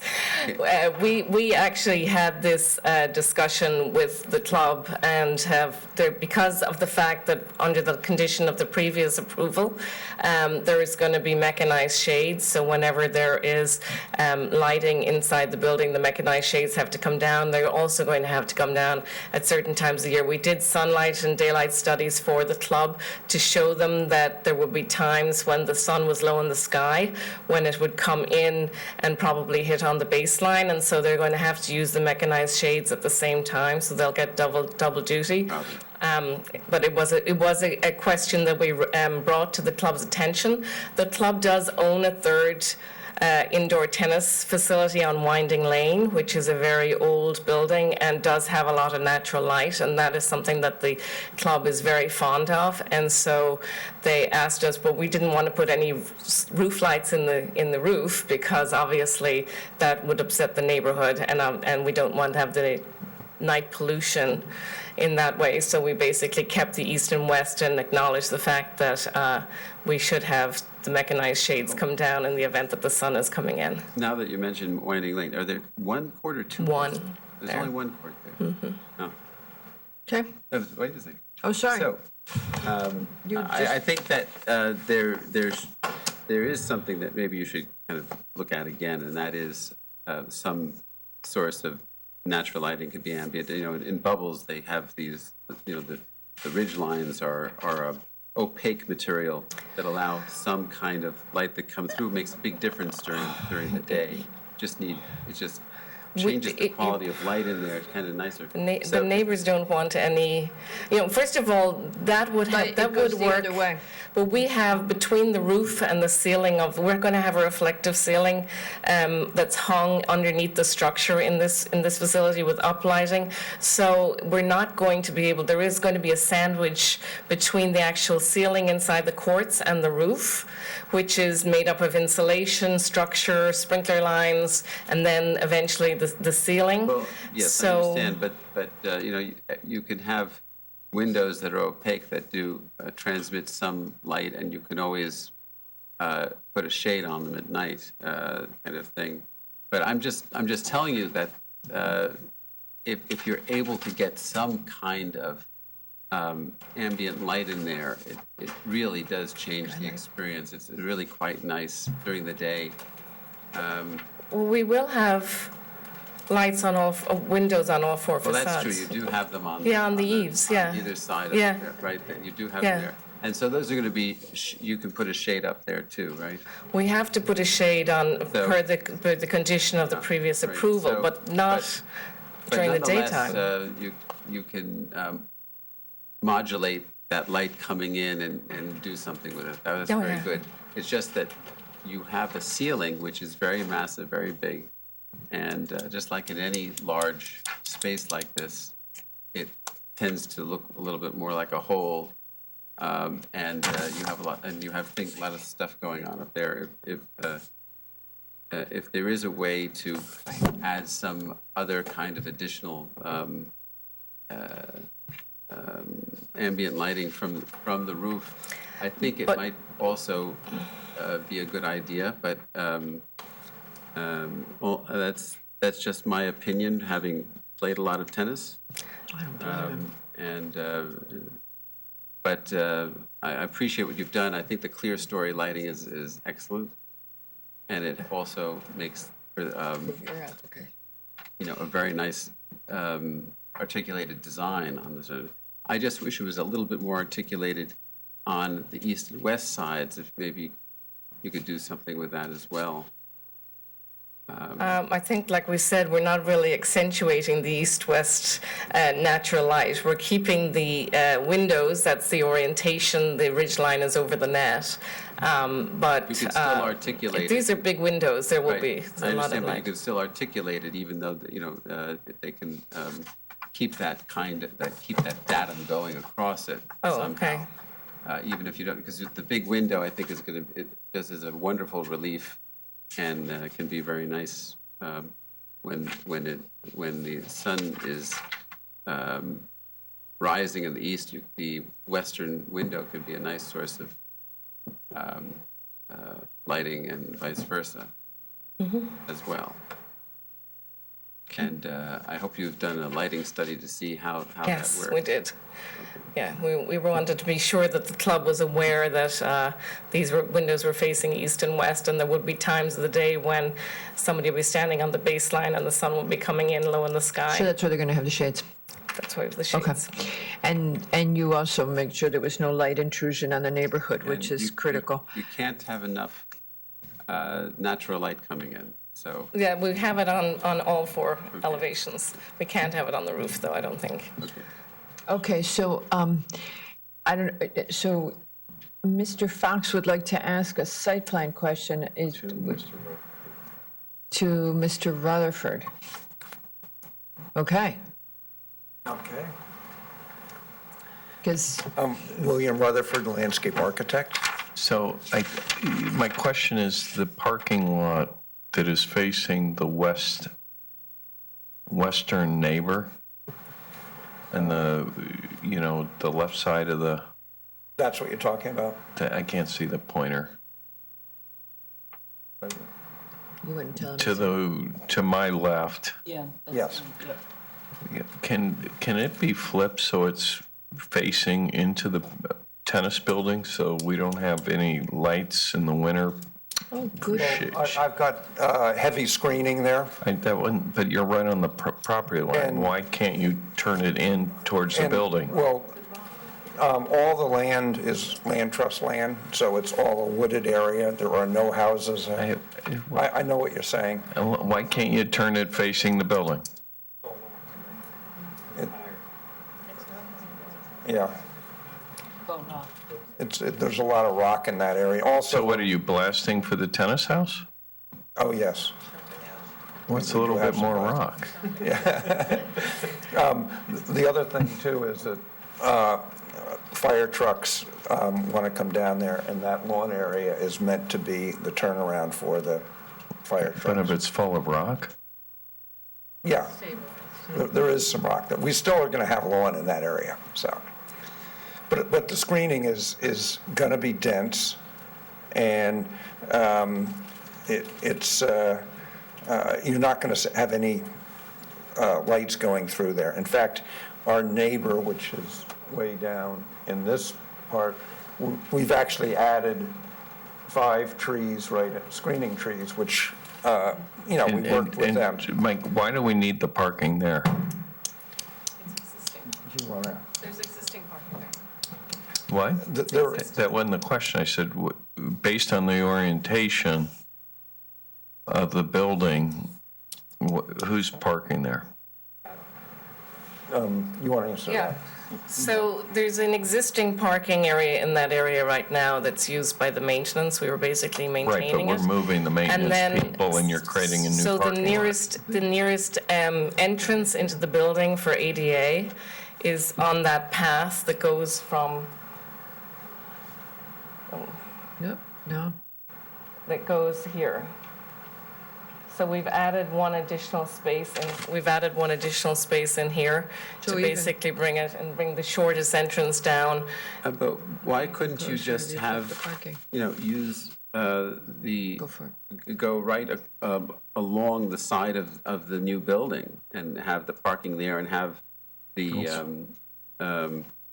you could lose some asphalt if you shortened grade work there. shortened it and you put the parking against the building. So the grade is moving up there. So the lowest point on the No, I on see the it on grade here, there too. is that the I handicapped understand parking spot. And then there's a retaining wall retaining the. This is a retaining wall here. So this grade here is higher up against the building, and then What I slopes don't away from the understand building. is that right now, you have a mechanical area out there, but it says there's grass parking there now. You could have grass parking. So why can't you just have the parking there? I don't quite get that. All right, okay, We so probably could. We'll take a look at it. Okay, so the piece of feedback is try to reduce the asphalt and see if you can relocate the parking so that it's all more compact, less lights invading, et cetera. That's the Yeah, feedback. all the from lighting is two of low. them. Yep. All the okay. lighting is low. There's no big tall No, parking lot in lighting there. from cars. Oh, okay. Cars Facing driving into the around, that building. was what Mr. Okay. Fox was saying, cars driving around with And we'll lights. still make and- sure we get the emergency vehicle turnaround. Okay. Yep. So just, that's the feedback, try to minimize the impervious. Good point. Okay. Talk about, No. one of the things we've done too is, and it was not mentioned in Mrs. Mock's thing, is we do have all of this area here, and in there is going to be meadow.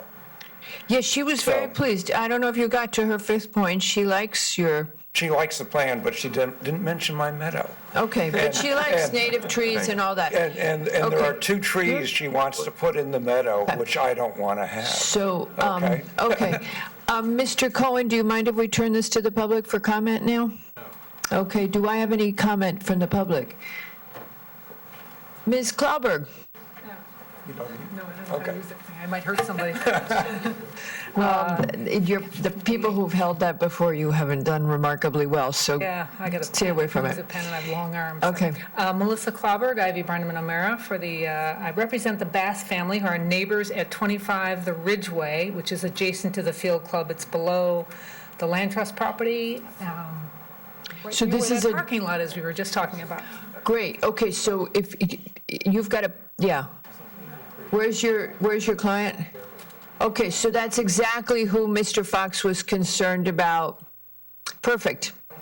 And this is not the neighbor that we accommodated with the roof, okay, because I was blanking on the name. Okay, go ahead, sorry. Anyway, they purchased the property in 2017 with clear knowledge they were purchasing next to a tennis club.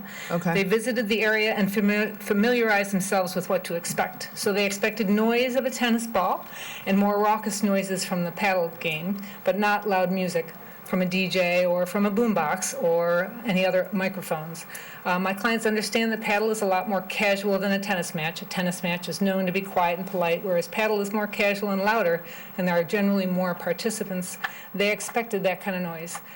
Due to the proposed setup of the Field Club paddle hut, which will now be about 60 feet, well, the building will be 60 feet closer to their property, with the fire pit outside and the deck, there will be a lot more movement from within the viewing hut and around the courts near their property. Again, that's expected.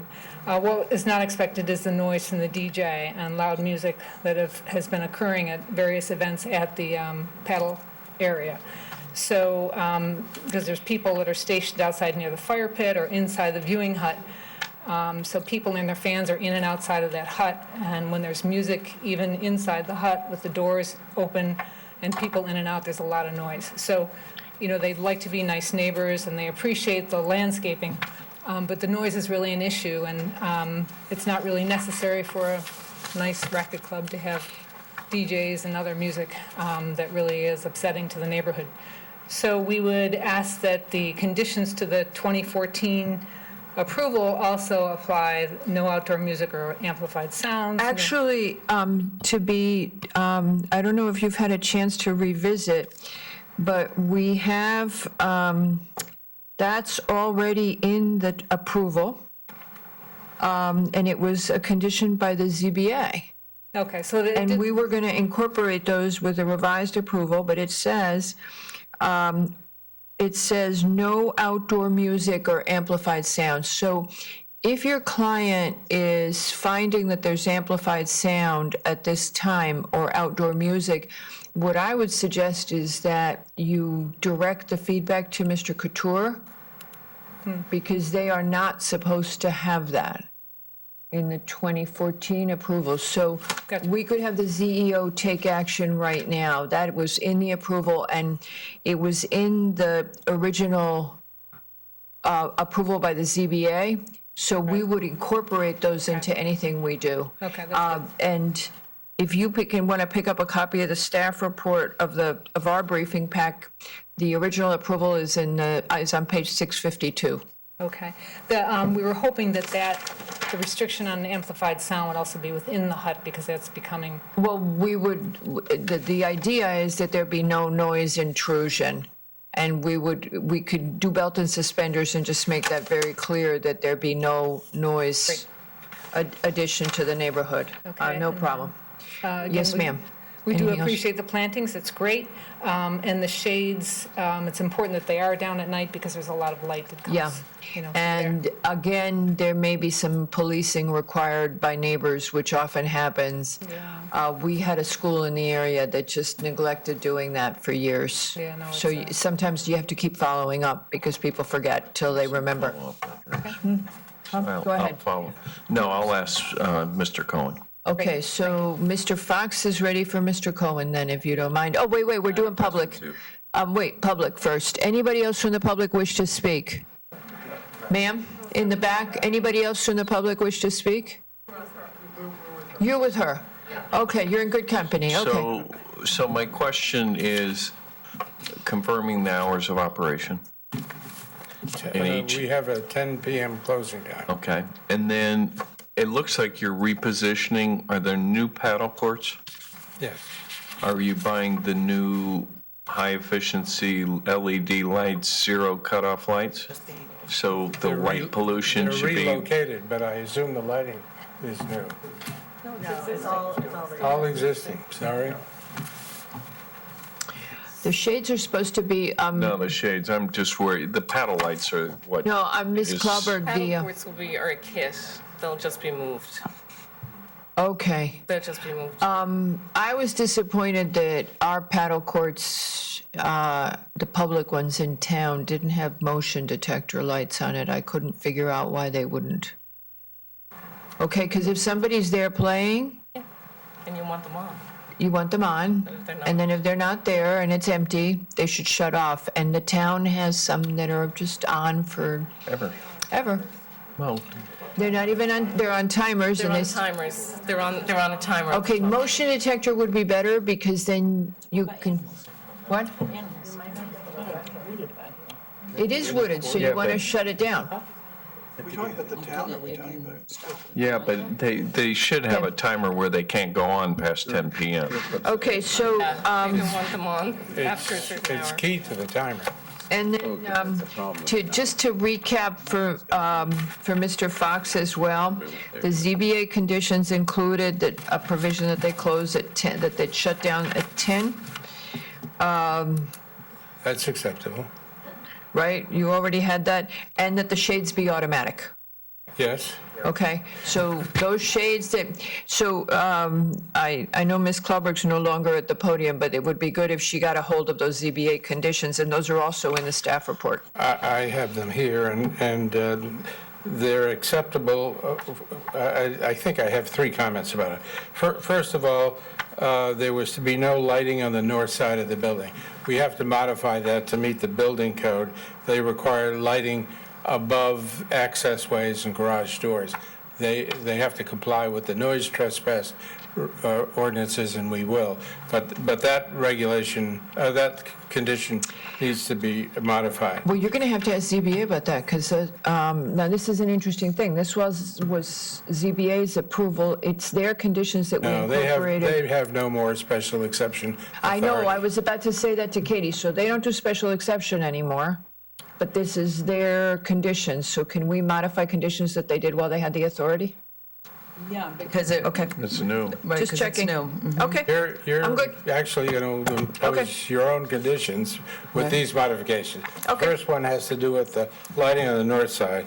The second one has to do with the condition that we install the landscape plan From somebody else. From somebody else. Got We that. need to substitute that for We will Bill do that. Rutherford's new plan. And then on the one issue that I heard about no amplified sound, I'd like to key that into the noise regulation. In other words, the amplified sound, if it is not violating the noise regulation, it should not be a Shaking condition. her head. We have made this condition lots and lots of times on lots and lots of applications. I give you the J House, which no amplified, no music outdoors, no amplified sound outdoors, and we did not specify that it be the decibels at the property line. Sorry, but that's just what we've been doing. And there's a ton of precedent from us on that. Sorry. I think it's wrong because I know. you're in conflict with an existing long-standing town regulation. If the club doesn't comply with it, exactly what you said, call Jody Couture. But if it is in compliance and you can't hear it at the property line, that should not be a violation Well, I'll tell of you your what. condition. How can one agency violate the regulations or be in conflict with another's? What is the amplified music you want? Like, what are you looking to do? The players who play paddle at sometimes bring this Bluetooth thing, and they play music. I understand something like that, and I don't know if That it's loud. newfangled stuff. If it's loud, then it should not be allowed. But loud has got to have a definition. You can't just say it's loud if it's there and turned on and inaudible to the neighbors. The neighbor, the folks whom Melissa Cloudberry represents, their house is over 400 feet away. I think they made two references. One was to amplify music, but I think she repeated DJ. No, we have outdoor music here. I think there must have been several events with the DJ that brought that comment up. That undoubtedly, Andy, that undoubtedly violated the noise regulation and shouldn't have been allowed. And we'll agree that it won't be allowed, but there's got to be some standard. I understand that, but we've made that condition a whole bunch of times. Well, in light of the And you've fact got that this the club is... previous town planner is also sitting in this room, and I'm sure that she would nod to that she knows that during her tenure, we did it as well. I've got to tell you, though, that the club has had these paddle tennis courts up and running for over 60 years. And the operation at the paddle courts has not changed in recent times. Except for the Bluetooth thing, because they didn't have it. I mean, just I agree with you. They have rock bands. You or walked whatever, into that one, whatever sorry. kids had. Yeah, I always do. But this operation has continued for many years this way. If it has been in violation and has bothered the folks next door, we shouldn't be allowed to do that. But there's what got we're to be hearing. some standard. You just can't have a condition that violates or is in conflict with a town regulation. It's not fair. Well, it's a special permit use, Mr. Cohen. It's not a residential use. That's the point. It's a special permit, and we're doing something that's respectful of the neighborhood under a special permit situation, and if it was a regular single-family home, that would be one thing, but it's not. It's a tennis club. Mr. Cohn, as a practical matter, I think you're probably right. If the music can't be heard, then nobody's going to complain. but people are hearing the music, and they That's are probably right, and the folks who live next door to us are very nice people, and they won't complain. But who knows how it could be abused. We're going to change in the future. subject now. You're going to change the subject? So we've got some comments to address from the CEO.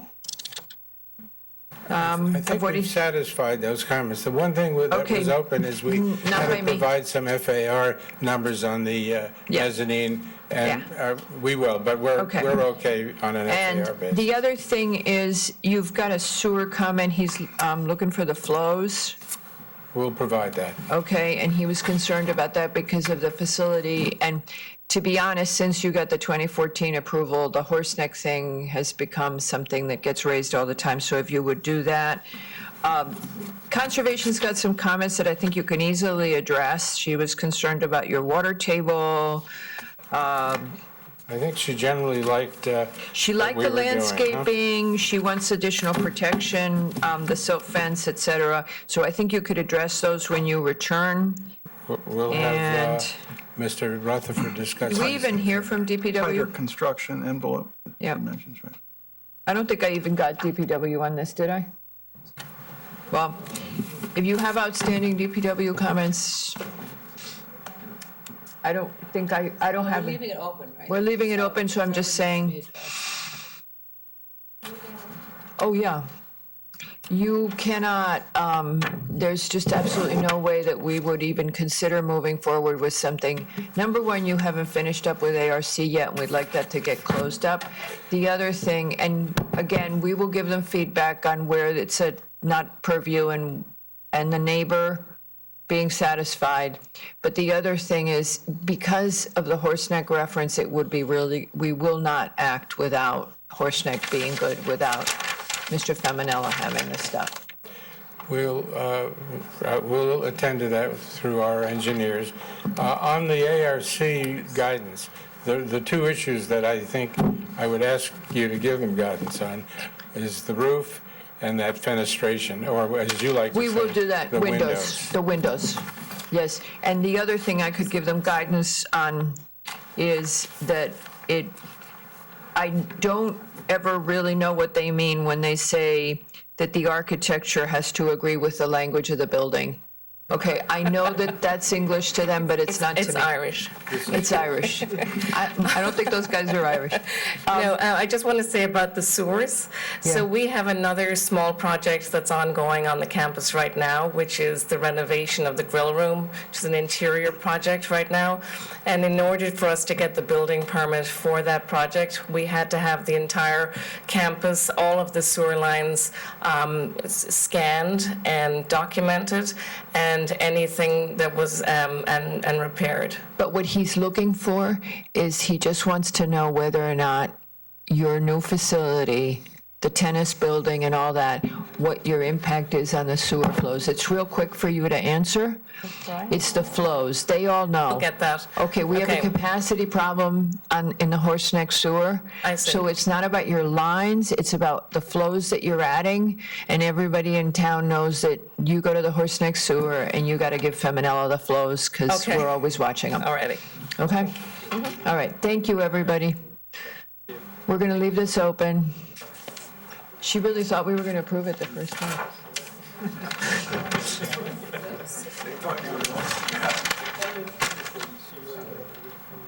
We do. Did you find out?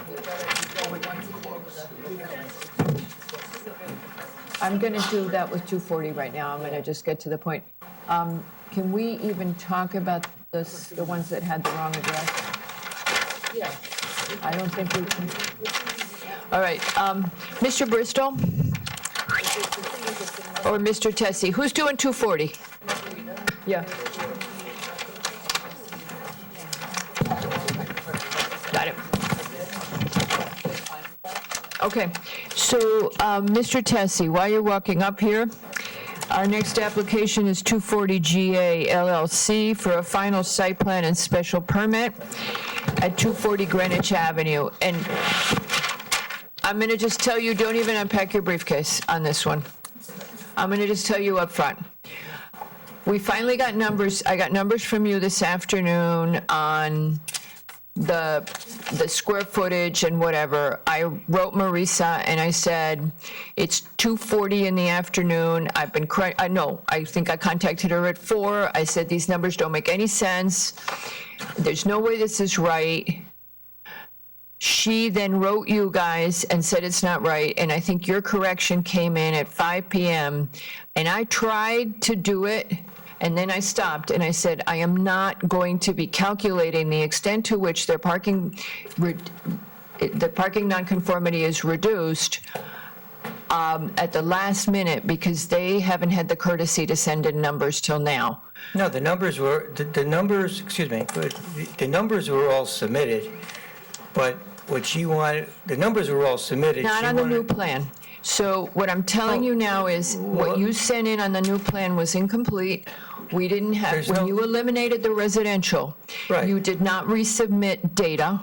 You didn't give us new information. You just said, oh, no more residential, but you didn't update us. What you did send in, the zoning statistics were incorrect. No, the zoning, let me respond, and I'm not going to spend a lot of time on this. John Tessie, representing the applicant. The numbers were correct. As she pointed out, okay, the 75% calculation on the proposed, This was wrong. Here's what's This was wrong. I didn't want to be working on this at 5 o'clock. Around behind this pool, This is all right. there was an elevation that Everything went is up right. like The This only number. number that's wrong is the 34. And I don't know what's because happened. It's like used to be 0.75 where is it used to be. 29. That's the only thing, which I don't is know.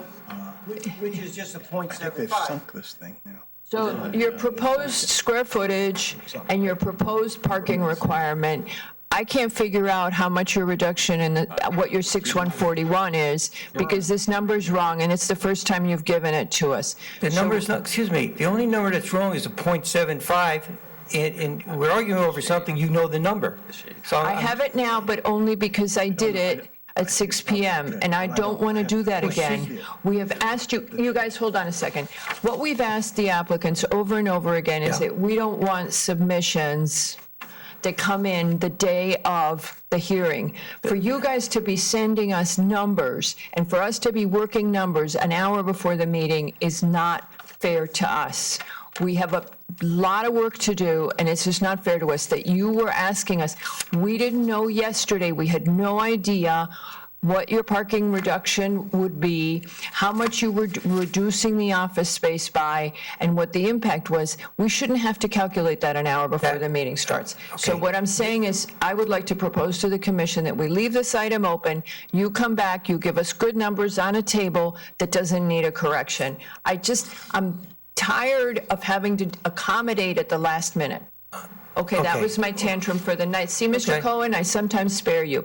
Okay, so those numbers are the exact same numbers from the original application. We The have no only way of difference, knowing I'm just telling you they are for that building. Just telling you they are. They are. Putting that aside, what Marissa asked, so I just said, we're just taking out the residential, everything's the same. And so then she said, can you break it out? There was a chart that was attached that had these numbers to the application form, that chart. So I said, just show me that chart and put it on a new form. So I took the chart numbers and I put them on that form.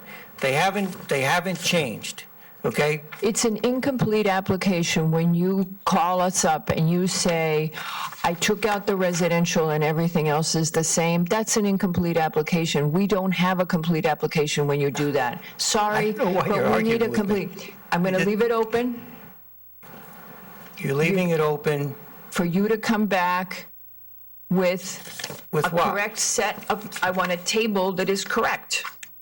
Well, I already emailed that to Marissa, was this to change one number? I want a table that's right. The 0.75 of the floor area on the proposed. I want you to address how much parking you require under the existing and how much parking you would require for the office with the modification and what your 6141 amount is. You don't even tell us that. You just changed the application. I'm sorry. We're not changing the parking. You were right. I was tired. Just to be clear, we're not proposing any site plan changes. The parking on the site is the parking on the site, and Marissa readily acknowledges, at least to me, in her email to me, acknowledges that we have reduced the office floor area on the property. We can leave it open. We've Agreed. reduced the office floor area about, and she put the number down, about 3,400 square feet. So That's the only thing we're doing. Okay, so that email was at like 6 o'clock tonight. Not doing that. Okay?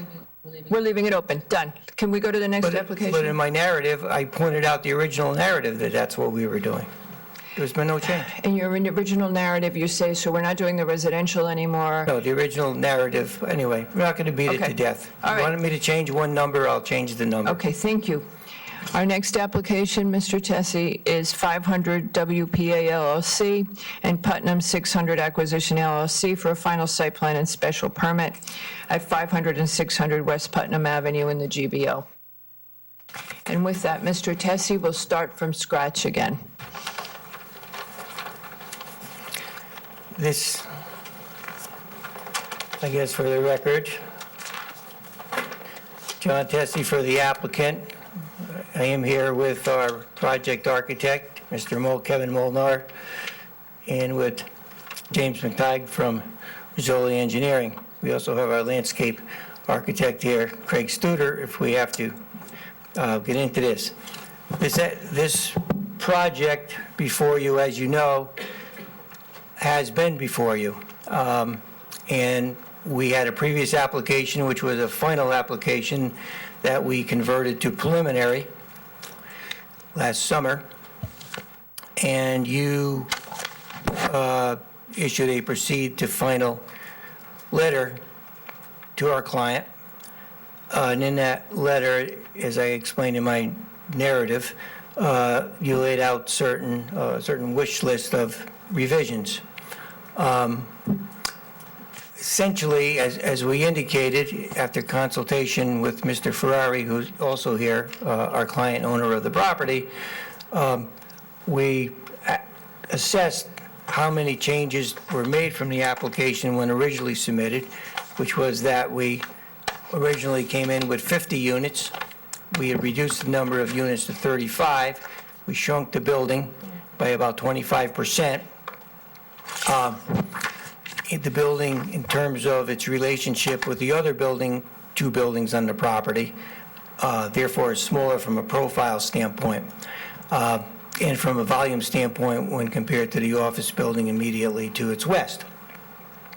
We are providing, with respect to those 35 units, 51 additional parking spaces on site, which is about 1.4 per unit. The office building on the property, which is comprised, as you know, of a bank use, a Chase Bank branch, general office, and medical offices, was last approved by this commission 3 years ago in connection with the introduction of the Greenwich Hospital medical use on the property. In that regard, this commission acknowledged the number of parking spaces for the utilization of the site based upon the approval.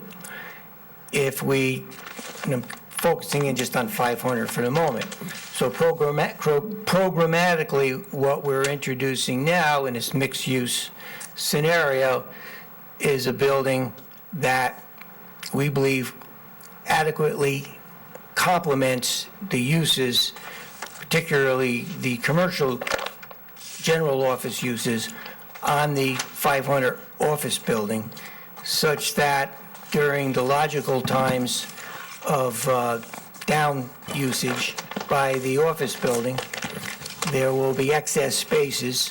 You know, we have our traffic engineer actually also here, if you wish to speak to him. But during those down times, which basically during the evenings and the weekends, there will literally be hundreds of excess parking spaces. Now, in the meantime, we've also done parking counts literally on a daily basis for the existing use.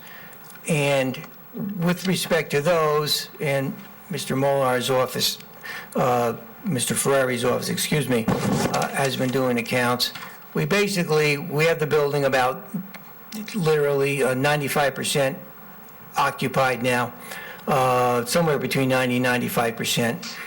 And we're running excess average parking, both interior, because there's 20 some odd spaces underneath the building, and exterior combined of anywhere from midday of about 60 to about 100 during the beginning of the day around 10 o'clock and later in the day around 4 o'clock. So with that, we can see a fairly complementary scenario between the parking of the office building and the expected parking for the residential. The ITE handbook for the size of our units would tell you that 1.2 spaces are sufficient and again, standard. We use in Greenwich, and I think your traffic engineers have consistently recommended having 1.5 spaces per unit.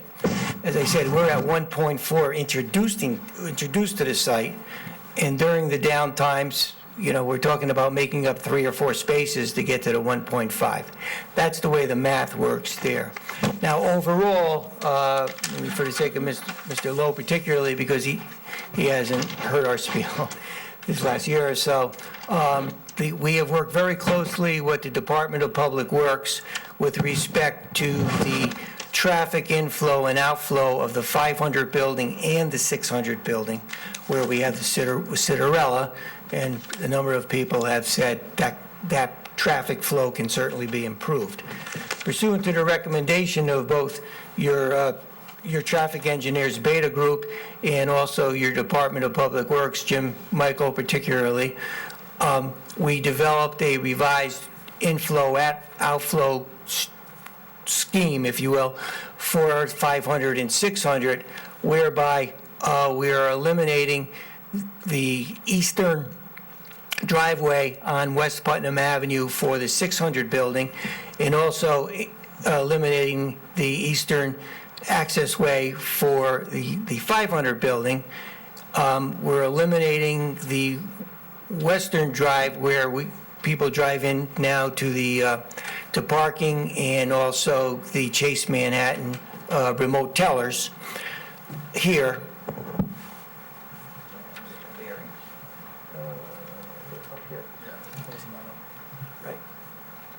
So by doing that, we are reducing the curb cuts by 1 on West Putnam Avenue, and our proposal is to allow a center on 500 driveway intersecting at the light, the Valley Drive light, which will allow for better flow, again, as recommended in and out by your Department of Public Works. We're also eliminating a curb cut on Holly Hill Lane by combining what is now the western driveway for 500 with the eastern driveway for 600. So again, we have better flow. We actually were able to create more parking that's readily accessible on the surface for Citarella. So overall, I think from a site utilization standpoint, going forward, we've improved traffic conditions immeasurably and safety conditions by introducing this new traffic flow program. The number of vehicles that would be coming into the site in the morning with respect to the traffic flow for the residential would be de minimis, because as you can appreciate, people generally are leaving in the morning for work or school or wherever, or the trains. During the evening, we would have about 20 spaces during that peak hour, which is 5 to 6, coming into the site for the residential, but noting that during that period where we're starting to see many spaces open up and people generally are leaving between 4 to 5. And that's the historic complement, that people are coming back to a site, a mixed-use site, after those people who are in a commercial building are leaving later in the afternoon. And certainly our traffic engineer could address that. Ask you a quick question. When we did the preliminary, the building 500 was a lot lower than the current capacity, than where you are now. You said it's at 95 now, % occupancy? Yeah, it's about 95%. Okay, it was a lot lower. I don't think you had even reached 85 at that point, because there was... We had many more vacant spaces at the last time we were with you, but we readily admitted that the hospital was filling up. Yeah, and we knew that. And so we had said, and so as you filled up, you've continued to look at the parking, but I see that you don't want to provide us with any new information. We have current counts, but what I'm trying to emphasize is a couple of things. And With that nice table you made for us in the preliminary where you showed what the demands were on the site with the different uses that you have in 500 and what you were doing, now that you're at 95%, that would be a great thing to update for us. What we tried to do literally a number of times, including this last week, is do counts. What we had is theoreticals before, we have a lot more actuals. That was one of the beauties of kind of waiting a while. We may have waited even a little more, but for your moratorium. So we were gathering information, and we knew that the more we got filled up, the more reliable our numbers would be. So now you can give us an updated table? We can give you an updated table showing our recent, our recent counts. Because that's what everybody was asking for. No, I'm saying we can certainly do that. So the parking was key. The residential character of the building, we had a very specific comment on that. I'd like to see how you address that comment with this application. And then, because it's late and we don't have the data, I'm assuming this is staying open, but you need to address Jody's comment about the height in the basement. Well, the height in the basement is, and Pat and I talked about that, and actually we talked to Jody way back, probably a year and a half ago. I don't have an email from Jody saying it's gone away. Well, I think, Pat, you did speak to Jody on that, and it had to do with the side yard, and the fact is, it's a residential building in a commercial zone, and you have and we went through this before, you have the authority to waive the setback for a residential project, which you've done on a pretty regular basis. Oh, but he's talking about the parking ramp having access. Parking ramp at 6.5 feet, he said. We actually we will get that clarified in the meantime, because actually I had a conversation last summer with Jody about that. And once we explained it and showed it to him, Kevin's here also, so we know that. This was dated on the 23rd. Right. I understand that. We all have, he's looked at these plans. If you notice, we're trying to click off your checklist. No, I understand that. So And Pat and I talked about that, and we don't see a problem in either one of them because we've already addressed them with them. We just have to refresh all our recollections. And so far as your comment about the residential character of the building, we didn't understand that the residential character of the building was the issue. There was some mention made about getting rid of the doorways, balcony details, material. Well, these are all but we've been to the ARC a number of times. So this updated plan has been approved by ARC? Yeah, it's been approved by ARC, and we talked to Mr. Ferrari, and we don't understand, and everybody, So some between people here don't our like the building. preliminary, you haven't made any changes because you accepted the ARC's approval? Is that, I'm just trying to clarify. Well, ARC approval, we, Mr. Ferrari and Mr. Molnar stand by the building as being appropriate. And we weren't really sure now everybody's going to have an opinion because everybody's entitled to an opinion irrespective of the hour of day or morning. But what we're saying is we're comfortable with the building, ARC's comfortable with the building. We've spent so much time and money on this, Mr. Ferrias, that we don't know what else we can do. We've shrunk the building to the point where it's as small as it can be to make economic sense. I just asked for clarification. But the approval letter from us on the preliminary addressed this false curtain wall. Right. And Mr. Molnar can speak to that. Okay. Why we don't think it needs to be addressed. I think that we can't close it tonight because of astounding issues. I think it would be helpful to go through a bullet point in a memo of addressing either you did it or you didn't do it or how you did it. It's in my letter. I addressed every one of the comments in my narrative letter. Yep, he did. Hold on. Okay. But you may be happy with some we agreed with, some we didn't. But really, the we is really the architect in Mr. Ferrari.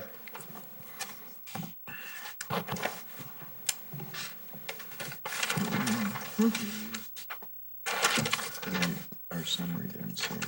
No, it did not, because there, for example, our approval letter, I don't know what's happening. There's a piece of your letter that's missing in here. Yeah, there's a page missing in your staff report. Yeah, and you know, it's funny, I didn't notice that.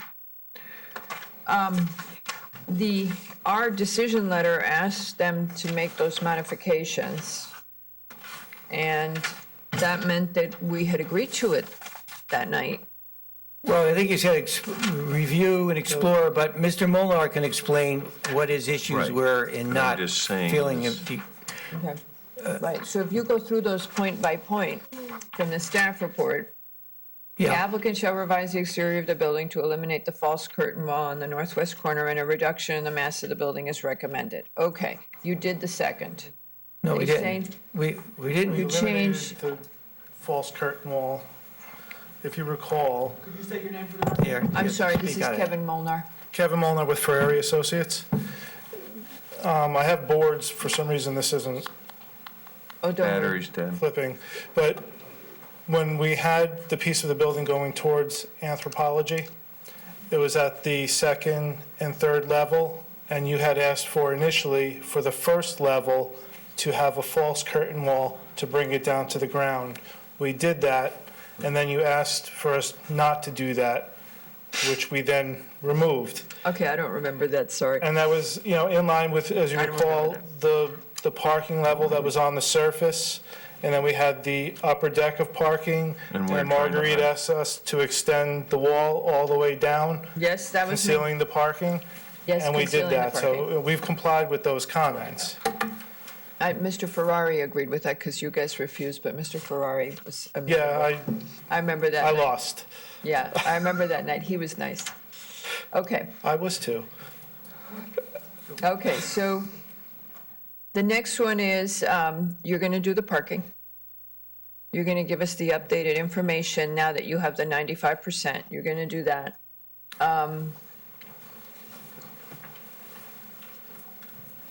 And that's really, those are the things that I'm missing. I'm sorry that I never noticed that I was missing this page. One thing I did want to clarify for you. Yes. You mentioned that .9 is what the regulations give you. No, it's up to .9 at your discretion. We'll move it along. Can you just say that out loud 3 more times so I know that everybody, can you come teach everybody else that? Because we wouldn't have had the moratorium if people had gotten that we really meant up to and that it might be Well, flexible. we all Okay. learn through experience or So, are condemned to repeat it, right? Yeah, so it was in the process that you reduced the mass. So you've got that outstanding, you've got the staff department comments outstanding. I And think it's pretty much Jody and just give you our updated information regarding our There 95%. is one thing that you say, I believe it's in your letter, on the change of the mix of the apartments, on the bedrooms. Yes. And the number of bedrooms, and that we had asked you for more threes because we wanted to accommodate families. And we wanted to attract younger families. And your comment is that that's not necessarily appropriate, that we ask you that on the bedrooms. No, I didn't, not I thought, appropriate. No, you could ask. your No, I language didn't is a mean it. little different, and I'm not being critical, because I began to think, your client knows what is going to come into a building. That's what I was trying to say. We are hoping that people with kids will move to Greenwich and put them in the schools. But your client knows the mix that will likely come here. Right. I believe that's why you didn't give us the layouts of the apartments.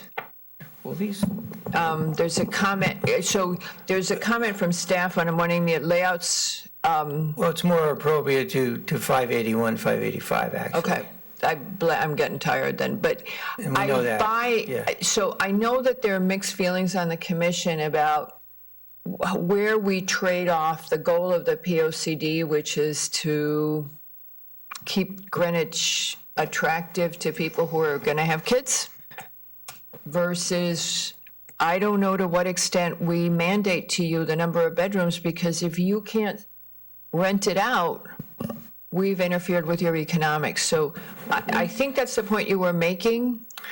And Well, in actuality, is it my recollection, it could be wrong, but that you were looking for more two-bedrooms but we were looking for more that time. bedrooms. No, We were looking for you more said make more, bedrooms. in fact, the impression was that you wanted to get rid of 3 bedrooms and have just like all 2 bedrooms, and Mr. Ferrari preferred a mix. So you went from 6 to 17 on the 2 bedrooms. You kept the number of 1 bedrooms and you dropped the 3s. So I said it wrong, I'm sorry. We kind of thought that's what you were looking for. But you make a but then- comment in your letter that you don't think that was appropriate of us to even No, I have didn't mean to asked you suggest that. Okay. What I was trying to suggest is Mr. Ferrari knows the market and also has more experience than any developer with respect to the moderate income units, because he owns more than anybody else. And he can see what's needed in the community, and I think we should just all So let me give you trust him based on his experience. So the discussion, I don't know if Mr. Bristol relayed this to you, the discussion we had with the analyst who handles them is that she does hear from people who want more bedrooms and are on the moderate and are in the moderate market. That was why we were asking for it. Is that almost anecdotal relative to Mr. Ferrari's intensive experience in doing this? I don't know the answer to that question. Our person says to us, yeah, we needed the 2 bedrooms, and that's why we were looking for more bedrooms. Right. But Mr. Ferrari knows what's going to sell in the market. So I don't know, commissioners, do you want to comment on that and where we go with it? I think it's important to make sure that that we help them succeed. Exactly. And so anything we can do to further that, I'm all for. And if, I think that's the right now that I answer. have the floor, I just wanted to address the curb appeal. I thought that there's nothing wrong with modern architecture, and at J House, I think that kind of sleekness and simplicity works there in particular, and I think it's maybe less of what I would like to see along what I see as this boulevard effect that we're trying to incorporate along Route 1. Oh, they haven't heard that part yet. Haven't But, shared that You're yet. doing some you're Okay, putting they in have. a lot of elements that really are very important, and this layered approach to that you're doing is exactly what we are thinking. You have this green zone, you have a pedestrian way, you've separated traffic and pedestrians, have made places for each to work pretty seamlessly, as best as I can tell. I think it works pretty well. You've made the intersection much better than it certainly has been. But I would say that I would like it to be, I would like to see more of an, instead of a design which I'm not sure I would say looks like it's something that I would say, oh, that looks like Greenwich. I would prefer that it says, oh, well, I'm in Greenwich, and there's elements to it that make me feel like I'm in a town, as opposed to some more kind of urban solution. I would love to see more of the idea of an entrance to the building, and some kind of datum that relates to more traditional buildings, maybe a roof line that also breaks up the mass a little bit better. Some of the things you've done are very good, and it's very clean looking, and it is nice. But I think the balconies need a little work. I'm not sure I understand having two balconies off the same room and that kind of thing. I mean, that's an easy thing to correct. I'd rather just have one big balcony if I had a residence than two separate little balconies.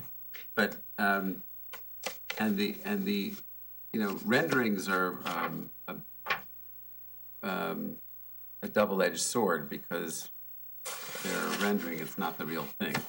So it looks like there's elements of this that work pretty well because the massing is segmented, and that does, in many ways, help the massing of the building. But it is still very rectilinear and not articulated, certainly in a traditional way, but I think it could, as a contemporary building, it can still have a lot of traditional elements in it that make it feel more like it's in town, as opposed to in an urban setting. And that has to that deals with the entrance into the building, the doorway, the scaling of the entrance. Don't take that away. I'm going to finish reading. And some of the fenestration is, it's very flat as opposed to being more articulated. We've looked at some other designs that, because of the materials, they read a little bit better. So I don't know what the gray is. I can tell with glass, but I don't know what the materials are. But sometimes materials speak volumes. Just go ahead. Anyway, I'll let you The dark gray that you see is brick. The dark. So it goes with 500. So it goes with all the brick architecture that is in the area. Okay. The lighter material you see where the balconies are in those zones is Trespa material, which is a colored laminate panel that is cut to a specific size and has pronunciation off of the facade from the brick. So where you're not seeing it in a rendering, the building wall steps in, the brick is recessed back, the Trespa comes out forward, so you get a shadow line that'll emphasize the difference in materials along the way. The articulation, you lose a little bit of it when you're looking at the rendering against the blue sky, where those Trespa sections have a bit more height versus the brick sections, and they step down. The entry to the building is what you see on the glass corner, and it's emphasized by a large flat black metal canopy that extends out over the entry, where there's a butt glazed glazing system for the entry that comes into the building, where there's a vestibule, there's a drop-off, there's a wood bench that's cantilevered off the facade. And all of this has been developed over the course of years with the ARC. See here to look at, I mean, there's a kind of blockiness to it. Like the one of the nice features of it should be the articulation of these balconies, and the balconies look like big cinder blocks to me. And part of that is in the discussion with the ARC, the solid form of the balconies is preferred. Okay, so here's the solid form of the balconies is a problem. Okay, so here's they the don't problem. want to see people's Here's the stuff on the problem where- balconies. I understand that, but as far as If I could just cut in and cut to the chase. What I'm just trying to say is that I think there's some problems with the form of this that are easily addressed. Very, very easily fixed. Okay, so cutting to the chase, ARC advisory to us, preliminary letter from us, the preliminary approval from us, as Mr. Tessie correctly says, asked the applicant to study the design and consider the fenestration, doorways, balcony details, et cetera. And that was what we said in the preliminary. And then Mr. Tessie says that you all thought about it and politely disagree, but that was what was in the preliminary, that you consider that. Coming back to my comment, so I think that what Mr. Levy's saying is that his position remains unchanged, that he's not satisfied. And what he's commenting on is what got integrated into the preliminary decision. Coming back to my comment, I wasn't wrong, actually. I wasn't that tired.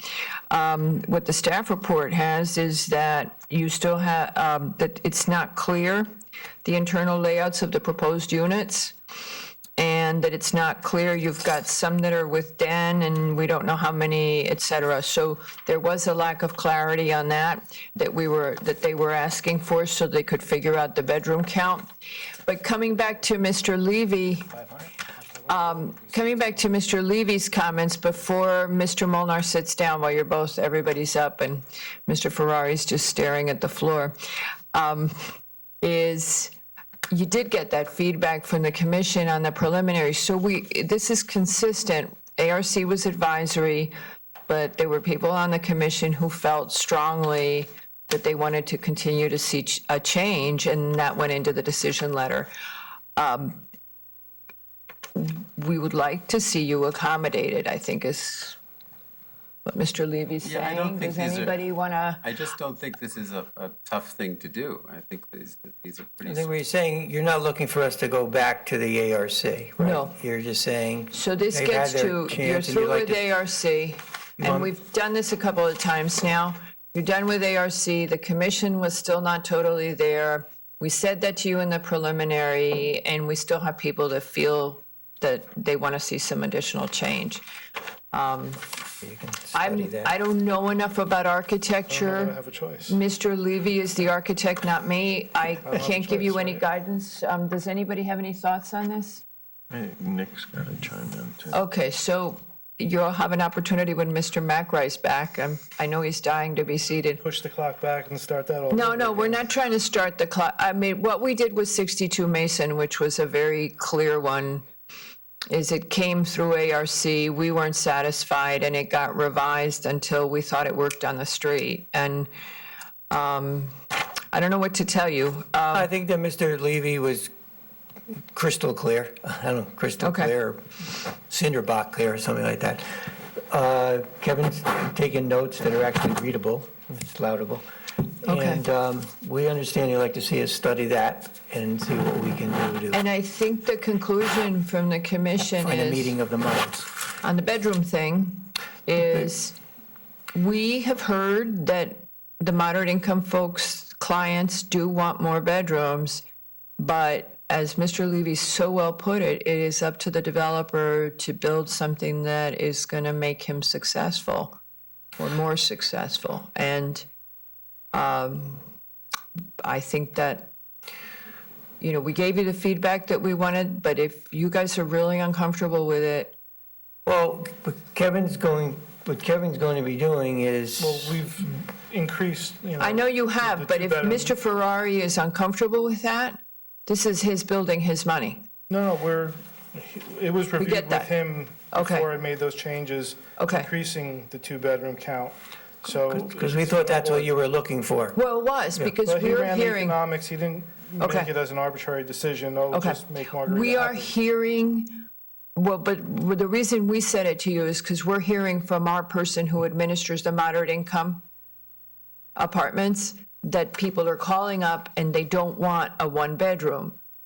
That may not be your market, but that is our market for the moderate income units. So that was why we were asking you for more two-bedrooms. Yeah, which I was trying to say, he's. So that was why. But again, we've got to be careful Mr. about Ferrari that. wanted to keep some three bedrooms in the mix. Yep, So got it. what Kevin's going to do is take this all into account, both interior and exterior. Yep. Because, it's still relatively rough in the unit counts, in the unit layouts. That was caused by some changes we had to make when the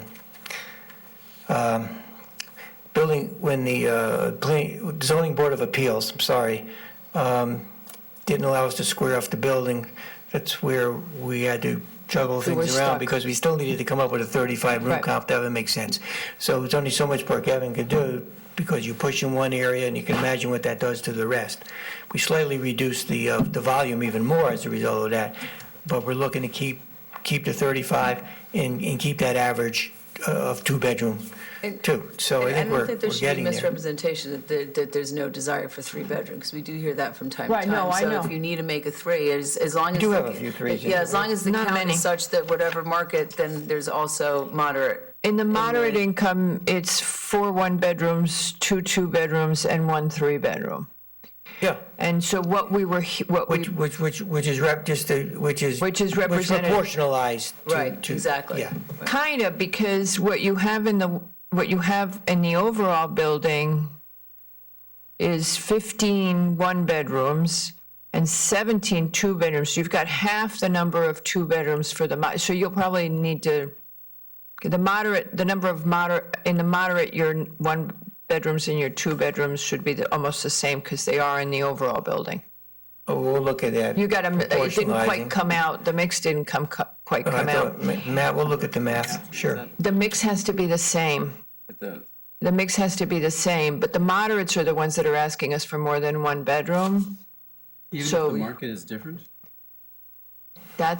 I leave that to the wisdom of the developer. There's a whole story with the moderates, what happens to the lotteries. And Yeah. you just because someone says, I want a three-bedroom, or I want a one-bedroom, you have to see what's available at any Exactly. given time when you go The through the wisdom lottery. of the developer. All we can really say to you is we're getting, but this Okay. distribution didn't seem quite right. If I could ask you, when you guys get that parking stuff done, Mm-hmm. could you send it in like a week before the We hearing? could send it in this week. Because what ends up Chris has happening been is- working on it, we just needed to update it because Yeah. we wanted to get the most recent counts, which is over the last week. The volume of work that we're getting right now on the afternoon of a meeting day Mm-hmm. is so tremendous that I don't know how anybody all I did was read emails, just be looking at all the correspondence. Well, I could understand that. So- Part of it is obviously. But if you can get- send it to us so we can work with something ahead of time, so We'll have it to you this week. We have all the numbers. So that's kind of They it. really Does haven't anybody- changed much except for the infill into the 95%. So is it okay if I'm not sure the public's here to speak about this, but I have to. I'm give sure them they that. are. No, I think they're on the next one, but maybe there is there is public for this. So if the public would like to speak at this point.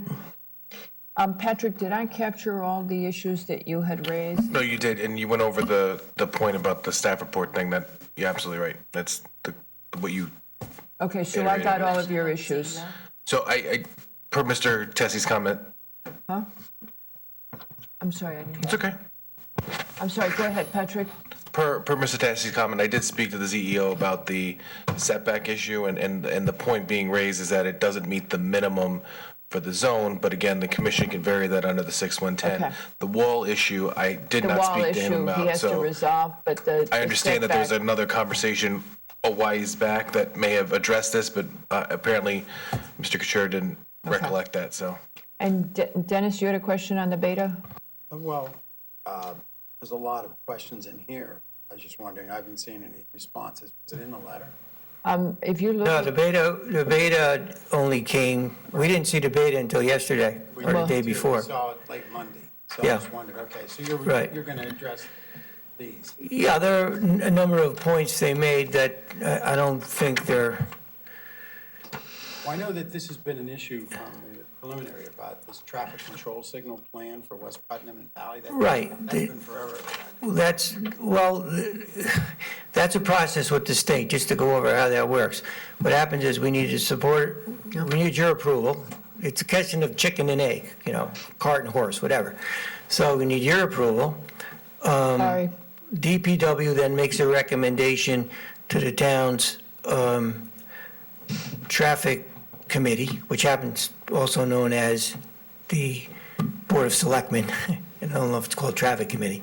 So the board is, then DPW has to work with us, get our approval from you, go to the first selectman, second selectman, second selectman, so it's a full board vote, and they have to vote whether or not to essentially petition the state for a change in the light. So that's all in the works through, I think I'm saying this right, through, because it's called a warrant, through Mr. Michael. And then with that, we make application to the state and provide all of the data for the actual change and recalibration. Again, Ron, I don't know if you want to speak to it or you have to, but our traffic engineer can explain it. We've already, just so you know, 2 years ago, we had a big meeting with the state on this. Michael explained the importance of it because it's a state road, obviously. We don't anticipate, he doesn't anticipate a problem, Jim, nothing's guaranteed in life itself.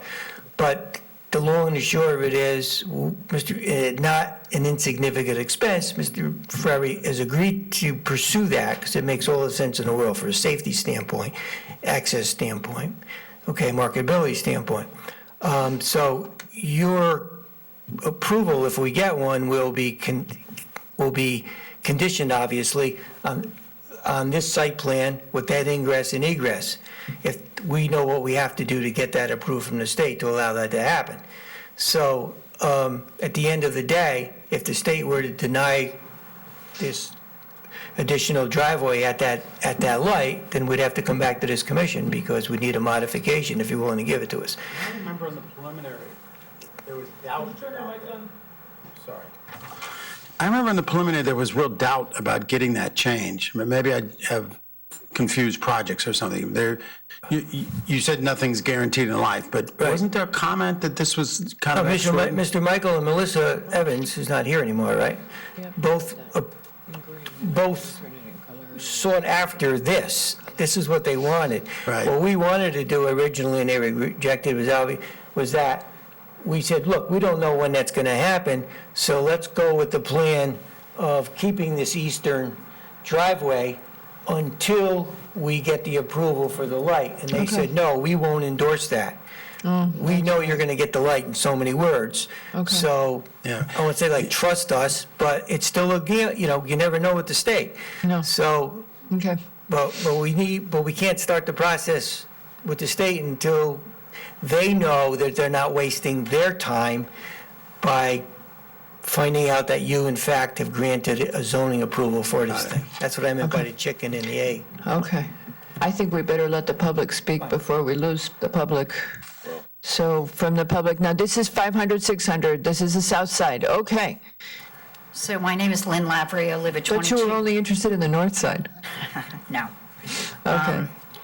My name is Lynn Lavery, I live at 22 Walden Road, which is in the area very close to this proposed project.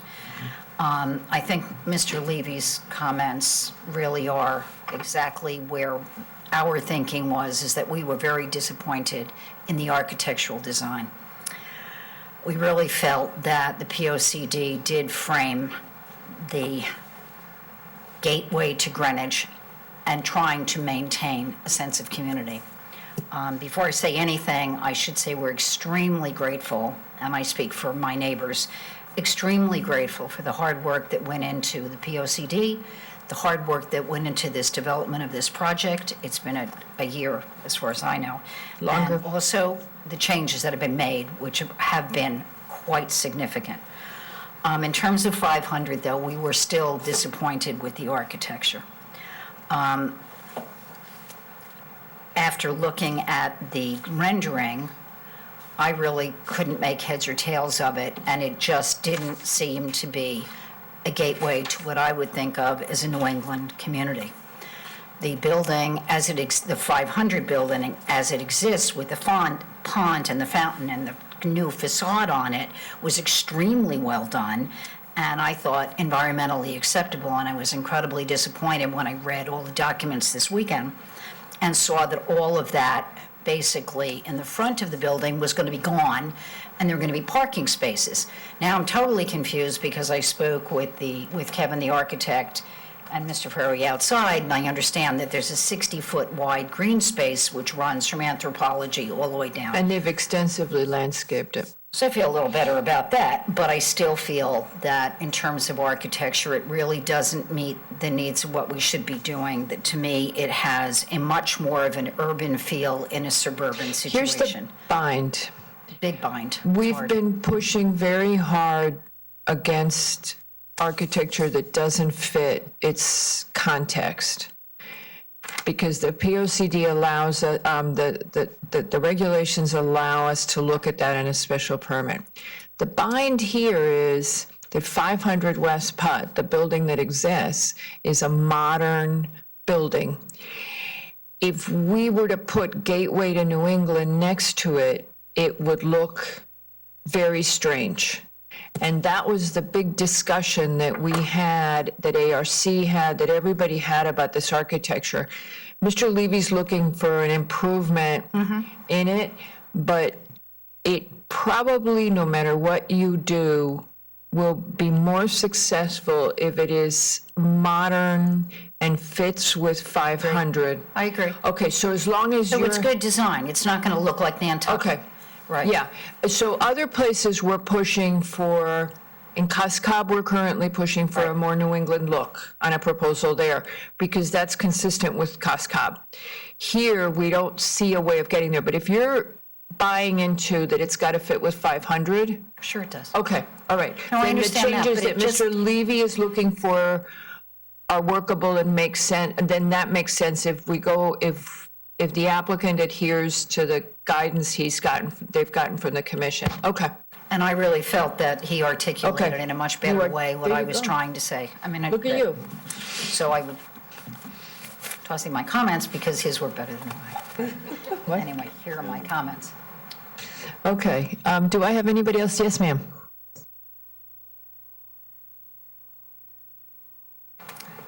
I'll submit the... Thank you very much, and thank you for staying awake this long. Yeah, I'm struggling. Yeah, so are we. So, good evening. My name is Annette Wilson. I'm a longtime town resident living at 28 Alden Road. It's good to see you all again since the last March meeting. And I do, too, want to thank the Commission for all of your careful consideration of these ongoing projects on West Putnam Avenue. I think we all share the same common goal, actually, to encourage economic development in Greenwich while giving priority to our residential community, our town character, traffic, and safety. So tonight, rather than address architectural suggestions or concerns, I would actually like to talk about parking and traffic. A lot of the comments that I was going to make have already been addressed, so I'll try to condense this at this late date. But I do think that rather than just submitting a new traffic count based on current capacity, that we should actually be asking for a new parking study to be conducted at 500 West Putnam, since it is now at 90 to 95% full capacity. We did ask for that tonight, Right, and so they a did full agree. report, though not just a new traffic count. I think there's sort of two different things No, there. but they have a new parking analysis, and they're going to give it to us. Okay, that just wasn't included in the study or the papers that we have yet seen. No, it was not. And would also like to make sure that there is a new existing uses and parking summary that is created since the last one was February 2019. And so a new existing use, which actually verifies the medical practitioners that are projected to be at the new medical building. I noticed that the old study, when it showed the projected medical space at 500, quoted that it would be 45,000 square feet, but from what I can see from the tables, the actual medical space is closer to 70,000 square feet, which is 55% more than was in their report from a year ago. I know, that's That what was the she's January talking about. 2019 I remember seeing that. parking study analysis shows the full capacity of the medical office space at 44,600 square feet, and I believe it is much closer to 70,000. Okay, well, we're going to find out. Go ahead, Ms. Wilson. Go ahead. Okay, I'd just like to finish. It's all gotta just be- from a it's all gotta practical be on the record. standpoint, it's just as more of what I would notice is that I would expect that once 500 and 600 are co-joined, so that people from Citarella are going to be exiting through 500, which means the parking spaces at 500 are now going to be available. I think that a lot of people, rather than use the cumbersome parking structure that's at 600 right now, where it's very difficult to get in and to back out, will just go over to 500 and use the parking spaces there. And that should be included in the analysis, that the parking demand actually will. You mean the Citarella people are going to go to just park Yeah, in they'll the just go open? right over to what is currently the bank parking lot. Okay. That's what I would commonly refer We'll to it see. as. Unless there's nothing available, in which case they'll have to deal. Right, right. And then I also just want to lastly point out that in that new parking analysis, since 20 spaces are going to be reserved for residents, that the study should deduct 20 spaces from the available count for commercial parking, since 20 spaces are proposed to be dedicated to. Okay, so for the residents? For the residents, since there is going to be parking associated with the residential building, I understand that 20 spaces are dedicated to residents and are not going to, will be off limits to the public parking. Not all day.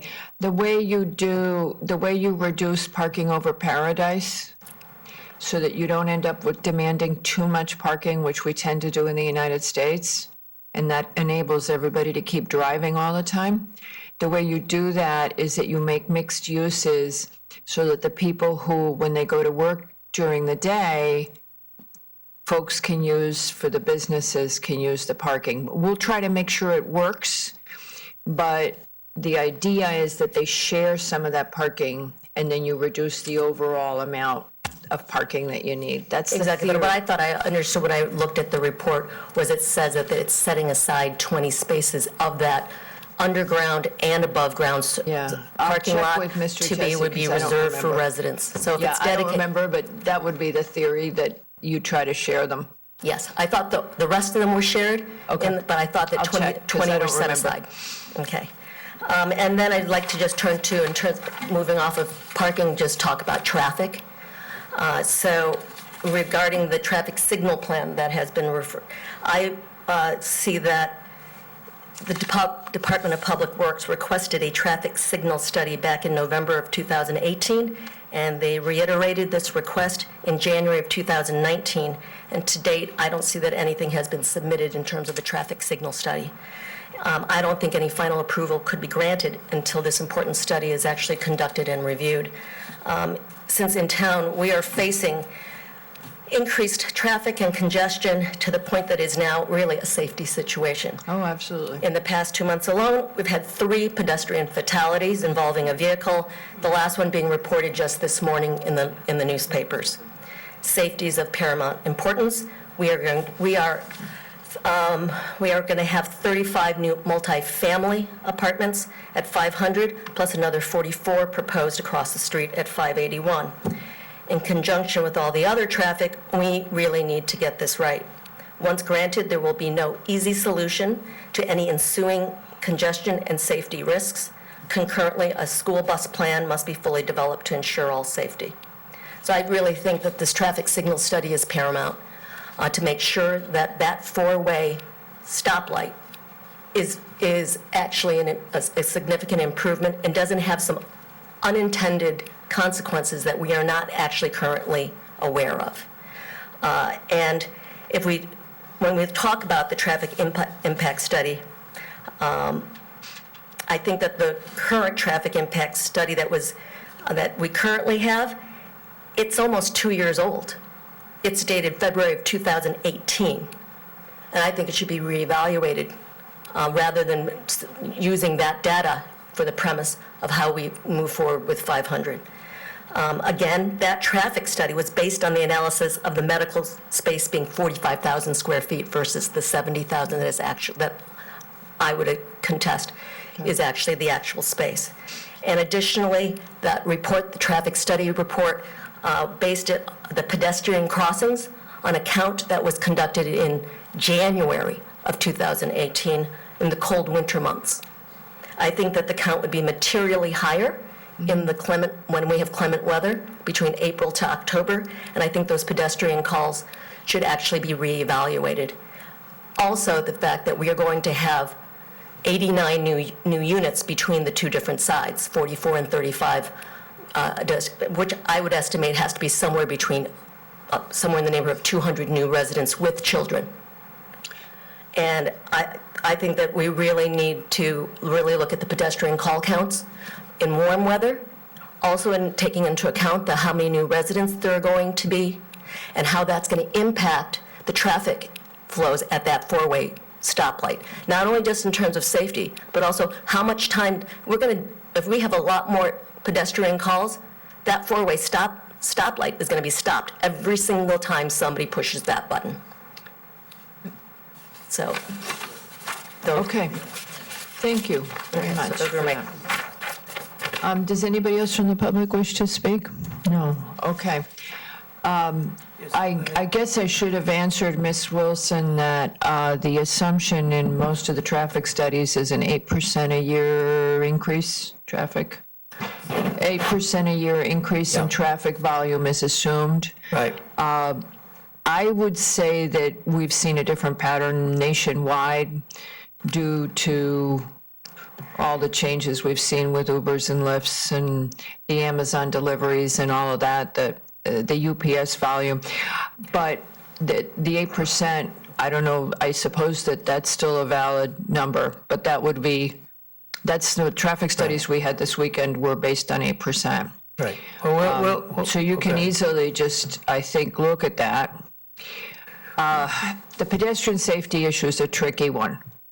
We are providing, well, okay, let me just go over these points. I mean, Ron can certainly speak, but given I think we'd be better off. But let me just give you a few Ron highlighted comes back with points. the parking and the traffic. That's fine. Next time we're We'll awake. update all of that. I think the disconnect with respect, well, first of all, on the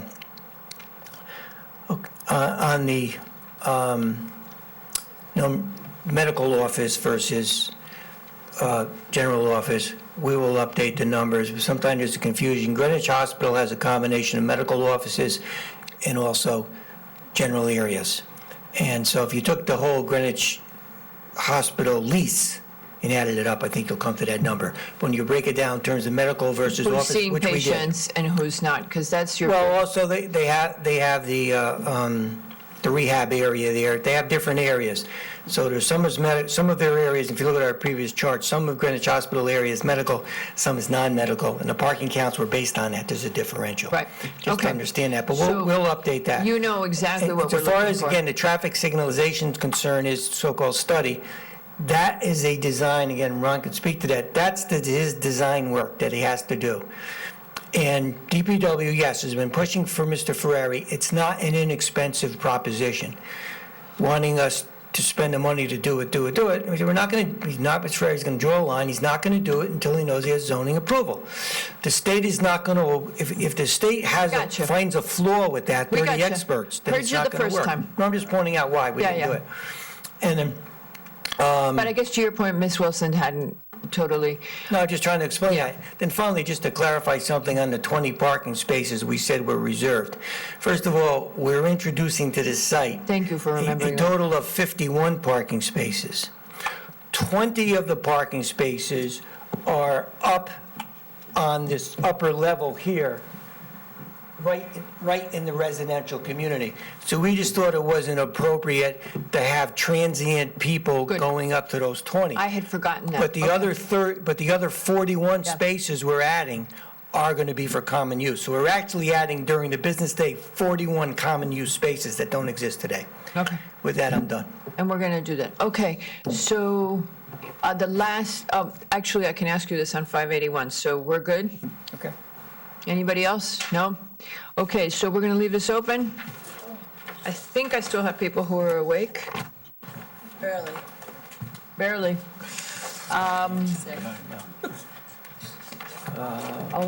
The only way we don't do it is if the applicant wants to postpone, sorry. What we could ask is if you want to leave, you can ask, and if, I mean, Andy's got to get up at 4:30 is the problem.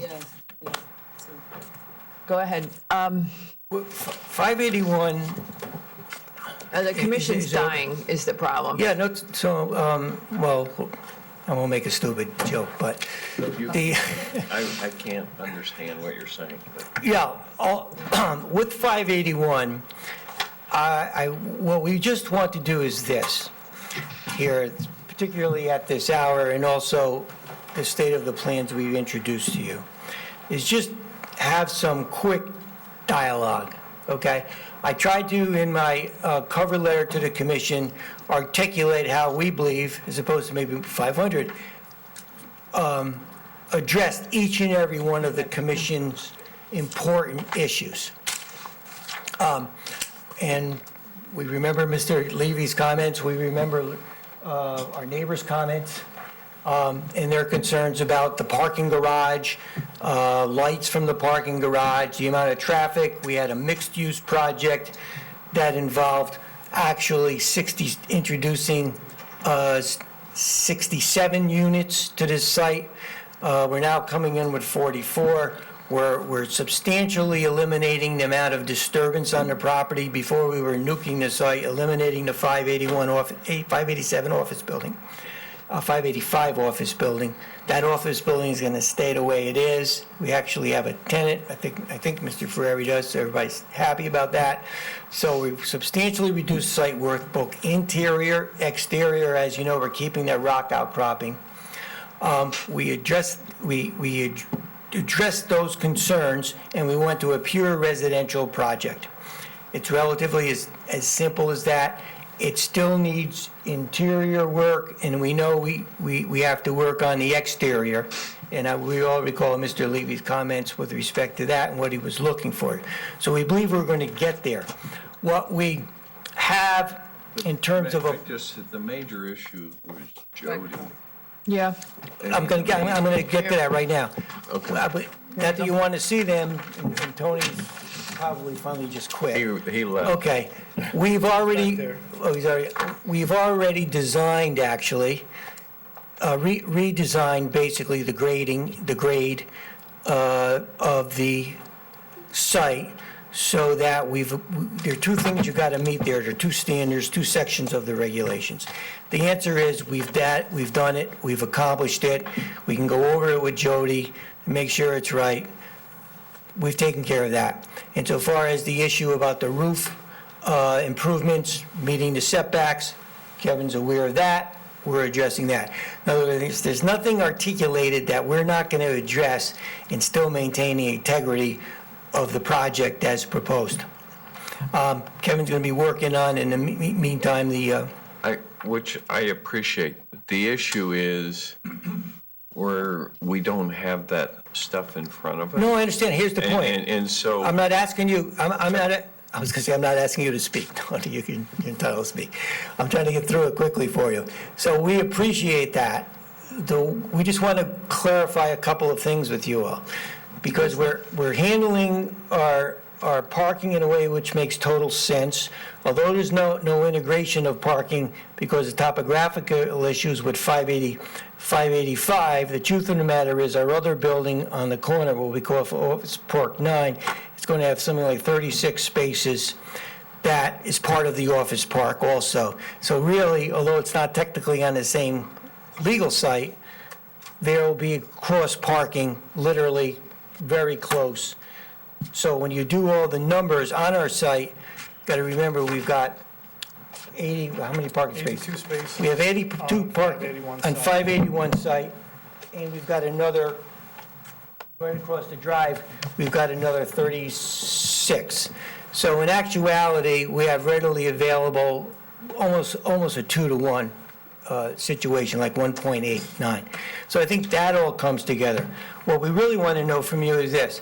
Procedurally, do you, unless you throwing up on our project, which we hope you're not, because we think we've addressed your concerns, and we do believe ultimately with our neighbors, and we had a good conversation outdoors, and we agreed to share with them on an ongoing basis as we're developing this project, and I'm sure they'll be watching over us. But we do think that overall, We can make this work, and it's a win-win for the local community, for the town with the affordable housing, and for Mr. Ferrari, and his goal of really upgrading that whole corridor, basically from Holly Hill to Holly Hill, if you will. So would you like us, so tell us what to do. You want us to work with you, Or or do with you want us to go to ARC? ARC That's the question. first? No, I think Because we seem to go to ARC, we spend a lot of time. I think we, I think go we ahead. need to I think get I agree with you. the Go ahead, bulk- say it. We need to get the bulk, the parking, the setbacks, keep within this group.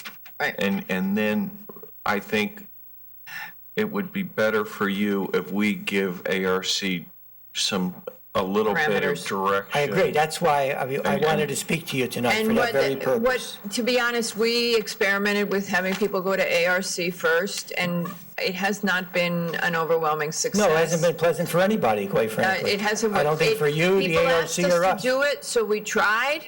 I mean, you yourselves were interested in trying it because we all thought it would be more efficient. It hasn't worked well. It ends up in several redesigns of buildings.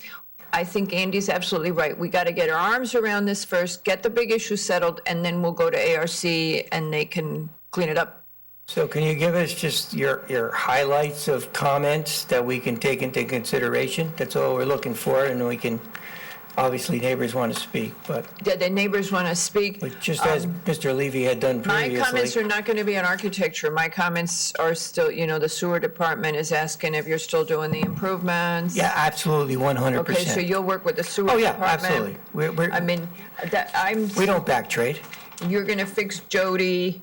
Okay, now, you guys, architecture. Well, I think one of Do you the want to things- throw up the building? Do you have the building to show them? We're kind of at a, because our ACE architectural team is only 50% tonight, because his. I thought we were doing pretty good with Levy. Okay, Right, Peter, but go back. Nick- I think Nick's going to want to chime in, and I think that,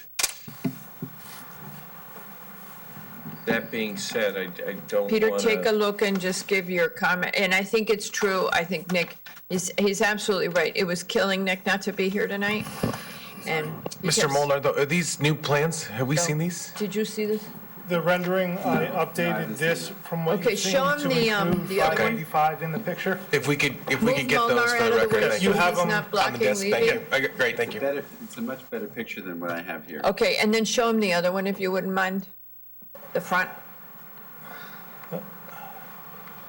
That one. That's looking from GOP towards West Putnam Avenue. And the other, you had the street as well with the outcropping, or don't you? No, it doesn't look like it.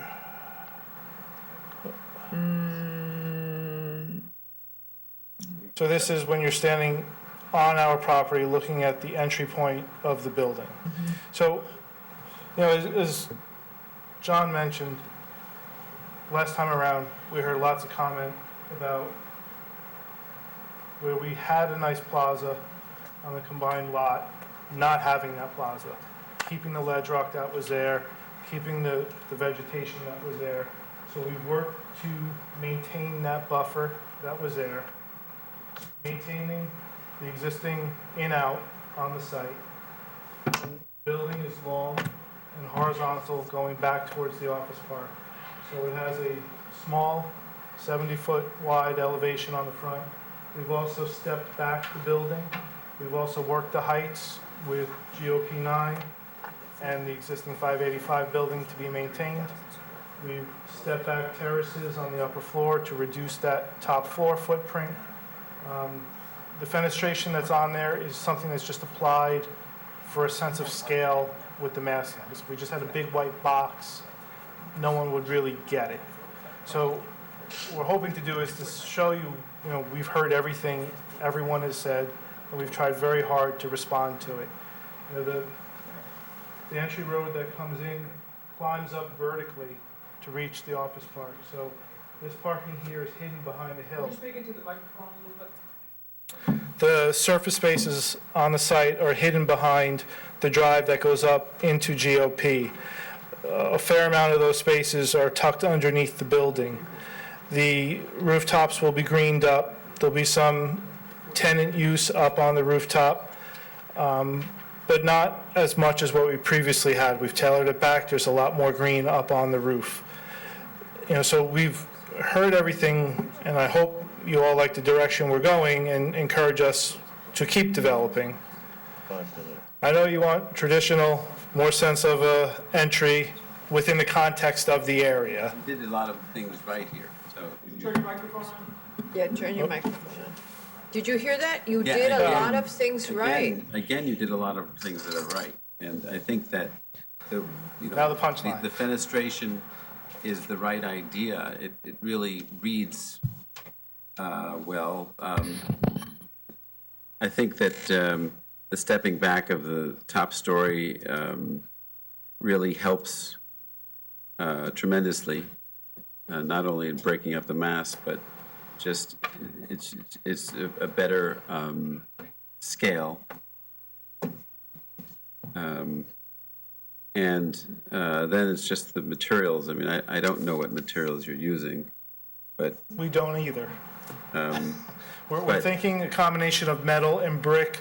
GOP is That a we're- large field of brick. Yeah. Yeah. So we want to pull GOP into this. We also want to respond to the buildings that are in the area, 500, 644, where metal panels been used. So trying to use our kit of parts right, I from understand. the context of the area. I'd rather it be less parts than a whole. So I think that if you use, if the materials are more singular and you don't just try to use different things, you can also be quite successful, and it can look very calming and very more straightforward. And you can work more on the detailing of say, the brick. Brick is a very rich material, and of course you got to get. There's good brick and bad brick. Yeah, But the anyway, Greenwich Office Park is but- bad brick. But what you're representing here is you've created a fairly clear and simple and fairly good proportions as far as I can tell across the facade. And the less articulated, the more it looks more urban and commercial. The more articulated, it will look a little bit more town, like it's in town and part of the neighborhood. My only comment is I think it needs to read more residential. To me, this looks a little office-y. And I, not being a junior architect, I don't know how you do that. I just said, when I looked at this, it didn't say this is residential, and I hear that. One of the things is the materials. The materials have if you're going to use these space age materials that are used commercially, well, it's going to look like a commercial building. If you use richer materials, which are more tactile, they're more attractive, and you want to it creates more of a feeling of a residential neighborhood, and you're trying to create a neighborhood here, and you're trying to be welcoming. So the entrance is very important, and although it's a little bit like a black hole, I understand it's just very preliminary, but you created this plinth effect, which is a good architectural motif to set off the upper part from the lower deck. That's very good. But now it's all in the details. Whether you have inset balconies or things that project? Okay. What do you do with the roof lines? How do you modulate the, They're begging you. yeah, okay, They're begging you. okay. Okay, so I'm going to turn real fast to the public. If we have any additional comments, please, ladies. You're the only public left, so I assume you're speaking. Mrs. Fox?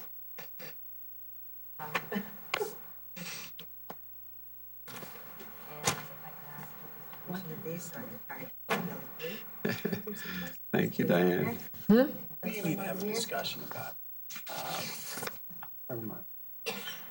What do you want to have a discussion? What about it? Yes. Well, I made my sentiments about as clear as they could be. We need to have another discussion about the timelines and due dates and the schedule. Yeah, well, I know that. I'm sorry, Mrs. Fox. You know what we're talking about. Good morning, everyone. The commission gets fried on how we get stuff at the last minute, and then we do yell at remember. people, and then it gets a little better, and then it gets worse again. Go ahead, ma'am. Thank you. Diane Fox here, and I'm representing the law firm of Whitman, Breed, Abbott, and Morgan, who in turn represents the residents on Alden Road. I'm going to try to be as brief as possible, but there are a lot of issues, if I may just say. Number one, and I think you've addressed this, and that was the question about the number of stories, which I understand the applicant's going to try to address Jody Couture's issue. Obviously, there's the architectural plans. We didn't even see those before. The floor plans show balconies, but the elevations don't show balconies, so it's very hard for any of us to really understand what this is. And I think you, Mr. Fox, indicated that it gives you a feeling of an office building, and that was a concern of the residents as well, that it needs a little more authentication with regard to residential use. The detailed lighting plans and landscaping plans have not been provided, and that's a critical issue, not only for the residents, but for the streetscape effect, too. You could also provide adequate screening, which I think, when you consider that they're going to be next door to office buildings along the post road, that's a critical issue. There's no usable outdoor space on the site for the residents to use, and I'm not commenting on 500, but just this site. If you're going to have as many units as you're saying here, including three-bedroom, there's going to be children. Now, where are they playing? In the parking lots? I don't think so. So, and there's nothing represented here that they could be able to be walking through the office park. I think that's a critical issue as well. And there's no nearby recreational areas for the children or for adults just to be able to walk around. Rooftop terrace noise and lighting, very serious issues for the neighbors. It's not a question of scaling back the outdoor terraces up there. It's really details. And we know from experience, and when I was on the staff, we got calls from people, residents, saying that the noise level, and this was on Greenwich Avenue, this was in other areas as well, the noise level at night and during the day with music, with voices on the terrace carries. And that's a critical issue with most of the residents be very concerned about. The Alden neighborhood will look down. This is not a flat terrain that we're talking about. They sit up much higher. They will see a lot more. Lighting at night, whether it be on the balconies or in the terrace, is going to be an intrusion. And when you say you have downlight, you're also going to have uplighting, I'm sure, of some of the landscaping on the ground. So that is a critical issue. They're very strong concern and opposition to the noise and lighting at the rooftop level. They feel that that's going to impact their properties and their property values. We, again, don't think of children going up on the roof as a recreational area. Mechanical equipment on the roof, where is that going to be? What is it going to be screened? What is the noise level on that? These are details that will impact the residents in the building as well as the residents on Alton Road. Balconies also are a source of light and pollution. So details like that are going to be critical. And even though they may show us there's going to be less light, insurance companies after the fact will come in and say, security, we need more lighting in this area, on the ground, near the trees, we got to make sure. So we can't always be guaranteed that what we see is what we're going to finally end up with. Traffic issues and parking. We believe that 44 units, which include 11 three-bedroom units, and you were talking about that before, and 3 4-bedroom units will encourage families, but the parking that's related to that is not going to be sufficient. Applicant is proposing 82 spaces on site and 39 in the adjoining building. However, future occupants of building number 9 are unknown, and new users, depending on how offices are going to be used in the future, might be using hours at night and on weekends. So there is a question about the adequacy of parking, and also the access to the parking as well. As is noted, the Bader has even indicated a pedestrian safety issue, recommends that curb ramps and a crosswalk be added at the intersection between the main access road and the parking lot driveway, where pedestrians may cross to travel between the building lot number 9 and the proposed building at 581. They also suggest that facilities be added to provide connectivity between the building 9 and the sidewalks along West Putnam Avenue. Bader also points out that the applicant's traffic study does not correctly reflect future conditions for both developments, meaning the one at 500 and here. It is especially important to document and review capacity analysis for 581 driveway intersection with West Putnam Avenue for the final condition. I would point out that the applicant has said that they will be doing this building and this site before they will do the one across the street. So think about the driveways across the street and think about what's happening here, in and out movement with construction vehicles, which gets to the question, where are construction workers going to park? On the office park, 644 West Putnam? I think we need to know the details on that. Because this is a final plan, and because a lot of the residents in the area are very concerned about the traffic impacts during the construction as well, we feel that this item needs to be left open, which I understand you're going to be doing. And we appreciate the fact that Mr. Ferrari and the applicants have taken out the market and the other commercial space. That certainly has made this project a lot more tenable, and I think meets with the feeling that there's already commercial on the site now, and this will soften it with residential. So we commend him for removing the commercial activity there, too. And we ask that any revisions to this, and more details, of course, be open, and I'm glad to hear that Mr. Tessie has indicated that the residents will be incorporating their ideas along with the applicants, and I think that will make a workable solution. Thank you very much. Great Any comments. questions? Thank you very much. you. Ms. Lavery? You don't have to run, really. I do. Mrs. Fox clearly has said everything that I have put on this piece of paper, so I will hand the piece of paper in.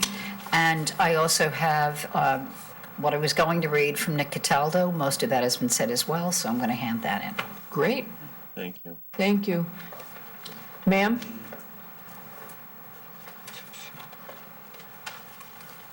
Hi. Hi. Again. So I would just like to talk a little bit about the combination of 581 and 585 West Putnam, and this regards parking. I understand that they would like to merge these two properties and designate it as a mixed-use property. However, nothing that I read says that it's mixed or combined in any way, shape, or form at this point. Each is being proposed as a standalone property. 585 is strictly commercial. 581 is 100% residential. And the applicant states that there will be no physical connection between the two buildings, nor any shared parking between the two properties. Therefore, I would ask for the justification for the two properties to be considered one merged mixed-use property when there is no practical connection between the two at all. If that is the case, 581 should be considered and developed as a residential property with all the codes and regulations that pertain to residential, and 585 should be evaluated as totally as a commercial property. I think that this poses an issue for the applicant. According to what I read in the notes, 585 currently, as a commercial entity, does not comply with zoning regulations. It has 37 spaces compared to the 54 that are actually required, so that represents a 32% deficiency. It actually needs to, quote, I would call it borrow space from 581 to meet its parking requirements. However, there is a significant physical barrier between the two, which prohibits any shared parking.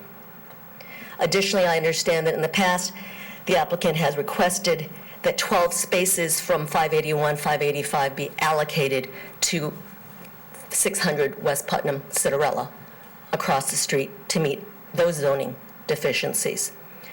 All told, it appears that the parking structure at 581, which currently is proposed to have 82 spaces, is actually being built to satisfy the parking requirements at 585 and the parking requirements at 600 across the street.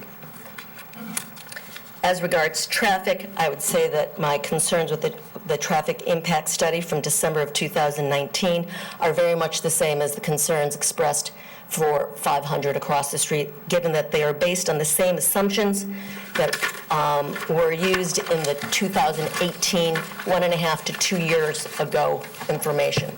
So the same things that I pointed out in 500 apply to 581. And one of the other things, though, that's new is when I tried to understand the traffic impact study for 581 from December, it actually says that there will only be, in terms of traffic volume, 2 to 5 new entries and exits at peak morning hour traffic hours and at peak evening hours.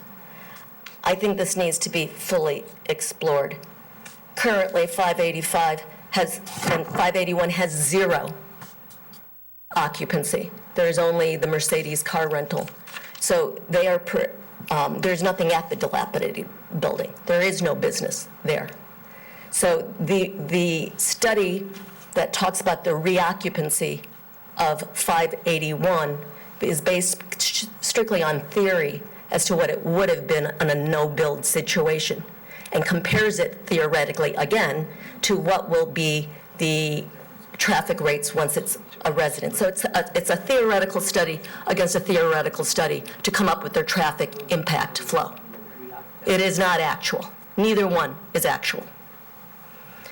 Right, okay. So, and in the report, the traffic impact study goes further to say that the office driveway at 581 is currently operating at a level D level of service in the morning hours and at a F rating in the PM hours.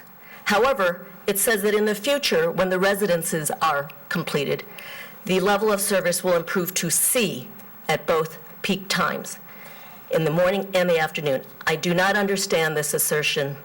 I believe that all it says is that it will improve to C because of change of use. That is not actually a full account of how they came to the conclusion that the level of service where we're going to have 89 bedrooms, or whatever, 44 units, are going to have families going in and out, and all it says is we're going to improve the level of service to level C, but it does not actually say why. So I believe that the traffic impact study from 2019, December 2019, needs to be carefully reviewed and studied further. Thank you. Thank you, ma'am. Okay. I'm not seeing that F. Okay.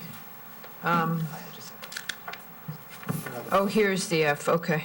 I got it. I had missed that. Okay, yes, sir. Hello. Hi, John Ryan. I'm a resident Yeah. of Weaver Street. I've been sitting here with your letter waiting to make sure that Mr. Tessie showed it because you've got all the good pictures attached to it. Okay, I wasn't sure if I could talk about that letter tonight because that wasn't part of this particular public comment, but, Well, so I can just. Why don't you just The go ahead? commission has that, Yeah. but I wanted to just speak briefly.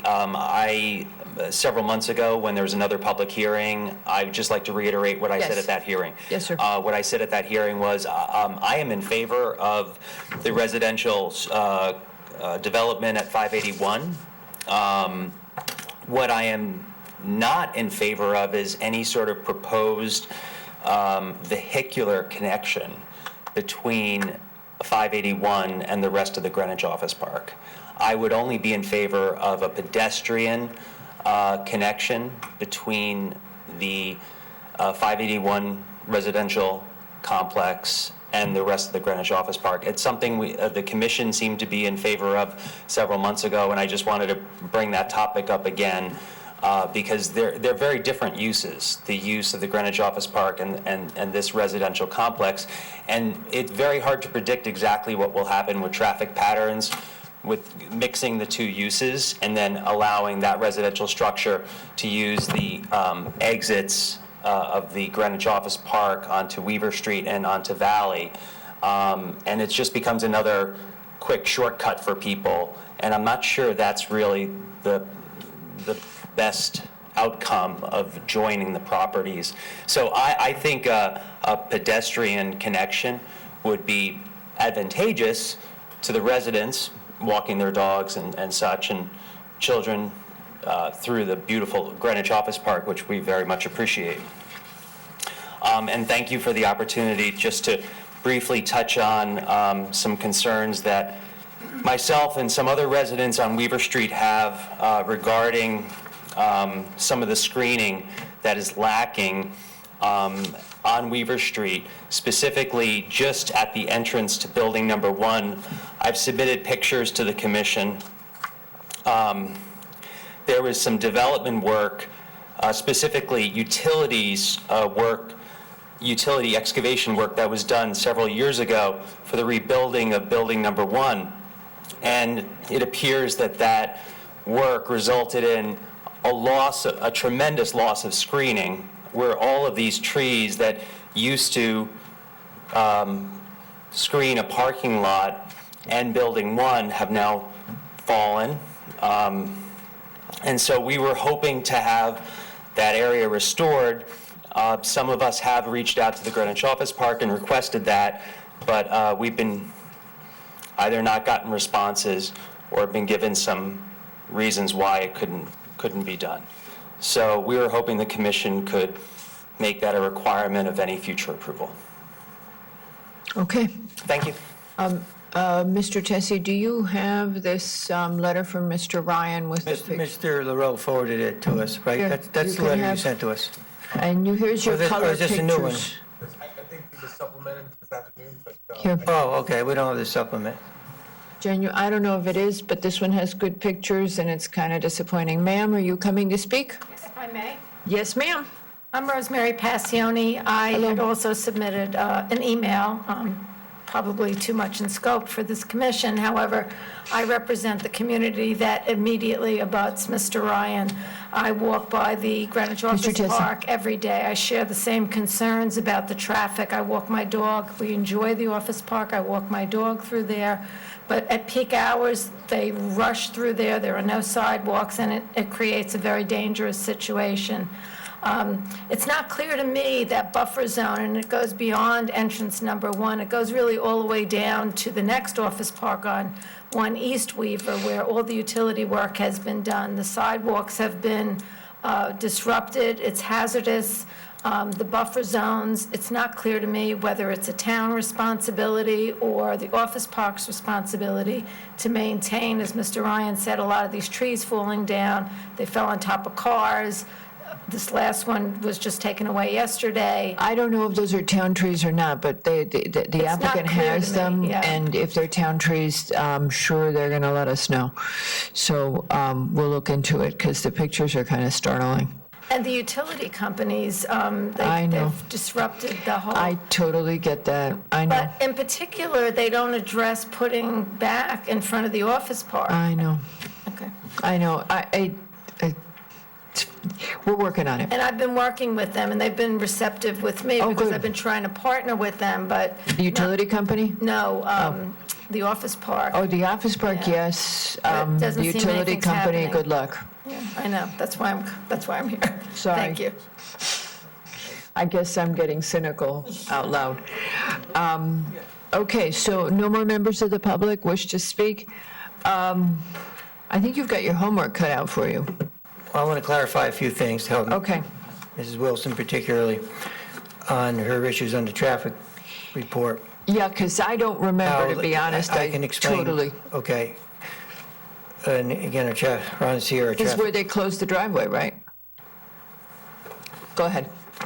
No, what I just want to say is that in terms of the traffic numbers she was citing, they were all based upon a comparison between the existing building at 585, I'm sorry, I see 581 being reoccupied, which would be an as-of-right thing. So it's comparing our residential project to the reoccupancy of the existing building to show the favorable numbers. But still, so I just want to understand that that's how, when you look at an office building at 581, we had a 30,000 square foot office building approved twice for 581. It's just that the market's not there, so Mr. Ferrari is going with a residential route for everybody's benefit. But the numbers compare extremely favorably when you compare an office use, as you can see, D and F to C and C for a residential use. That's where the difference comes from. It's not the vacant.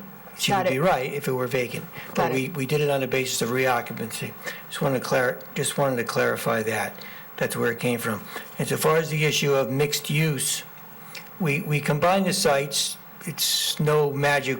There's no secret why we combine the sites to gain the extra floor area. We didn't go up to the 0.9. It's up to 0.9. I know that. And we don't get there. We're a decent distance away. The issue of parking, I described in my original presentation what we're going to do.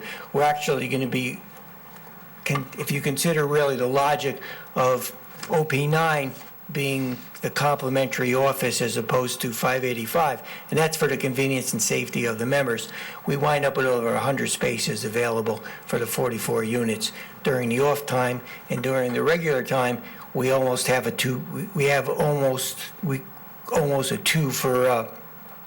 almost a two per unit in any event. We're at 82 or 84 versus 40? It's Yeah, 82 for the 44 Yeah, so we're units. basically, as I said, we're at 1.9 or 2, plus we have a supplemental 36. Plus, we probably on average have about 300 parking spaces vacant at Office Park itself. I think it is important to realize it's part and parcel of this application process, because there's no need to deal with the other applications tonight, the other You're going to three. postpone them? Yeah, right, well, just, you don't. Postpone, they're Right, going to you don't want to postpone. open. If you have to technically open them, we open them. We're not going to say anything. We just have one issue to talk about on the last three, but we can talk about it. They're going to Well, correct. they don't need to be open, so. Right. There's one because of the address, we're going to renotice that. Yeah, that's, as long as we That's the get issue. that going, that's You fine. know, that's easy. But what I wanted to stress is that it is very important for Mr. Ferrari as part of his grand plan, which is not as grand as it was, right, was to have an entrance for Office Park on West Putnam Avenue. He believes, and he's talked to brokers about it. I mean, we all know it's a struggle for office buildings, that added presence on West Putnam Avenue really means something, and that's why it's there. He does like the interconnection of the residential to Office Park. I In get integration. that, but then the traffic study should then incorporate the Office Park and showing how that entrance would affect the two other entrances. And I didn't go into the detail, but if that's your intent, then we should be able to see how those entrances increase or decrease. He's not listening. Hold on. Mr. Tessie? Hold on. Okay, Mr. Tessie, Mr. Fox was asking you a question. Yeah, no, I just want to check with our traffic consultant as I we just speak. want to make sure that if that's your intent, then the traffic study gets We will have Ron, updated and showing the counts at both, because I've never seen anything for Weaver Street in your count. we'll have them do an allocation. We don't envision, we actually talked about this last time, I'm pretty sure, that we didn't envision that for logical reasons, that there'll be any material increase in Weaver Street, but we'll have him look at all of No, that. but addressing the comment. No, I understand. People use it I as a heard we all heard the cut-through, and it's comment just, about a well, concern about that the residential units are going to, they're really talking about the residential units on the Weaver Street. So we'll address that.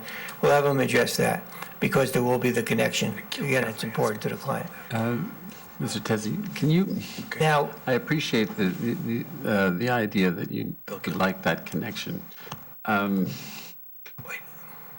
Now, but there's, when you're exiting onto West Putnam, you're only going to be making a right. You can't make a Correct. left there, right? Correct. So, and then the same way, you can only make a right into it. You can't turn left into the site. Is that correct? No, you could turn left into the site. Can That turn was left. part of the You original can. scheme, right? So, But I, but the idea that it has a West Putnam, curb cut and is like having an address, you can. Yeah. So that's a value. I understand that. now, How will you- to be how clear, will we're not going to eliminate the Valley Drive. Right, I entrance. understand. I just Okay. want to know, how do you evaluate, this idea that you're going to have these residences and people cutting through and what, I think that there's probably ways to mitigate that if that's an issue, but I just was wondering what you were thinking about. You're cutting that. through from the residences to Weaver Street? Well, you have the residences there cutting through to go to Weaver Street or anybody else cutting through it. I mean, they would do it from Valley anyway. I'm So- getting begged again to have this, to have Okay, this never mind. discussion. Well, no, I appreciate you bringing it up, and we'll address it. The only final point, The next time, because I'm getting, no, I'm done, that's fine. One last comment, just wanted you to bear in mind, having listened to Diane and again the neighbors. Our building is 1,000 feet away, and there are 2 office buildings between this building and Alden Road residences. We will show it graphically more, but we don't believe there's anything visible at any material degree, both in terms of what's blocking them and the distance, whether or not there's foliage or not. But we'll get into it in greater detail. Thank you very much. okay, and we are going to get Mr. Monroe to swear on a stack of Bibles that he will never make an agenda like this one again. What a torture. Being gone. Okay, this was Fingers too crossed. dense an agenda. Too many difficult topics on it. Okay, Okay. all What right. did you do in the minutes? Okay, no.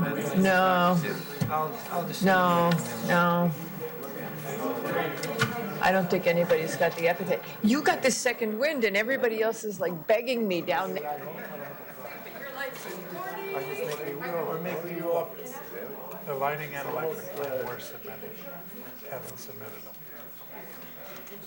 No, I know, it's,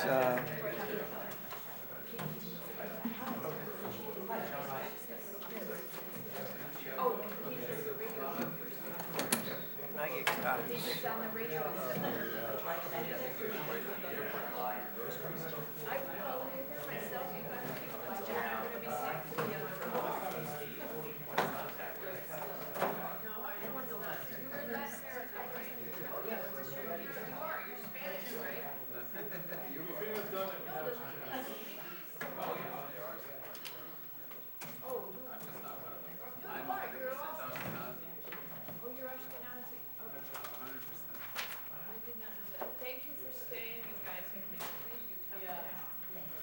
Thank you, Ron.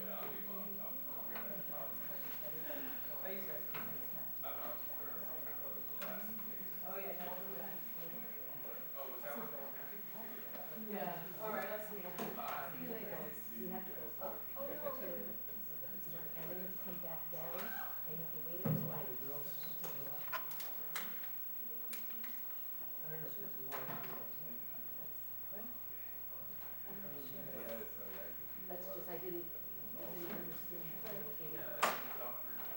Yeah. Thank you very much.